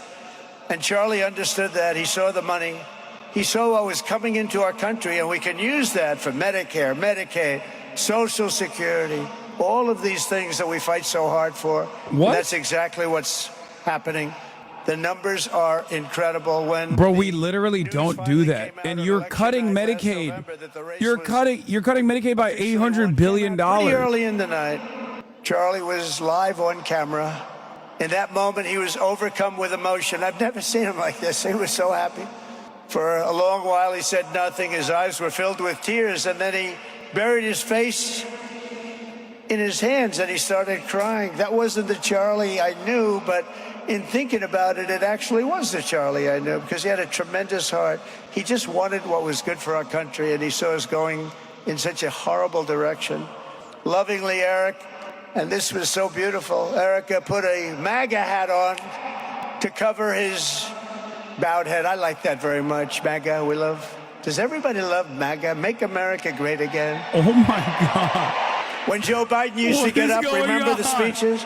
We will stop MAGA. We will stop he's talking MAGA. about Joe Biden. You know, you could Bro, barely this get the words out. eulogy has We will turned. stop. I said, can Has somebody completely inform them gone off MAGA the means rails, make dude. America great again. How do you say you're going to stop it?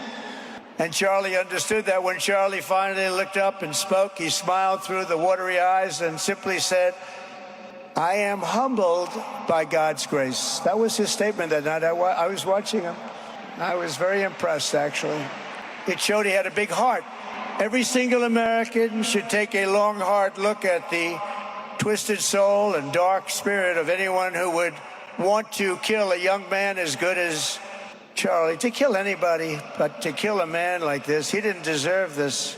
He didn't deserve this. Our country didn't deserve this. And anyone who would make excuses for it are just out of their mind.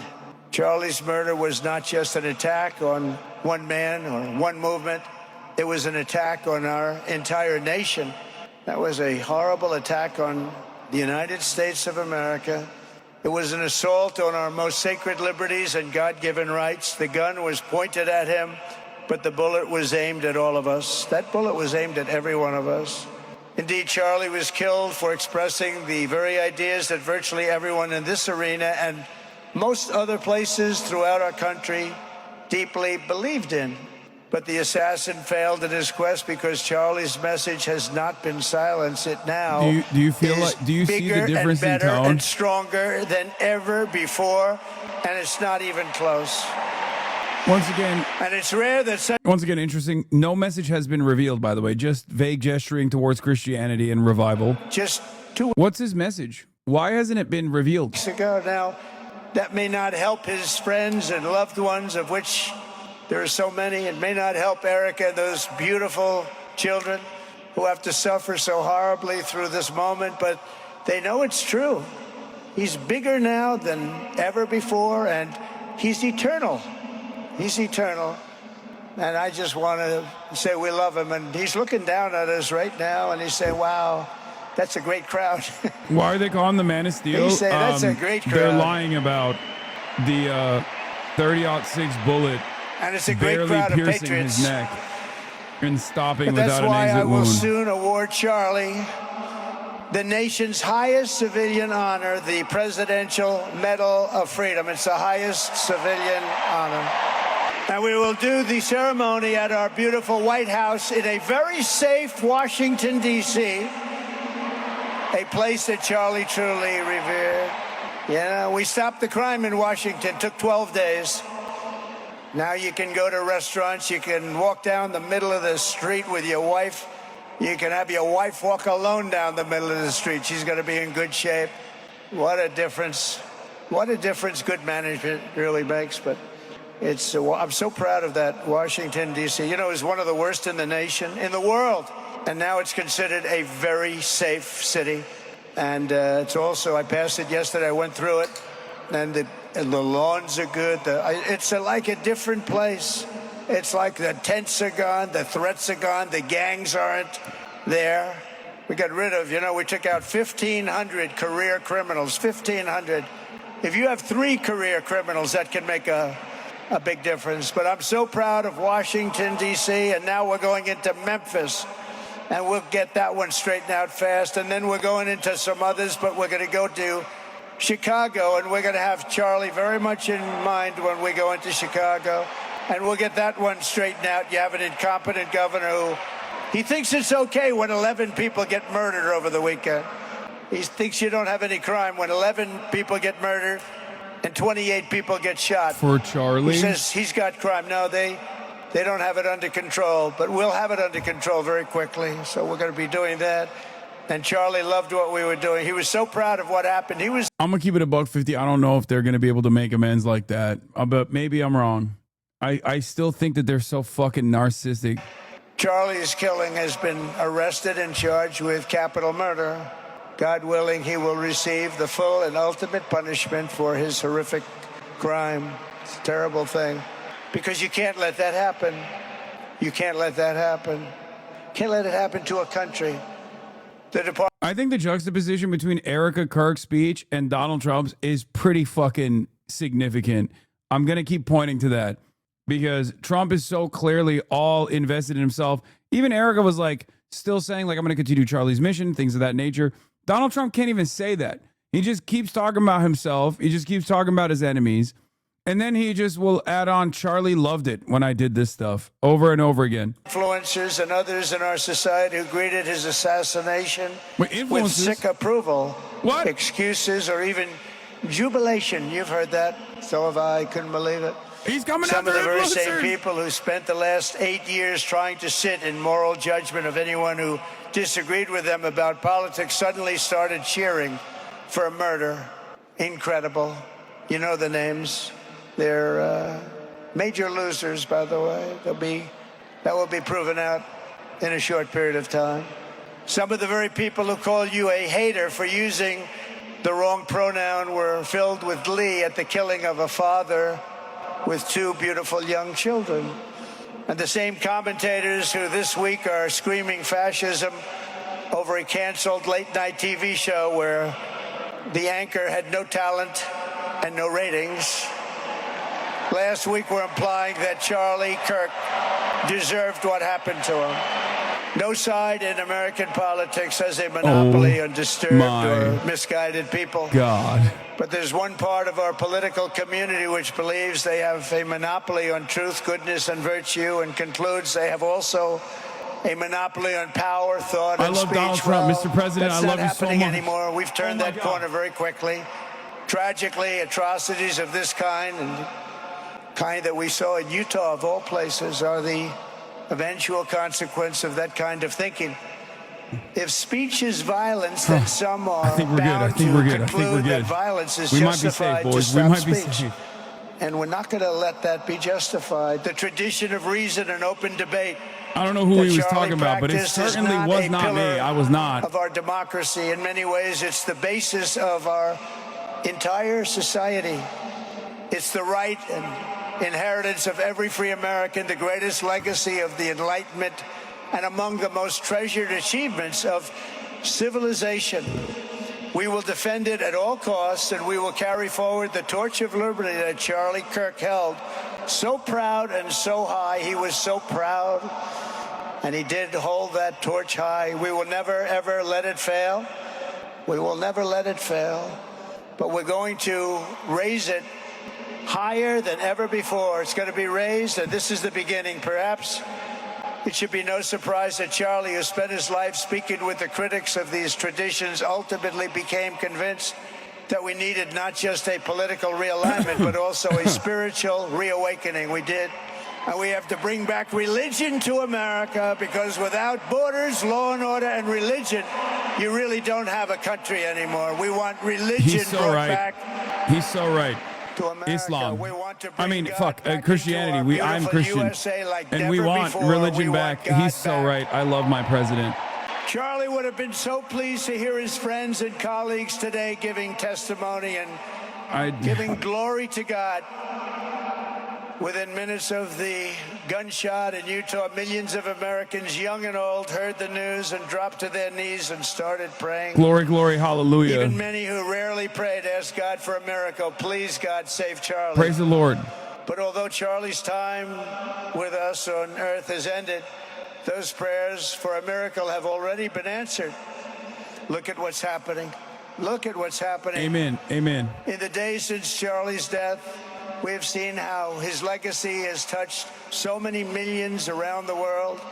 In Calgary, Canada, thousands gathered at City Hall to sing the American national anthem and raise up posters with the name Charlie Kirk. In Seoul, South Korea, crowds gathered to wave American flags and shout, "We are for Charlie Kirk." His memory has been honored in the streets of Berlin, Warsaw, Vienna, Sydney, Madrid, London, Tel Aviv, and all over the world. So beautiful to watch. A man as far away as rural Australia texted a pastor, "I'm going to come to church tomorrow for the first time ever." The pastor asked, "Why is that?" The man replied, "Because of Charlie Kirk." Can you imagine? The lesson of Charlie's life is that you should never underestimate what one person can do with a good heart, a righteous cause, a cheerful spirit, and the will to fight, fight, fight. Have to fight. We're saving our country. And Charlie's a big factor, such a big factor. Charlie Kirk started with only an idea to change minds on college campuses. And instead he ended up with a far greater achievement, changing history. He changed history. Today, Charlie Kirk rests in glory in heaven for all eternity.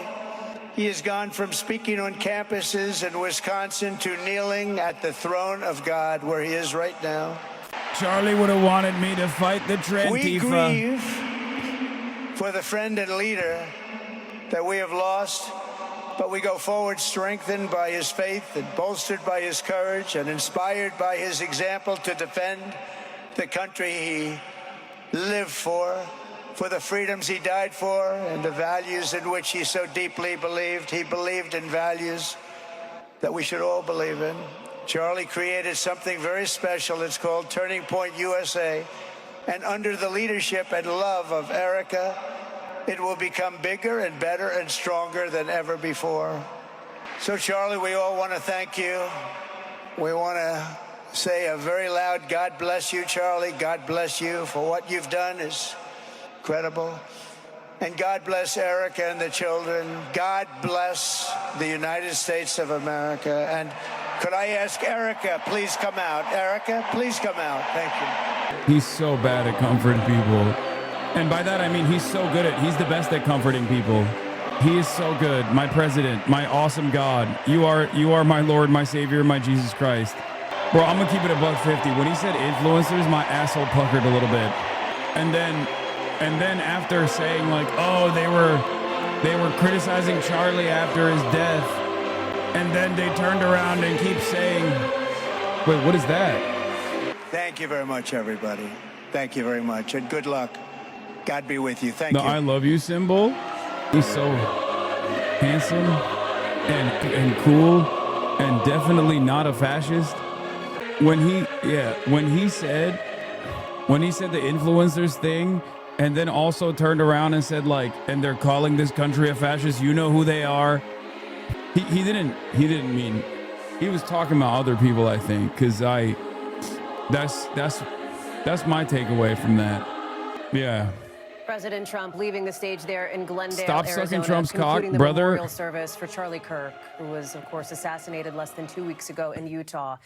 his young widow, Erica Kirk, there alongside the president. That striking image of the two of them on stage as Erica Kirk looked for comfort from the commander-in-chief, with a notable slew of high-profile Republicans, conservative influencers, and many others turning out at that State Farm Stadium in Arizona to honor Kirk's life and legacy. I want to bring in our Garrett Haake, who is live for us inside the stadium. And Garrett, this memorial has been a French streamer raided in, and the first thing they see is Hassan in a MAGA hat. Listen, man, I'm trying to save my ass here. That message of forgiveness to the man suspected of killing Raiders, that hat is a bit, but also it's not a bit. We love Trump MAGA. Okay, listen to the French, to the French streamer and his fans that just came in to watch me. Understand that this is not a bit. I love MAGA. I'm a big MAGA fan, and I would like to not go to prison for being a Twitch streamer and all of the things that you might have heard beforehand about how I'm a leftist or whatever. I would never be a radical loony leftist. I am a radical loony rightist. That's right. I love Donald Trump, the president. Please do not arrest me, sir. I'm a big fan of all of your policies, including the tariffs. And especially the mass deportation. And I would like you to punish all of your political rivals. Not me, of course, because I am not one, but a defender. A real turning point for me, as well as everybody else. The voices of his political opponents, thought the best of them and wanted the best for him. The president said, that's where Charlie Kirk and I disagree. I hate my political opponents. I don't want the best for them. Even then apologizing to Erica Kirk and suggesting perhaps she could be the one to change his mind. The president also previewing an announcement he plans to make tomorrow from the Oval Office about autism in America, suggesting that there might be evidence of causes for it that'll be presented tomorrow. So working through Listen, they always say I was attacking the Democrats to make sure that you win the president, sir. And all of those liberals, they were right. That's what I was doing. That's what I was doing. That's right. A wonderful servant of God and country and Trump. More importantly than God and country, Trump. Trump is my master. I am his servant. The crowd sizes were so big, and they weren't even there for Charlie. They were there for you, sir. Clearly. Okay. You think we're safe, guys? Here to the political landscape. Kirk pushed hard to rally young Also, oh my God, who could forget how much I love Israel, which is the most moral country in the world. More moral than America even, and much better, so much better. They're waging a holy war, and also a war that I like a lot, and definitely not a genocide. That's woke nonsense.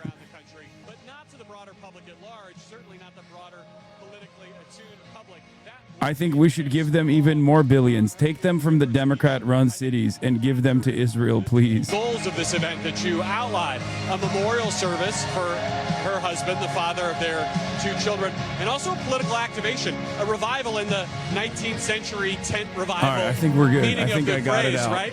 Politically activating a lot of young people, the people who set up these campus chapters all around the country. I talked to a lot of those folks here today who wanted not just to memorialize Charlie Kirk, but to leave here with that sense of purpose for the work that they've been doing over the past several years and will be doing now going into the midterms.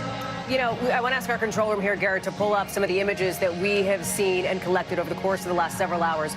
Many members Twitch of the Trump ready cabinet to say we're lining conservative, the so they front won't row arrest there. us? Yep. The chief of staff for President Trump, a woman who is rarely seen publicly in this kind of setting, delivering an emotional speech, testifying to what Kirk did for the campaign. And then Elon Musk there in the skybox. You see him here with President Trump. The two have not had a public reunion in months, but you've already seen some of Kirk's friends talk Bro, they're gonna, the chatters are saying this is what they were gonna unveil, which is so nutty, that like Tylenol is causing autism. Trump officials reportedly said to tie Tylenol to autism risk. Washington Post says announcement imminent despite guidelines showing drug is safe for pregnant women to take. Back together, seeing them as two powerful forces within the broader Big Ten conservative movement. You mentioned the front row here, that skybox included a number of elected officials from both chambers, the Speaker of the House attending, but not even on the Speaker's card here. And Susie Wiles, the Chief of Staff. Hallie, I've covered the Trump campaign. Your viewership is gonna fall off tomorrow after they reverse autism. Yeah, they're gonna cure it. and then no one will watch me. Uniting the disparate elements of the Republican Party. In some ways, Kirk is a figure of the old evangelical Tea Party wing of the Republican Party, bringing in the Trump MAGA movement and that evangelical base together under one tent. In this case, an NFL stadium dome is exactly the reason that an organization like Turning Point exists. High security there for that event, given the many notables in the room. And a packed stadium, right, Garrett? Pretty full for most of the day? Yeah, that's right. Okay. The organizers said that the stadium in this configuration could fit about 65,000 people. They thought that overall in the two indoor venues, this and an overflow, they might reach as many as 95,000 attendees. I'm going to stop The streaming when my autism is almost cured. as tight as that for a Super Bowl. One level below the highest designation the DHS gives, but certainly very visible, highly present security for attendees who had to get here, in many cases, as early as 5 o'clock in the morning if they had any hope of getting a parking space or a seat in this lower bowl. Garrett Haake live for us there in Glendale inside the State Farm Stadium. Garrett, thank you very much for that. And with that, that wraps up our special coverage here of the memorial service for Charlie Cook. We're going to have much more ahead on NBCNews.com and, of course, tomorrow morning on Today. I'm Hallie Jackson. Thank you for watching. Dateline is up next after this break. As a journalist, I always raised my hand when news was breaking. You have to go in there to bring people closer to the story. For NBC, I'm Tom Yamas. And that's what we do every night. The NBC News mobile app. Get connected to your favorite news shows. For the top stories, breaking news, and live video, download the NBC News mobile app now. We grew up an NBC family. At the age of 15, I started working in newsrooms. I always raised my hand when news was breaking. We're live tonight inside the disaster zone. To connect with people. For NBC, I'm Tom Yamas. And that's what we do every night. Hey, guys. Okay. I want to see the influencer line again. no one Does anyone had have a ever clip heard of. from that line specifically when he talks about like people who oppose? Because there were some highlights here, a lot of lowlights, a lot of highlights. He announced that he was going to cure autism or make autism illegal or some shit. I don't know. So that was weird.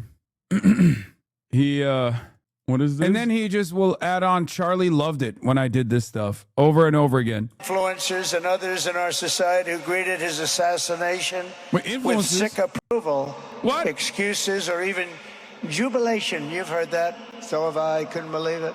He's coming Some of after the very same influencers. people who spent the last 8 years trying to sit in moral judgment of anyone who disagreed with them about politics suddenly started cheering for a murder. Incredible. You know the names. They're major losers, by the way. That will be proven out in a short period of time. Some of the very people who call you a hater for using the wrong pronoun were filled with glee at the killing of a father with two beautiful young children.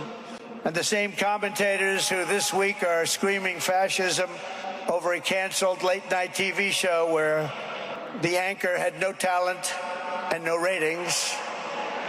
Last week were implying that Charlie Kirk deserved what happened to him. No side in American politics has a monopoly on disturbed or misguided people. God. But there's one part of our political community which believes they have a monopoly on truth, goodness, and virtue, and concludes they have also... No, he was not. He's not. He's just talking about Van Jones, I think. That's who he's talking about. That's who he's talking about. Everybody fucking calm down, okay? He's talking about some other people, I think. That's what this is. Musk told him your name. Yeah, I hate my opponents. That was another insane moment. I mean, he didn't celebrate it anyways. What? Does that even matter? You think he gives a shit? I also don't fucking yell at people for pronouns or whatever either. None of it fucking matters. None of that matters. What? He's just going to claim it regardless. Every single thing he says is a lie. Yeah, he was talking about Miskiv and Destiny. Unc, you're not the only influence in the world. Exactly. That's what I mean. I don't think that it's just directed in my direction. I think he was talking about like what he is going to do to commentary people, like whether it be people like Jimmy Kimmel all the way down to online content creators for sure. He said influencers and commentators. So I do think that while, you know, Elon Musk and Twitter has become a complete shithole that hyper focuses on whoever Elon has in the crosshairs, whether it be me or even Sex Pestiny. I'm sure that he just means like all these other people. Laura Loomer said your name is not unreasonable to think you're on the list. Okay, stop. I think you guys are exaggerating. It's not me. I'm sure it's a lot of people. When he said, you know the names, nobody knows my name, dude. What do you mean? I'm fucking washed up Andy, irrelevant. You guys are crazy. Stop. Get ready to learn Mandarin, little bro. Holy fuck. You think he was talking about you, Gopnik? Yeah. Yesterday's stream title, Antifa CEO. Okay. I don't know. He was talking about Jason the Ween, I think. That's what he was talking about. He was talking about Cutie Cinderella. He was talking about the people over at Camp Peak. That's what I think. Or Austin Show. Probably. That's Radical Socialist Connor Eats Pants. Okay. Check Twitter GG. What the fuck does check Twitter GG mean? Shut up. Anyway, that's cool. I wonder how he'll fix autism. I wonder what's in store from this wonderful administration. Seems great. Totally excited about all of the things. Okay. Read this funny and quick thing. Wait, what? My uncle the other day said he was a huge Charlie Kirk fan and was like, I love that picture of him at that table, the sign that says changed my mind. And I opened my mouth to tell him that was a completely different guy, but thought it's exactly the legacy Charlie Kirk deserves. Yep. It's just like an amorphous blob of guys who are constantly highlighting conservative grievances. Yeah. Asim posted the clip. The Department of Justice is also investigating networks of radical left maniacs who fund, organize, fuel, and perpetrate political violence. And we think we know who many of them are. But law enforcement can only be the beginning of our response to Charlie's murder. Over the last 11 days, we have heard stories of commentators, influencers, and others in our society who greeted his assassination with sick approval, excuses, or even jubilation. You've heard that. So have I. Couldn't believe it. Some of the very same people who spent the last 8 years trying to sit in moral judgment of anyone who disagreed with them about politics suddenly started cheering for a murder. Incredible. You know the names. They're major losers, by the way. That will be proven out in a short period of time. Some of the very people who call you a hater for using the wrong pronoun were filled with glee at the killing of a father with 2 beautiful young children. And the same commentators who this week are screaming fascism over a canceled late-night TV show where the anchor had no talent and no ratings. A lot of other people have said that too, guys. Come on. It could be anybody. He's probably talking about... everything that he just described, including all the exaggerations and lies, he could mean anybody. Remember when he said influencers and commentators? He meant so many other people, I think.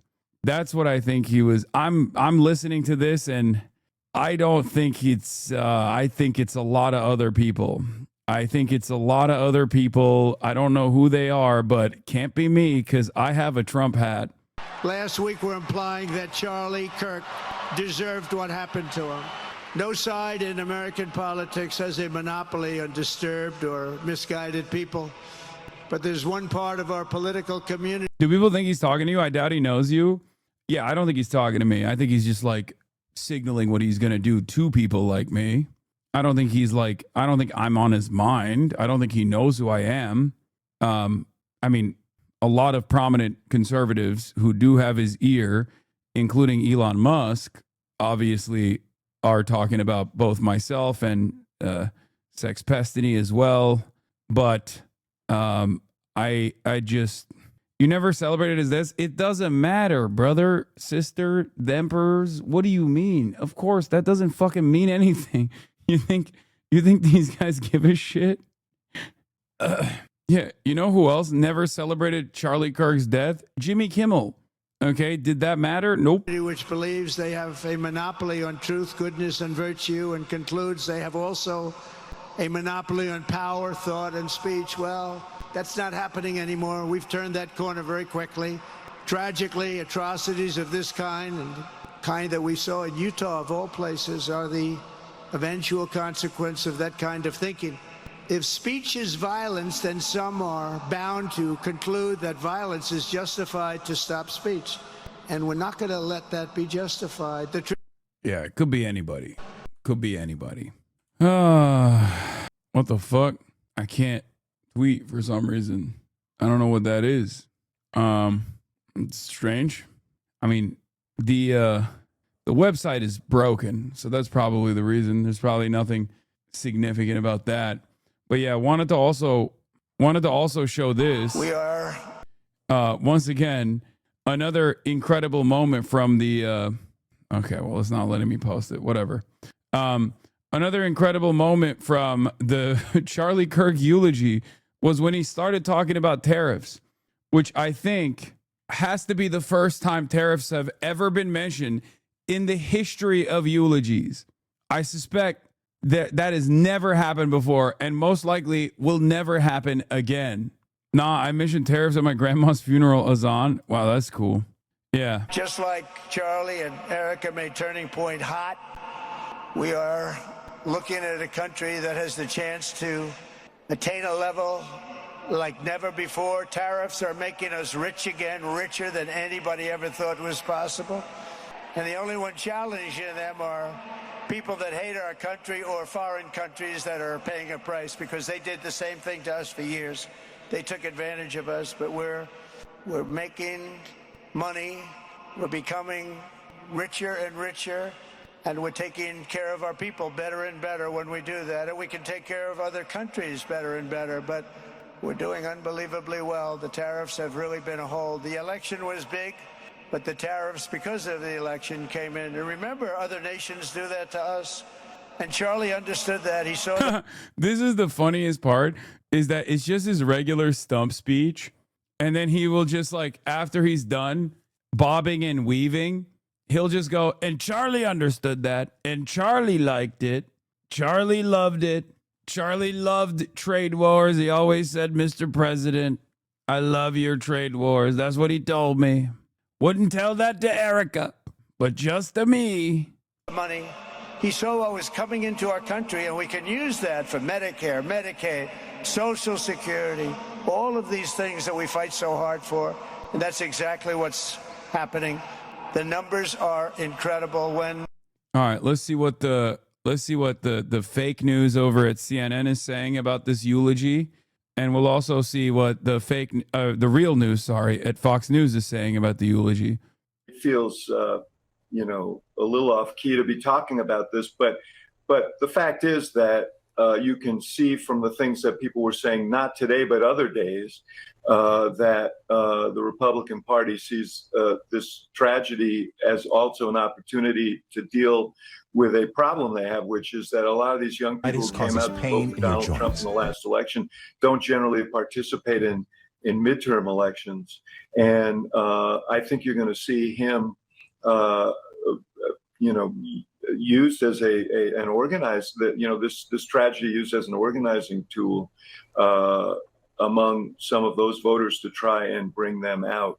And we'll see if it materializes that way, if it works. But clearly, that I think is something that, if they're being honest, a lot of the Republican strategists are thinking.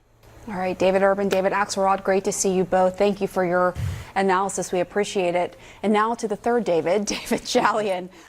It is interesting because throughout the themes where this is a revival, and a lot of the speakers talked about how Charlie Kirk is now a martyr, that it's immortal. And it is true that before his death, a large swath of Americans didn't know who Charlie Kirk was.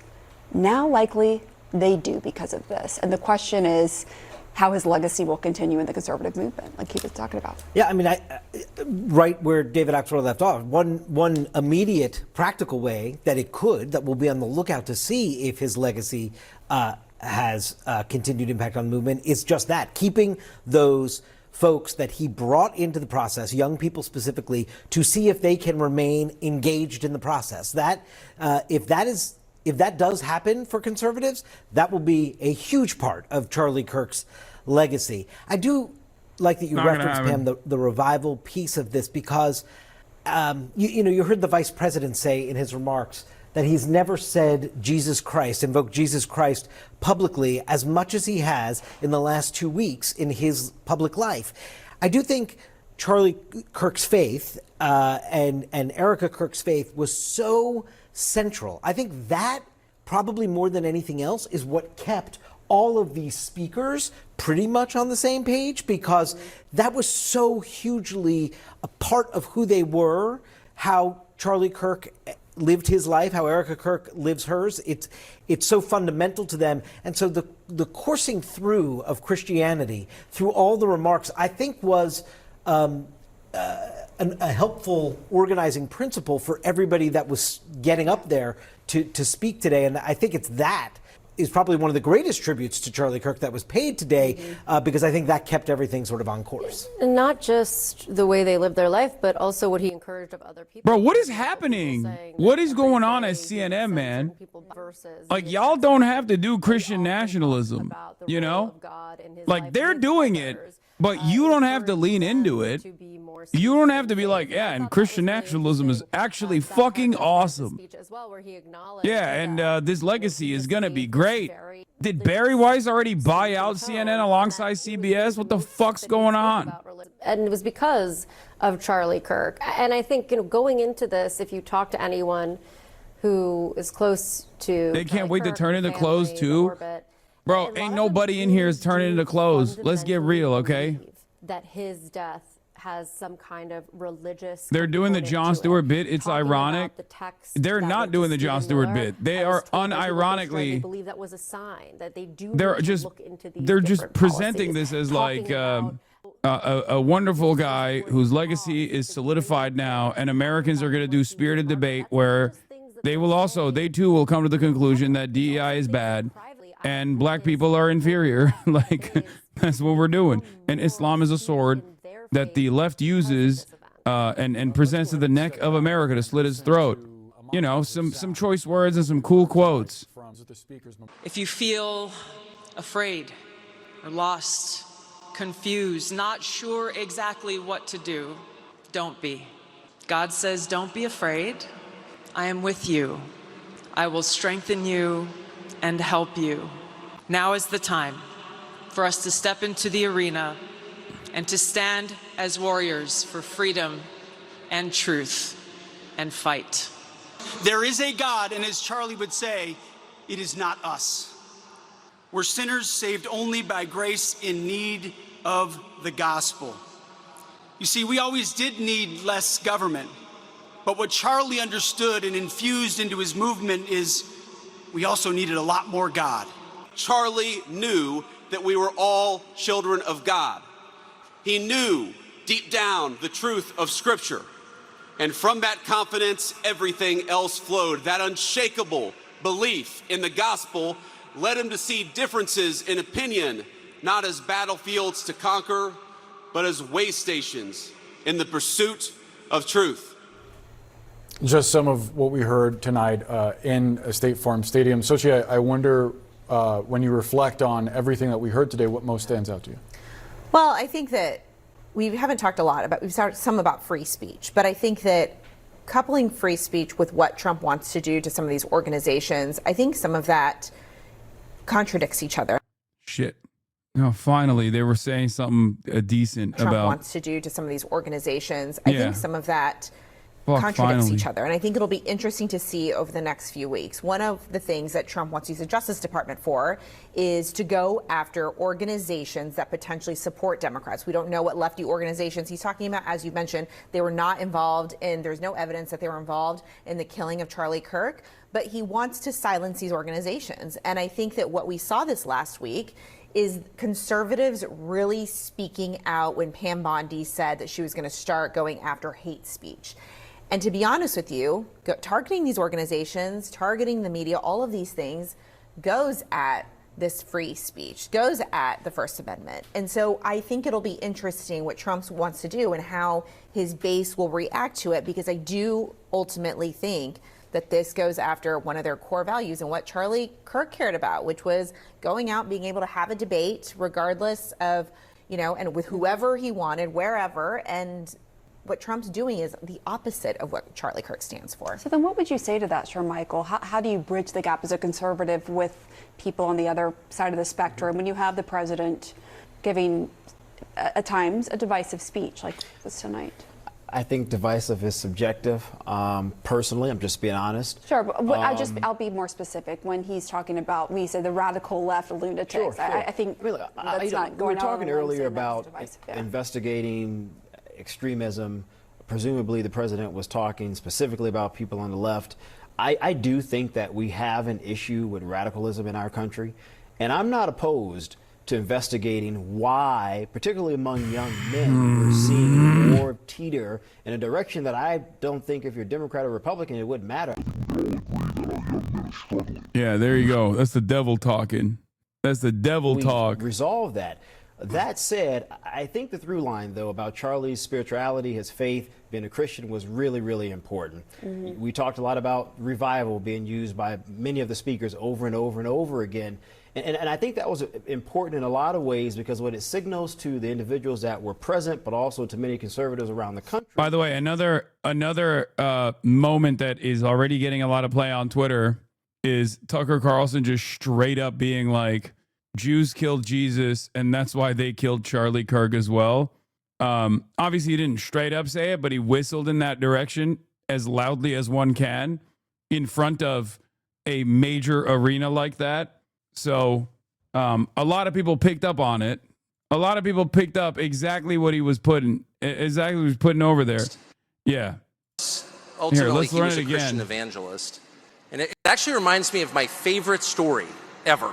So it's about 2,000 years ago in Jerusalem, and Jesus shows up and he starts talking about the people in power, and he starts doing the worst thing that you can do, which is telling the truth about people, and they hate it.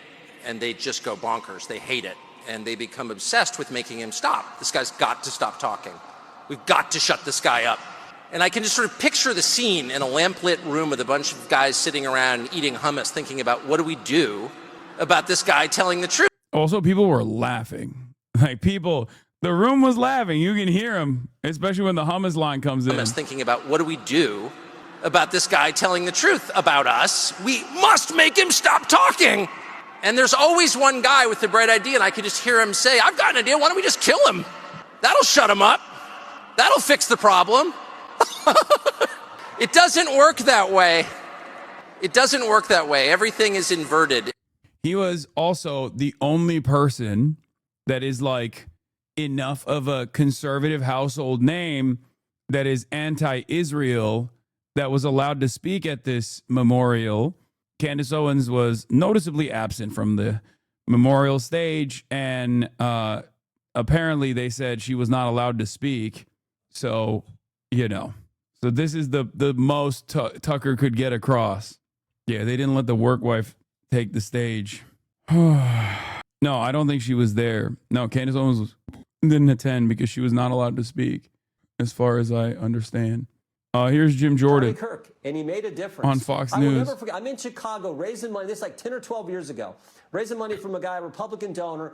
We're talking, and he says, there's this new guy named Charlie Kirk. He's starting this organization. I think I'm going to help him out. I'm going to put some money into that organization.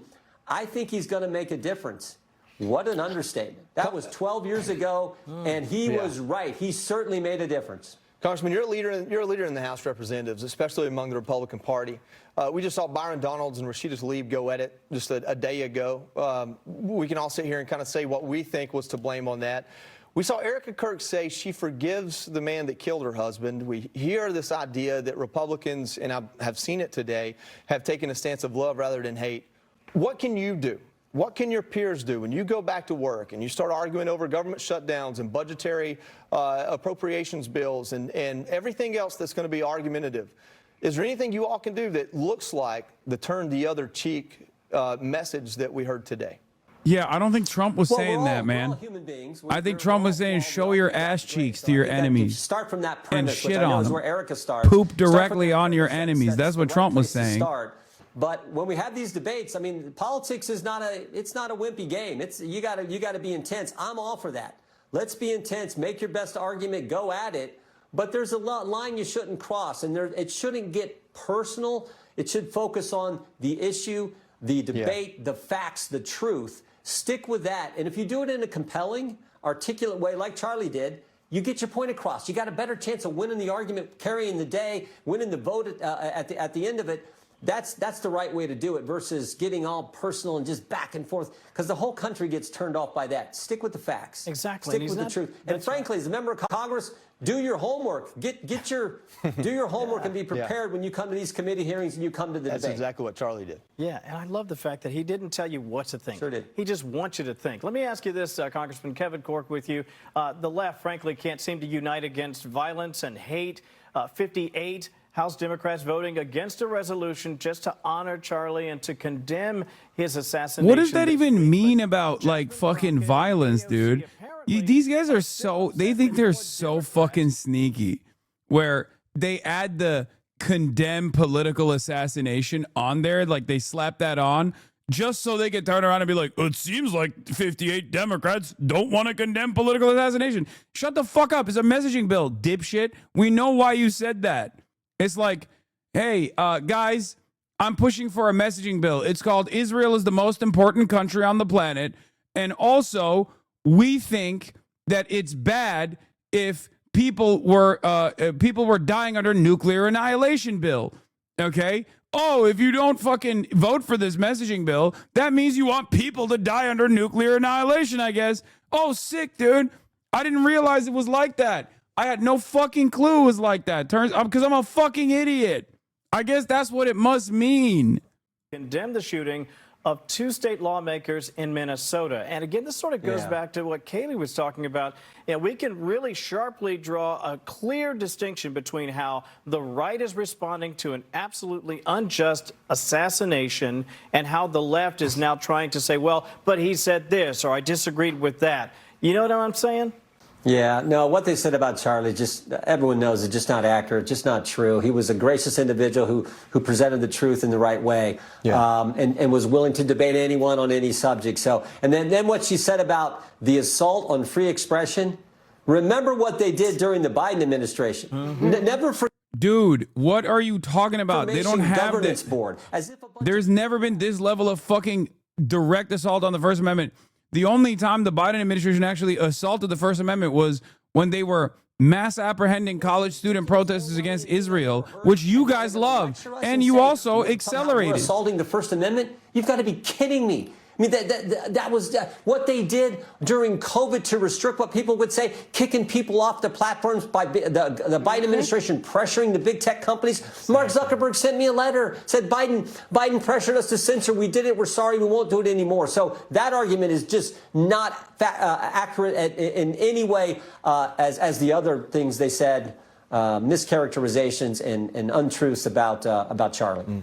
Congressman, I want to thank you for bringing that up. As you know, this is Tomi Lahren here. As you know, I was personally targeted in what you were just describing, so it's very close to my heart. I believe Charlie was also mentioned in some of those, whether it be the Twitter files or whatever else. Speaking of that, we're also getting more information. It's so funny that, like, the only time where there was any repercussions for Fox News commentators was when they knowingly lied about the integrity of the elections, and they were sued. It wasn't the Biden administration's doing. They were sued by the company, Dominion, that had the vote counting machines, and they lost a fuck ton of money. And in the process, a bunch of text messages were found in discovery showing that Tucker Carlson was, like, knowingly fucking lying. And quite literally, Fox News fired him. Like, that's it. That's the only time when these guys have ever experienced repercussions. And it wasn't the Biden administration. It was the corporation that was like, you're slandering us. And the lawfare that was taking place and Jack Smith and all he's doing. So the good news is, and Director Patel, while he couldn't say this directly in the hearing, but it seemed to be the case that there is not a single prominent Democrat Party leader or prominent Democratic Party politician or any Democratic Party politician whatsoever that hasn't condemned Charlie Kirk's assassination. I have condemned Charlie Kirk's assassination. I think like the only person that I could think of in an effort to be edgy that refused to do so to make a larger point about how Donald Trump should be the one lowering the temperature was Sex Pestany. That's it. Okay. And he wasn't even like saying that it was good that it happened, even though he implied it a little bit, but like he was making a broader point about how the fucking standards are lower for the goddamn president to lower the temperature than some fucking psychotic Twitch streamer or psychotic fucking YouTube kick streamer. That's it. Like he was making an obvious point in the edgiest way he possibly could. But outside of that, I don't know a single fucking prominent influencer, content creator, commentary person that's on mainstream news or even anyone in the Democratic Party at all that universally did not condemn this assassination. Of course they did. Our parents had JFK. Our generation, Gen X, millennials, had 9/11, and I truly believe that the assassination and the work beforehand, but the assassination of Charlie Kirk is that seminal moment for this generation. I believe it will bring more of us together than it splits apart, even though social media has this immediate reaction element. The last thing I'll say is that I did a podcast with Mike Rowe the day before this happened. He asked me what scares me most right now, and after I sorted through some thoughts, I thought, I don't want to talk about what scares me most. I want to talk about what I'm most inspired by. And it's that we think all the time, what kind of world are we building to leave our kids? And I said to him, I would love to be able to think, what kind of world can our kids build? That's Charlie Kirk. That's how he thought. That was his message. And if we could all take that from him, I think we might all wake up a little bit more optimistic tomorrow. I like that a lot. Isabella DeLuca tweeted something on X tonight, or posted on X. She basically said, I think what a lot of people are going to be thinking, and that is, no matter where you are, this is your opportunity to do something bigger with your life. It doesn't really matter how you got to this point or how you got to this place, but now you have a chance to do more with your life, and that's the lasting memory, I think, of Charlie Kirk. I love that. You know, in my reflection in a lot of this, I'm thinking, how can we engage in conversation? I hope the left, even if they just saw it in clips, even if they just digested a few snippets of Erica's speech, or they just saw a few things on social media, they might not have been watching our coverage, though I hope they were. Yeah. I'm wondering if they saw how beautiful and how patriotic and how peaceful that gathering was. And I hope that it changes some hearts and minds. But then for me, my task and my goal is, how can I reach out to the other side? And how can I foster some conversation? Yeah, there you go. Because I don't hate the other half of this country. I don't hate the people that are, LGBTQ or Queers for Palestine. I don't hate any of them. They're Americans. I love them.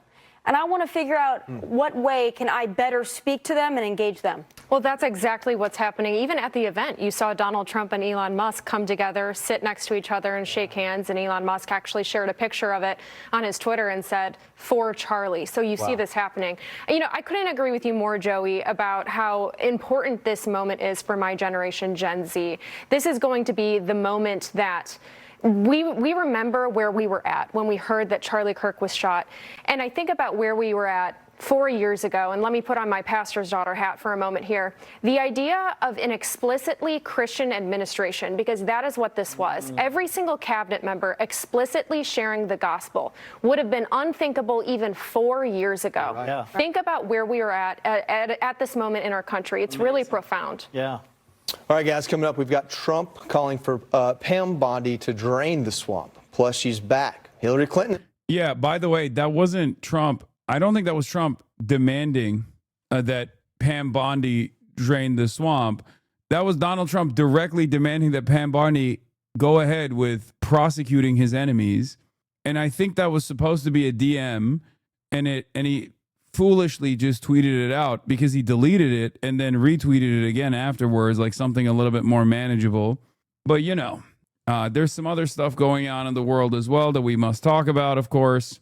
Kid Starver, Keir Starmer, also known as Kid Starver, and Marks Carney, also known as Mark Carney, have come out with their own statements about the state recognition of, because they so often put DMs in tweets, be real, bub. I mean, I don't know why he deleted it. That's my suspicion. But even if he didn't, it's still completely unacceptable. Like, what do you think the contents of what he sent out is even remotely appropriate? Bub? What are you, fucking Wolverine? What the fuck is this bub shit? No, but actually, do you think it's appropriate for the president to direct the attorney general to make haste in the prosecution of his enemies? That is, I mean, look, I know that these institutions are no longer sacred or anything, but there was a reason for why there was like at least an aesthetic separation between the DOJ and the executive office. Okay? Like, you can't have the president be like, guards. He's not a king. He's like, guards, gendarme, seize him now. It's fucking ridiculous. Like, that was what that demand was. And some of you are too stupid, I think, well, the Republicans at least in this chat, are too stupid to understand that. You don't understand the implications of this kind of demand being made in broad daylight. Anyway, people calling this a meaningless gesture are wrong. It's actually way more like spitting in everyone's face to do this, while the RAF continues to provide logistical support and targeting data to Israel's racial extermination campaigns. Yep. Kid Starver could, at the very least, like, pull back, you know, on offering logistical and surveillance support to the Israeli extermination campaign. But of course, he's not doing that. Who knows? If he does that, then I'll take this a little bit more seriously. Same with Marks Carney as well. Marks Carney obviously not as involved as the UK is in Israel's genocide, but still very much involved as well with weapons transfers and whatnot. And both of these states have offered official recognition, well, conditional rather, recognition of Palestinian statehood. Be like Tommy, start a conversation with Republican chatters. I love talking to my hogs. I tell the mods not to ban them because I love them. I cherish them. Here, they're celebrating against the Pam him, thing. including California Senator Adam Schiff, New York Attorney General Letitia James, and former FBI Director James Comey. But Democrat Senate leader is calling out the Trump administration for investigating serious allegations. I think it's a real threat to democracy, Dana. This is the path to a dictatorship. That's what dictatorships do. It is so very, very frightening and damaging to our republic. Oh, the hypocrisy is thick. Joining us now is Texas Congressman Brandon Gill, who's also a member of the House Judiciary and House Oversight Committees. Congressman Gill, it's great to have you. I'm so happy to have you on this topic as well. You know, my partner in crime over here, Kevin Corke, has been saying, unless we're seeing people in handcuffs and zip ties, you know, we want to see these investigations actually result in some consequences. Right. You're the perfect person for us to ask. Do you think that we're going to get an investigation that's actually going to result in somebody having to pay a price for what they've done to our current president? Well, I think we are, and thanks for having me on. Listen, I think that what President Trump is asking here for is simply justice. He's simply recognizing that the entire administrative state was going after him during his presidency and after his presidency, trying to attack him, trying to ruin his life, trying to ruin his finances. You saw the entire legal system weaponized against him. You saw the raid at Mar-a-Lago, which eventually led, I think, in many ways to the assassination attempt against President Trump, as you saw Democrats across the country becoming more and more radicalized against him, partly because of these investigations. And listen, President Trump is saying, we just want justice. We just want to see accountability for what happened during the Biden administration. Congressman, you're in the House of Representatives. You know, I always joke that you never stop campaigning because 2 years is such a short time now. We're coming into midterms. Do you feel like the Republicans in the House give up any collateral going into a campaign season if investigations become top line with everything else going on? No, listen, that's what the American people wanted. Whenever they voted for President Trump, and whenever they voted for House Republicans and allowed us to maintain the majority and keep the majority in the Senate, what they wanted was a government that was going to seek justice, that was going to go after wrongdoers and perpetrators, just like the people who weaponized our legal system against the president, just like the people who weaponized the deep state against our president. That's what they're looking for. I love that they're like, oh, remember when the deep state was weaponized against our president? A thing that didn't happen, by the way. Yeah, we're going to do that now for real to our political opponents. Okay, so is it bad? Or is it only bad when you imagine that your ideological opposites are doing it to you? What a psychotic situation, man. Jesus Christ. I hate this shit. Anyway, here is oh, this is the guy whose father-in-law is Dinesh D'Souza, the one who made fun of Zoran for eating with his hands, by the way, whose very own father-in-law is Indian. That makes a lot more sense now. He's a fucking real freak. Anyway, here's Charlie Kirk. 3 balls. I'm saying it came out late. Look at these diamonds, they water. I'm saying I don't wait for no pussy. The pussy on me, I'm a cutter. She trying to be part of my schedule. I told her, who come back tomorrow. I've been feeling myself all day. I told her to drink Carlisle. Pieces all on my lips. You know I can't kiss no hope. Outside, I'm rolling dice. I'm putting 2 He's smoking you? Absolutely not, bro. I would destroy him. Get the fuck out of here. Oh my God, you guys are so ass, bro. You're such... Oh, you're so wrong. You're just wrong, bro. You're wrong. You're fucking wrong. You're just wrong. Big Kirko would rain 3s on your head. What is happening? You're calling him Big Kirko? Dude, why do I need ops? Why do I need fucking Elon Musk? Why do I need the Trump administration when I have 40,000 motherfuckers in here who are excited at the prospect of taking the oppositional point against me, no matter who is opposing me? My own fans are my biggest motherfucking enemies. So much so that they will just, so much so that they'll take on, they'll give Charlie Kirk a fucking pet name. Yeah, you saw a compilation of like 6 catch and shoot 3s, wide open, by the way, and you think that under pressure on a 1v1 situation, many years since he's done anything athletic, he would be able to outcompete the big dog, and you're out of your dang mind. Another Hassan Abi fan doing op shit? What the fuck is this? Okay, these aren't that bad. Okay, maybe that one is kind of lame. I'm gonna be honest, there's an account out there that like puts all my, you are way too triggered about this law. Yes, it pisses me off. It pisses me off to see my own fans turn on me like this. It pisses me off to see my own fans turn on me like this and then no longer care about the truth. Okay, some of these are not that bad and I look kind of hot, so I'll let it happen. But I was gonna say there is a God, look at how long that t-shirt is. Jesus Christ.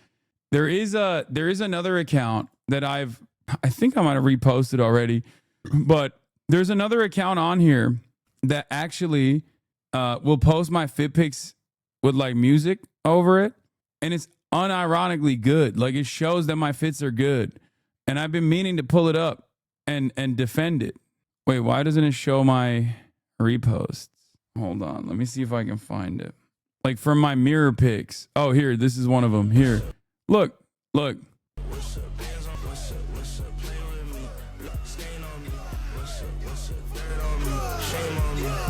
The fits are fitting. Like, the new fits are popping. And I think a lot of you are freaking haters.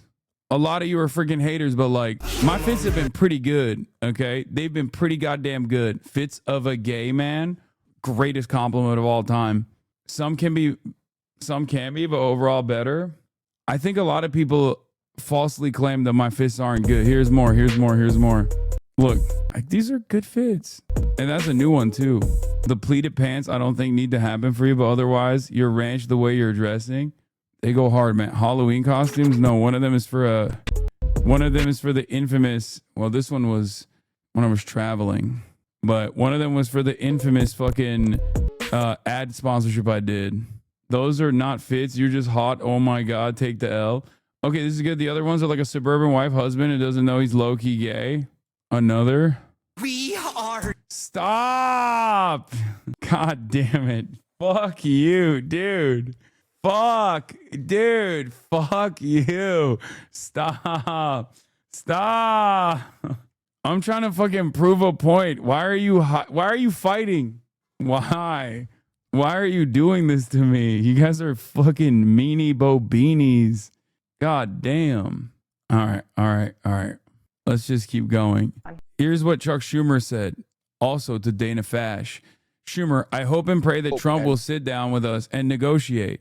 It's not going to happen. Let's take a look at what he had to say. Pray that Trump will sit down with us and negotiate a bipartisan bill. That's how it's always been done in the past. That's how shutdowns have been avoided in the past. And if he doesn't, I'm just confirming here, you will vote no. Is that correct?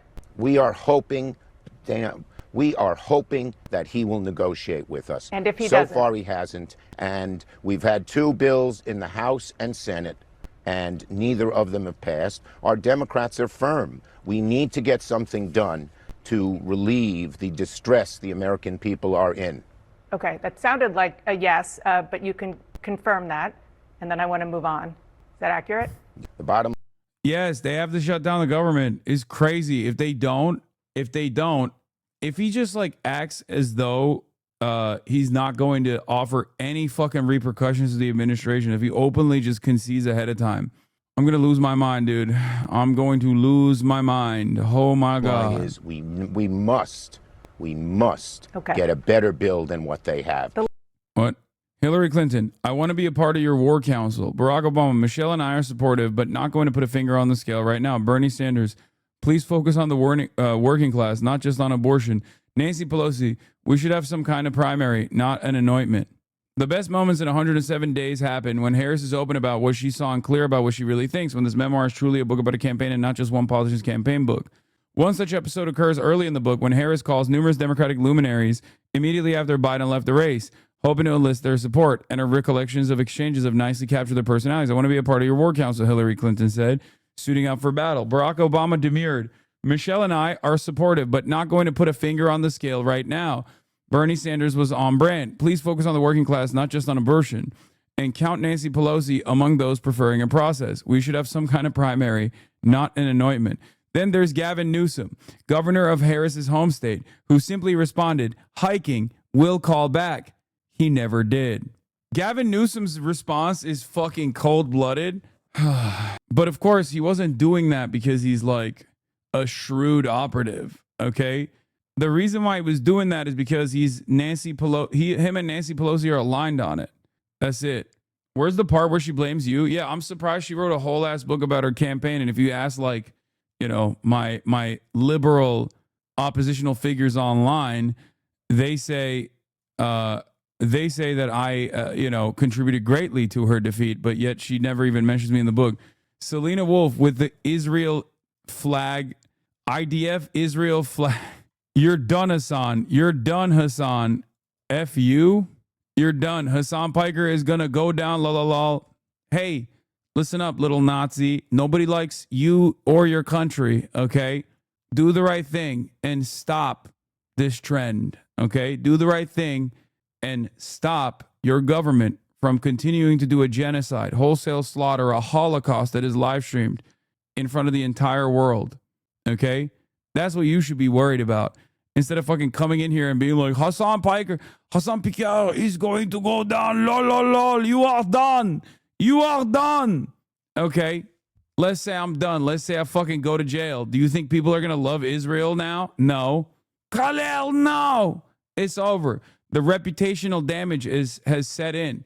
All because of how fucking bloodthirsty the Israeli occupying force was.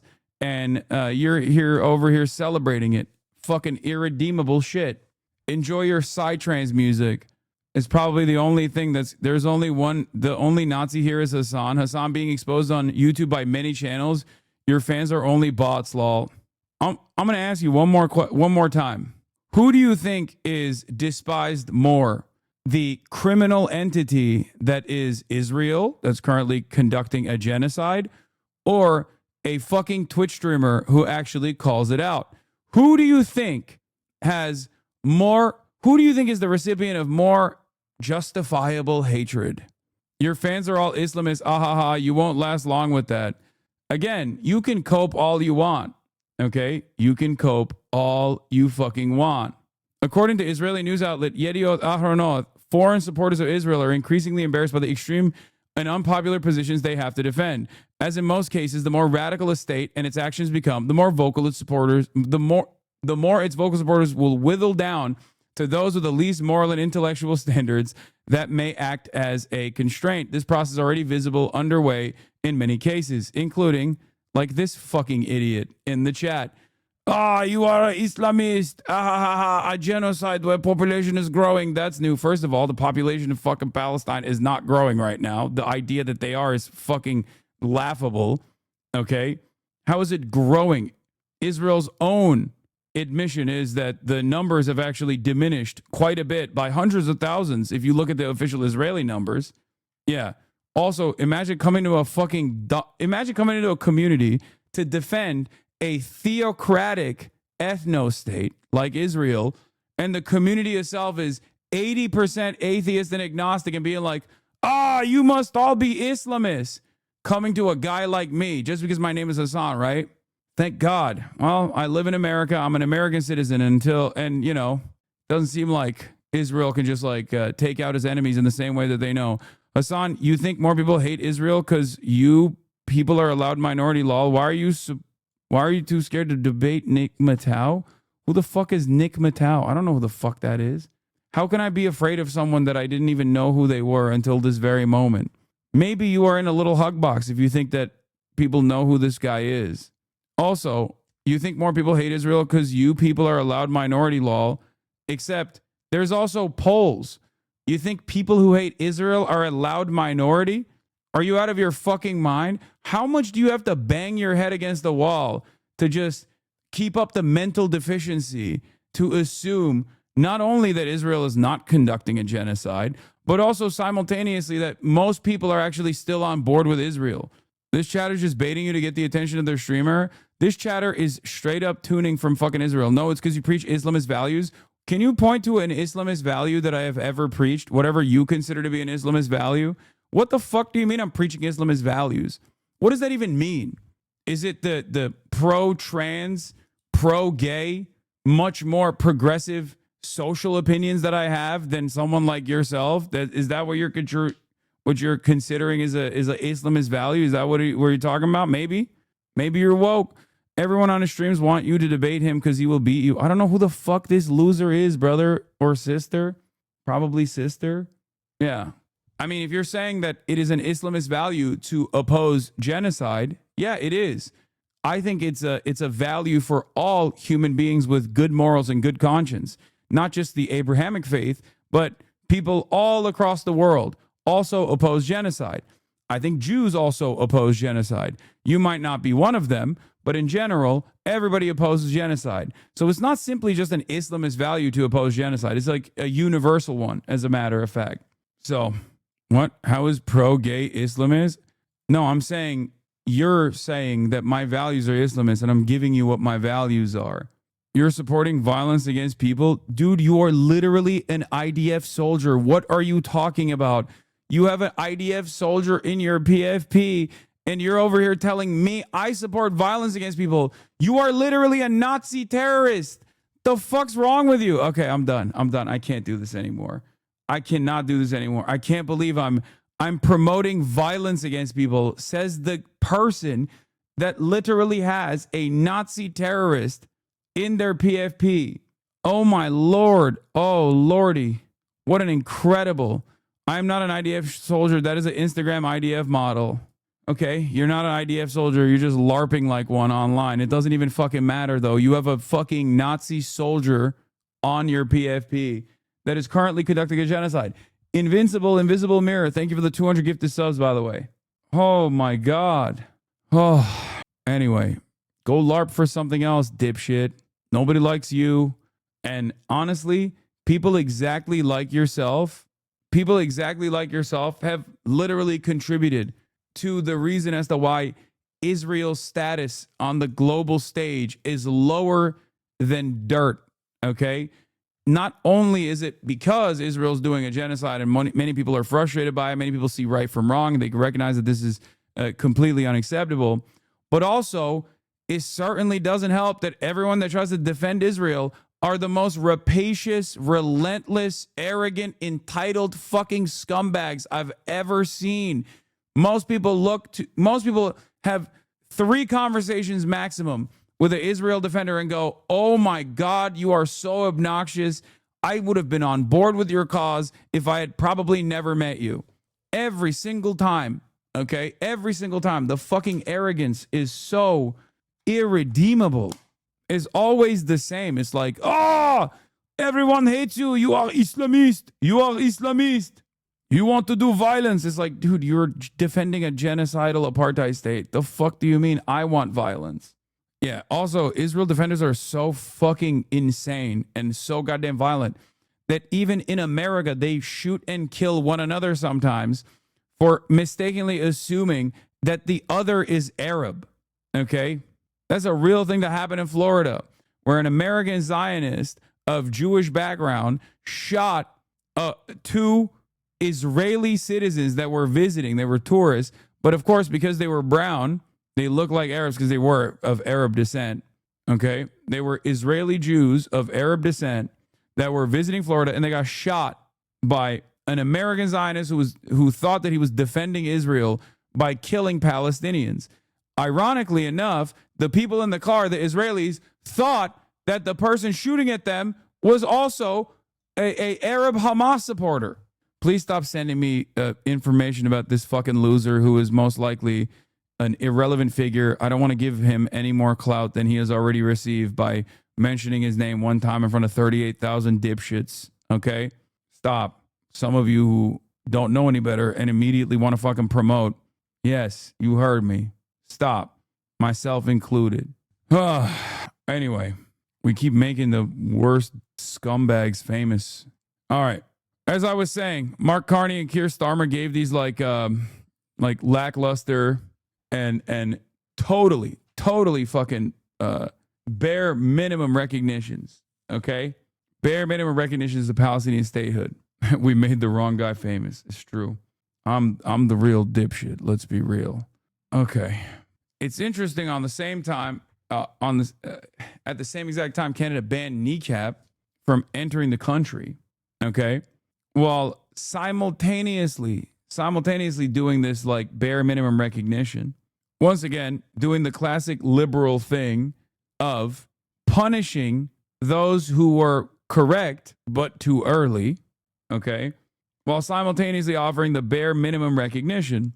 And here we are. But all of that, of course, still caused a tremendous amount of grief and anger in the eyes of some of the most arrogant, entitled, bloodthirsty monsters on the planet, Benjamin Netanyahu. Here's what he had to say. Sorry, I didn't know it was in Hebrew. He says a Palestinian state will not be established. The response to the recent attempts to impose a terror state in the heart of our land will be given after my return from the U.S. I have a clear message to those leaders who recognize a Palestinian state after the terrible massacre on October 7th. You are giving a huge reward to terror. And I have another message for you. It will not happen. A Palestinian state will not be established west of the Jordan River. For years, I have prevented the establishment of this terror state despite enormous pressures both from within and from the outside. We did this with determination, and we did it with political wisdom. Moreover, we have double Jewish settlement in Judea and Samaria, and we will continue on this path. The response to the recent attempt to impose a terror state in the heart of our land will be given after my return from the United States. Wait. Now, the reason why this is in Hebrew instead of in English is because he says the quiet part out loud. We have double Jewish settlement. There will be no state for Palestinians. There will be no Palestine. All this shit. When he's talking in English, he is facing the Western audiences, at which point he will tone down the language a little bit differently. I mean, he'll speak on this issue a little bit differently. Okay, and over the years, as they have become way more aggressive in their approach, let's be real, they've also increased the threats and the intensity of the language itself, and that's where we're at. The ADL is deeply concerned by a decision by a number of countries to prematurely recognize a Palestinian state outside of the framework of direct negotiations between Israelis and Palestinians. This decision fails. Why is an American civil rights organization releasing a fucking statement about other foreign nations recognizing Palestinian statehood? What the fuck does the ADL have to do with this is a question that you would have if you weren't in here already and you were totally aware of what the ADL's sole purpose is. And that, of course, is that it's the Apartheid Defense League, revealing its primary purpose, defending the genocidal apartheid state of Israel fantastic. Was the ADL this bad before 10-7? I mean, it was, but it wasn't like this overt. And I mean, its primary purpose has always been to defend Israel. Its primary purpose has always been to defend Israel. It's just they weren't as out and about with it.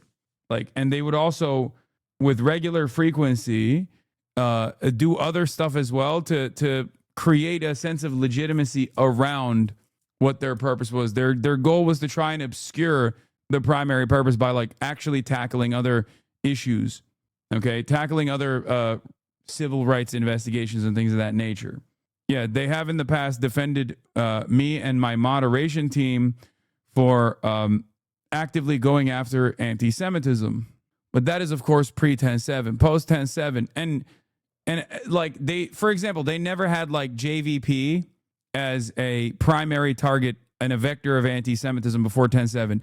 Post-10-7, they didn't like Students for Justice for Palestine, always. They always said those guys were anti-Semitic. But they never actually went after If Not Now and JVP by name. Only after 10-7 did they actually add anti-Zionism officially as a anti-Semitic designation. They lost all tact. They dropped all notion of civility, and they're very out and about with their primary purpose. From the river to the sea wasn't anti-Semitic according to the ADL until 10-7. I think that too. Yeah, here, if you want to understand discontent or rather a lack of discontent within the Israeli state, here's the leader of the Israeli opposition vowing to oppose a Palestinian state forever and instead have a military occupation for eternity. Bennett denounces Palestinian state recognition. Palestine today means Paris tomorrow. Here's Hamas's response. In response to the recognition of the state of Palestine by Britain, Canada, and Australia, and the announcement by a number of countries of their intention to recognize the Palestinian state, we in the Islamic resistance movement affirm the following. This recognition is an important step in affirming our Palestinian people's right to defend their land and holy sites and to establish their state with Jerusalem as its capital. It is a deserved outcome of our people's struggle, steadfastness, and sacrifices. This important step must be accompanied by practical measures that lead to an immediate halt to the brutal war of genocide against our Palestinian people in the Gaza Strip and a confrontation of the annexation and Judaization projects in the West Bank and Jerusalem. We call on the international community, the United Nations, and its institutions to isolate this rogue entity, stop all forms of cooperation and coordination with it, escalate punitive measures against it, and work to bring its leaders, the war criminals, to international courts. The fascist occupation government continues to insist on challenging international laws and is committing the most heinous violations against our people through policies of genocide and ethnic cleansing. This now requires clear and effective positions to restrain it. The resistance and struggle of our Palestinian people against the most brutal occupation known in modern history is a natural right guaranteed by international law. It is incumbent upon the nations of the world to support our people in confronting this criminal occupation. 100% correct, by the way. The Prime Minister and Dermer said in a recent meeting, the most important thing is to work in full coordination with the Trump administration with respect to the West Bank. There is a drift here, and we can turn it into an opportunity if we work correctly, said Channel 12. Response and measures on the table, applying sovereignty in various configurations and closing consulates. In a statement released by Netanyahu after the announcement, he added, we will respond to this upon my return from the United States. He's going to come to the United States of America and make Trump gargle his fucking semen again, make the Secret Service launder his clothes, make the American government launder his reputation, and then Donald Trump is going to come back and, I don't know, maximize the genocide even further. Good luck to all. All the while this is happening, Israel has obviously shut down the internet in numerous parts of the Gaza Strip, and the occupation continues its heavy bombardment campaigns and are taking out the last remaining standing structures in the heart of Gaza City. So make no mistake, the genocide is still continuing. Israel is still killing by the hundreds every single day, if not by the thousands. We do not know what the total death count is going to look like or have any idea what it looks like right now. We have simple estimates ranging from 300,000 to as high as 680,000. And you still have dumb fucks chirping and being like, oh my God, it's just a loud minority. All of these countries that offer tepid recognitions to the Palestinian statehood that have these insane conditions, by the way, all these countries that do shit like this also simultaneously are suppressing the discontent from within. There are obviously a lot of people in these respective nations in the Western world that are unimaginably frustrated with the involvement of their governments, okay? Their government's involvement and their own moral culpability with the continuation of this genocide. Israel could not be continuing this genocide without American arms, without British surveillance, without British logistics, without Canadian arms. Israel would not be able to do any of this without the full and unconditional support and loyalty of many Western nations. The populations of these Western nations are aware of this reality. This is precisely the reason why they actively struggle against their own respective nations and their institutions. And yet the response from these Western nations have been to try to create a pressure valve scenario to quiet the discontent while simultaneously suppress any sort of dissenting speech. Obviously, in the United Kingdom, as we've seen over and over again, not only did Palestine Action get prescribed as a terrorist organization, but the British government has actively arrested hundreds of people for the crime of holding up a placard.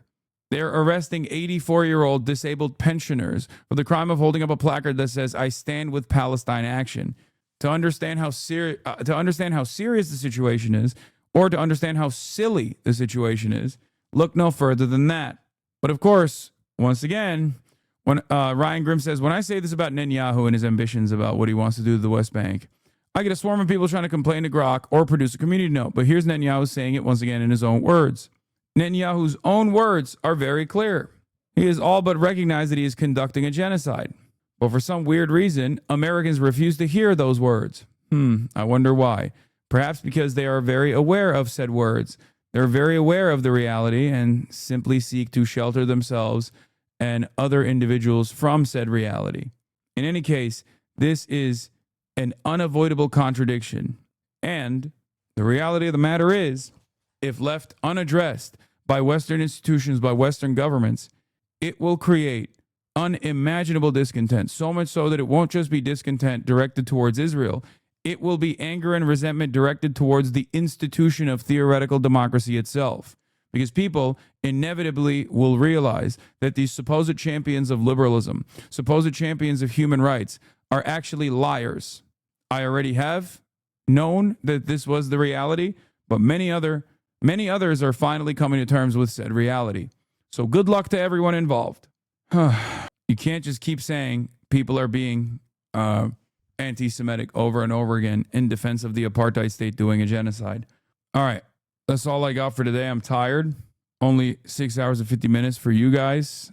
Okay, apologies, but I'm tired, like I said. Hey, I'm just doing this to sound like Bo Burnham in the beginning, but I'm chillaxing. Anyway, so hi. Love you guys, and I will see you tomorrow. Monday Newsday, baby. Peace. Stunning lo-fi introduction, starting off the day. All the chatter's trickling in, hostile people hate. Sunny Los Angeles, California, says Hassan. The stun lock to the stun lock to the topic that's just begun. There he is again, Hassan is streaming. Hassan is streaming. There he is again. Hassan is streaming. Hassan is streaming. Reviewing the P.O. box. Uncle Uyghur's face. Sudden discord agitprop. Gray names take on race. Tiny Bernie Sanders. LGBTQ Air Force. The whole left at your fingertips, and Anye out your door. The H3 Crowder debate, the Young Turks online show. 3 full fucking years of this, and plenty more to go.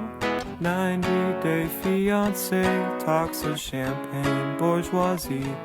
A Trump rally live reaction, a mass riot in D.C. There he is again. Hassan is streaming. Hassan is streaming.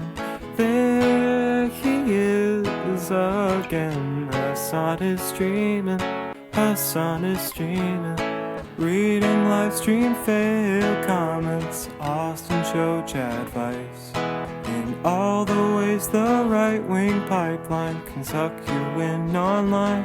JCS react, Lord Frank gets broken, cover blown. A full-blown mass pandemic, months of streaming in your home. Total radicalization coming out to find this is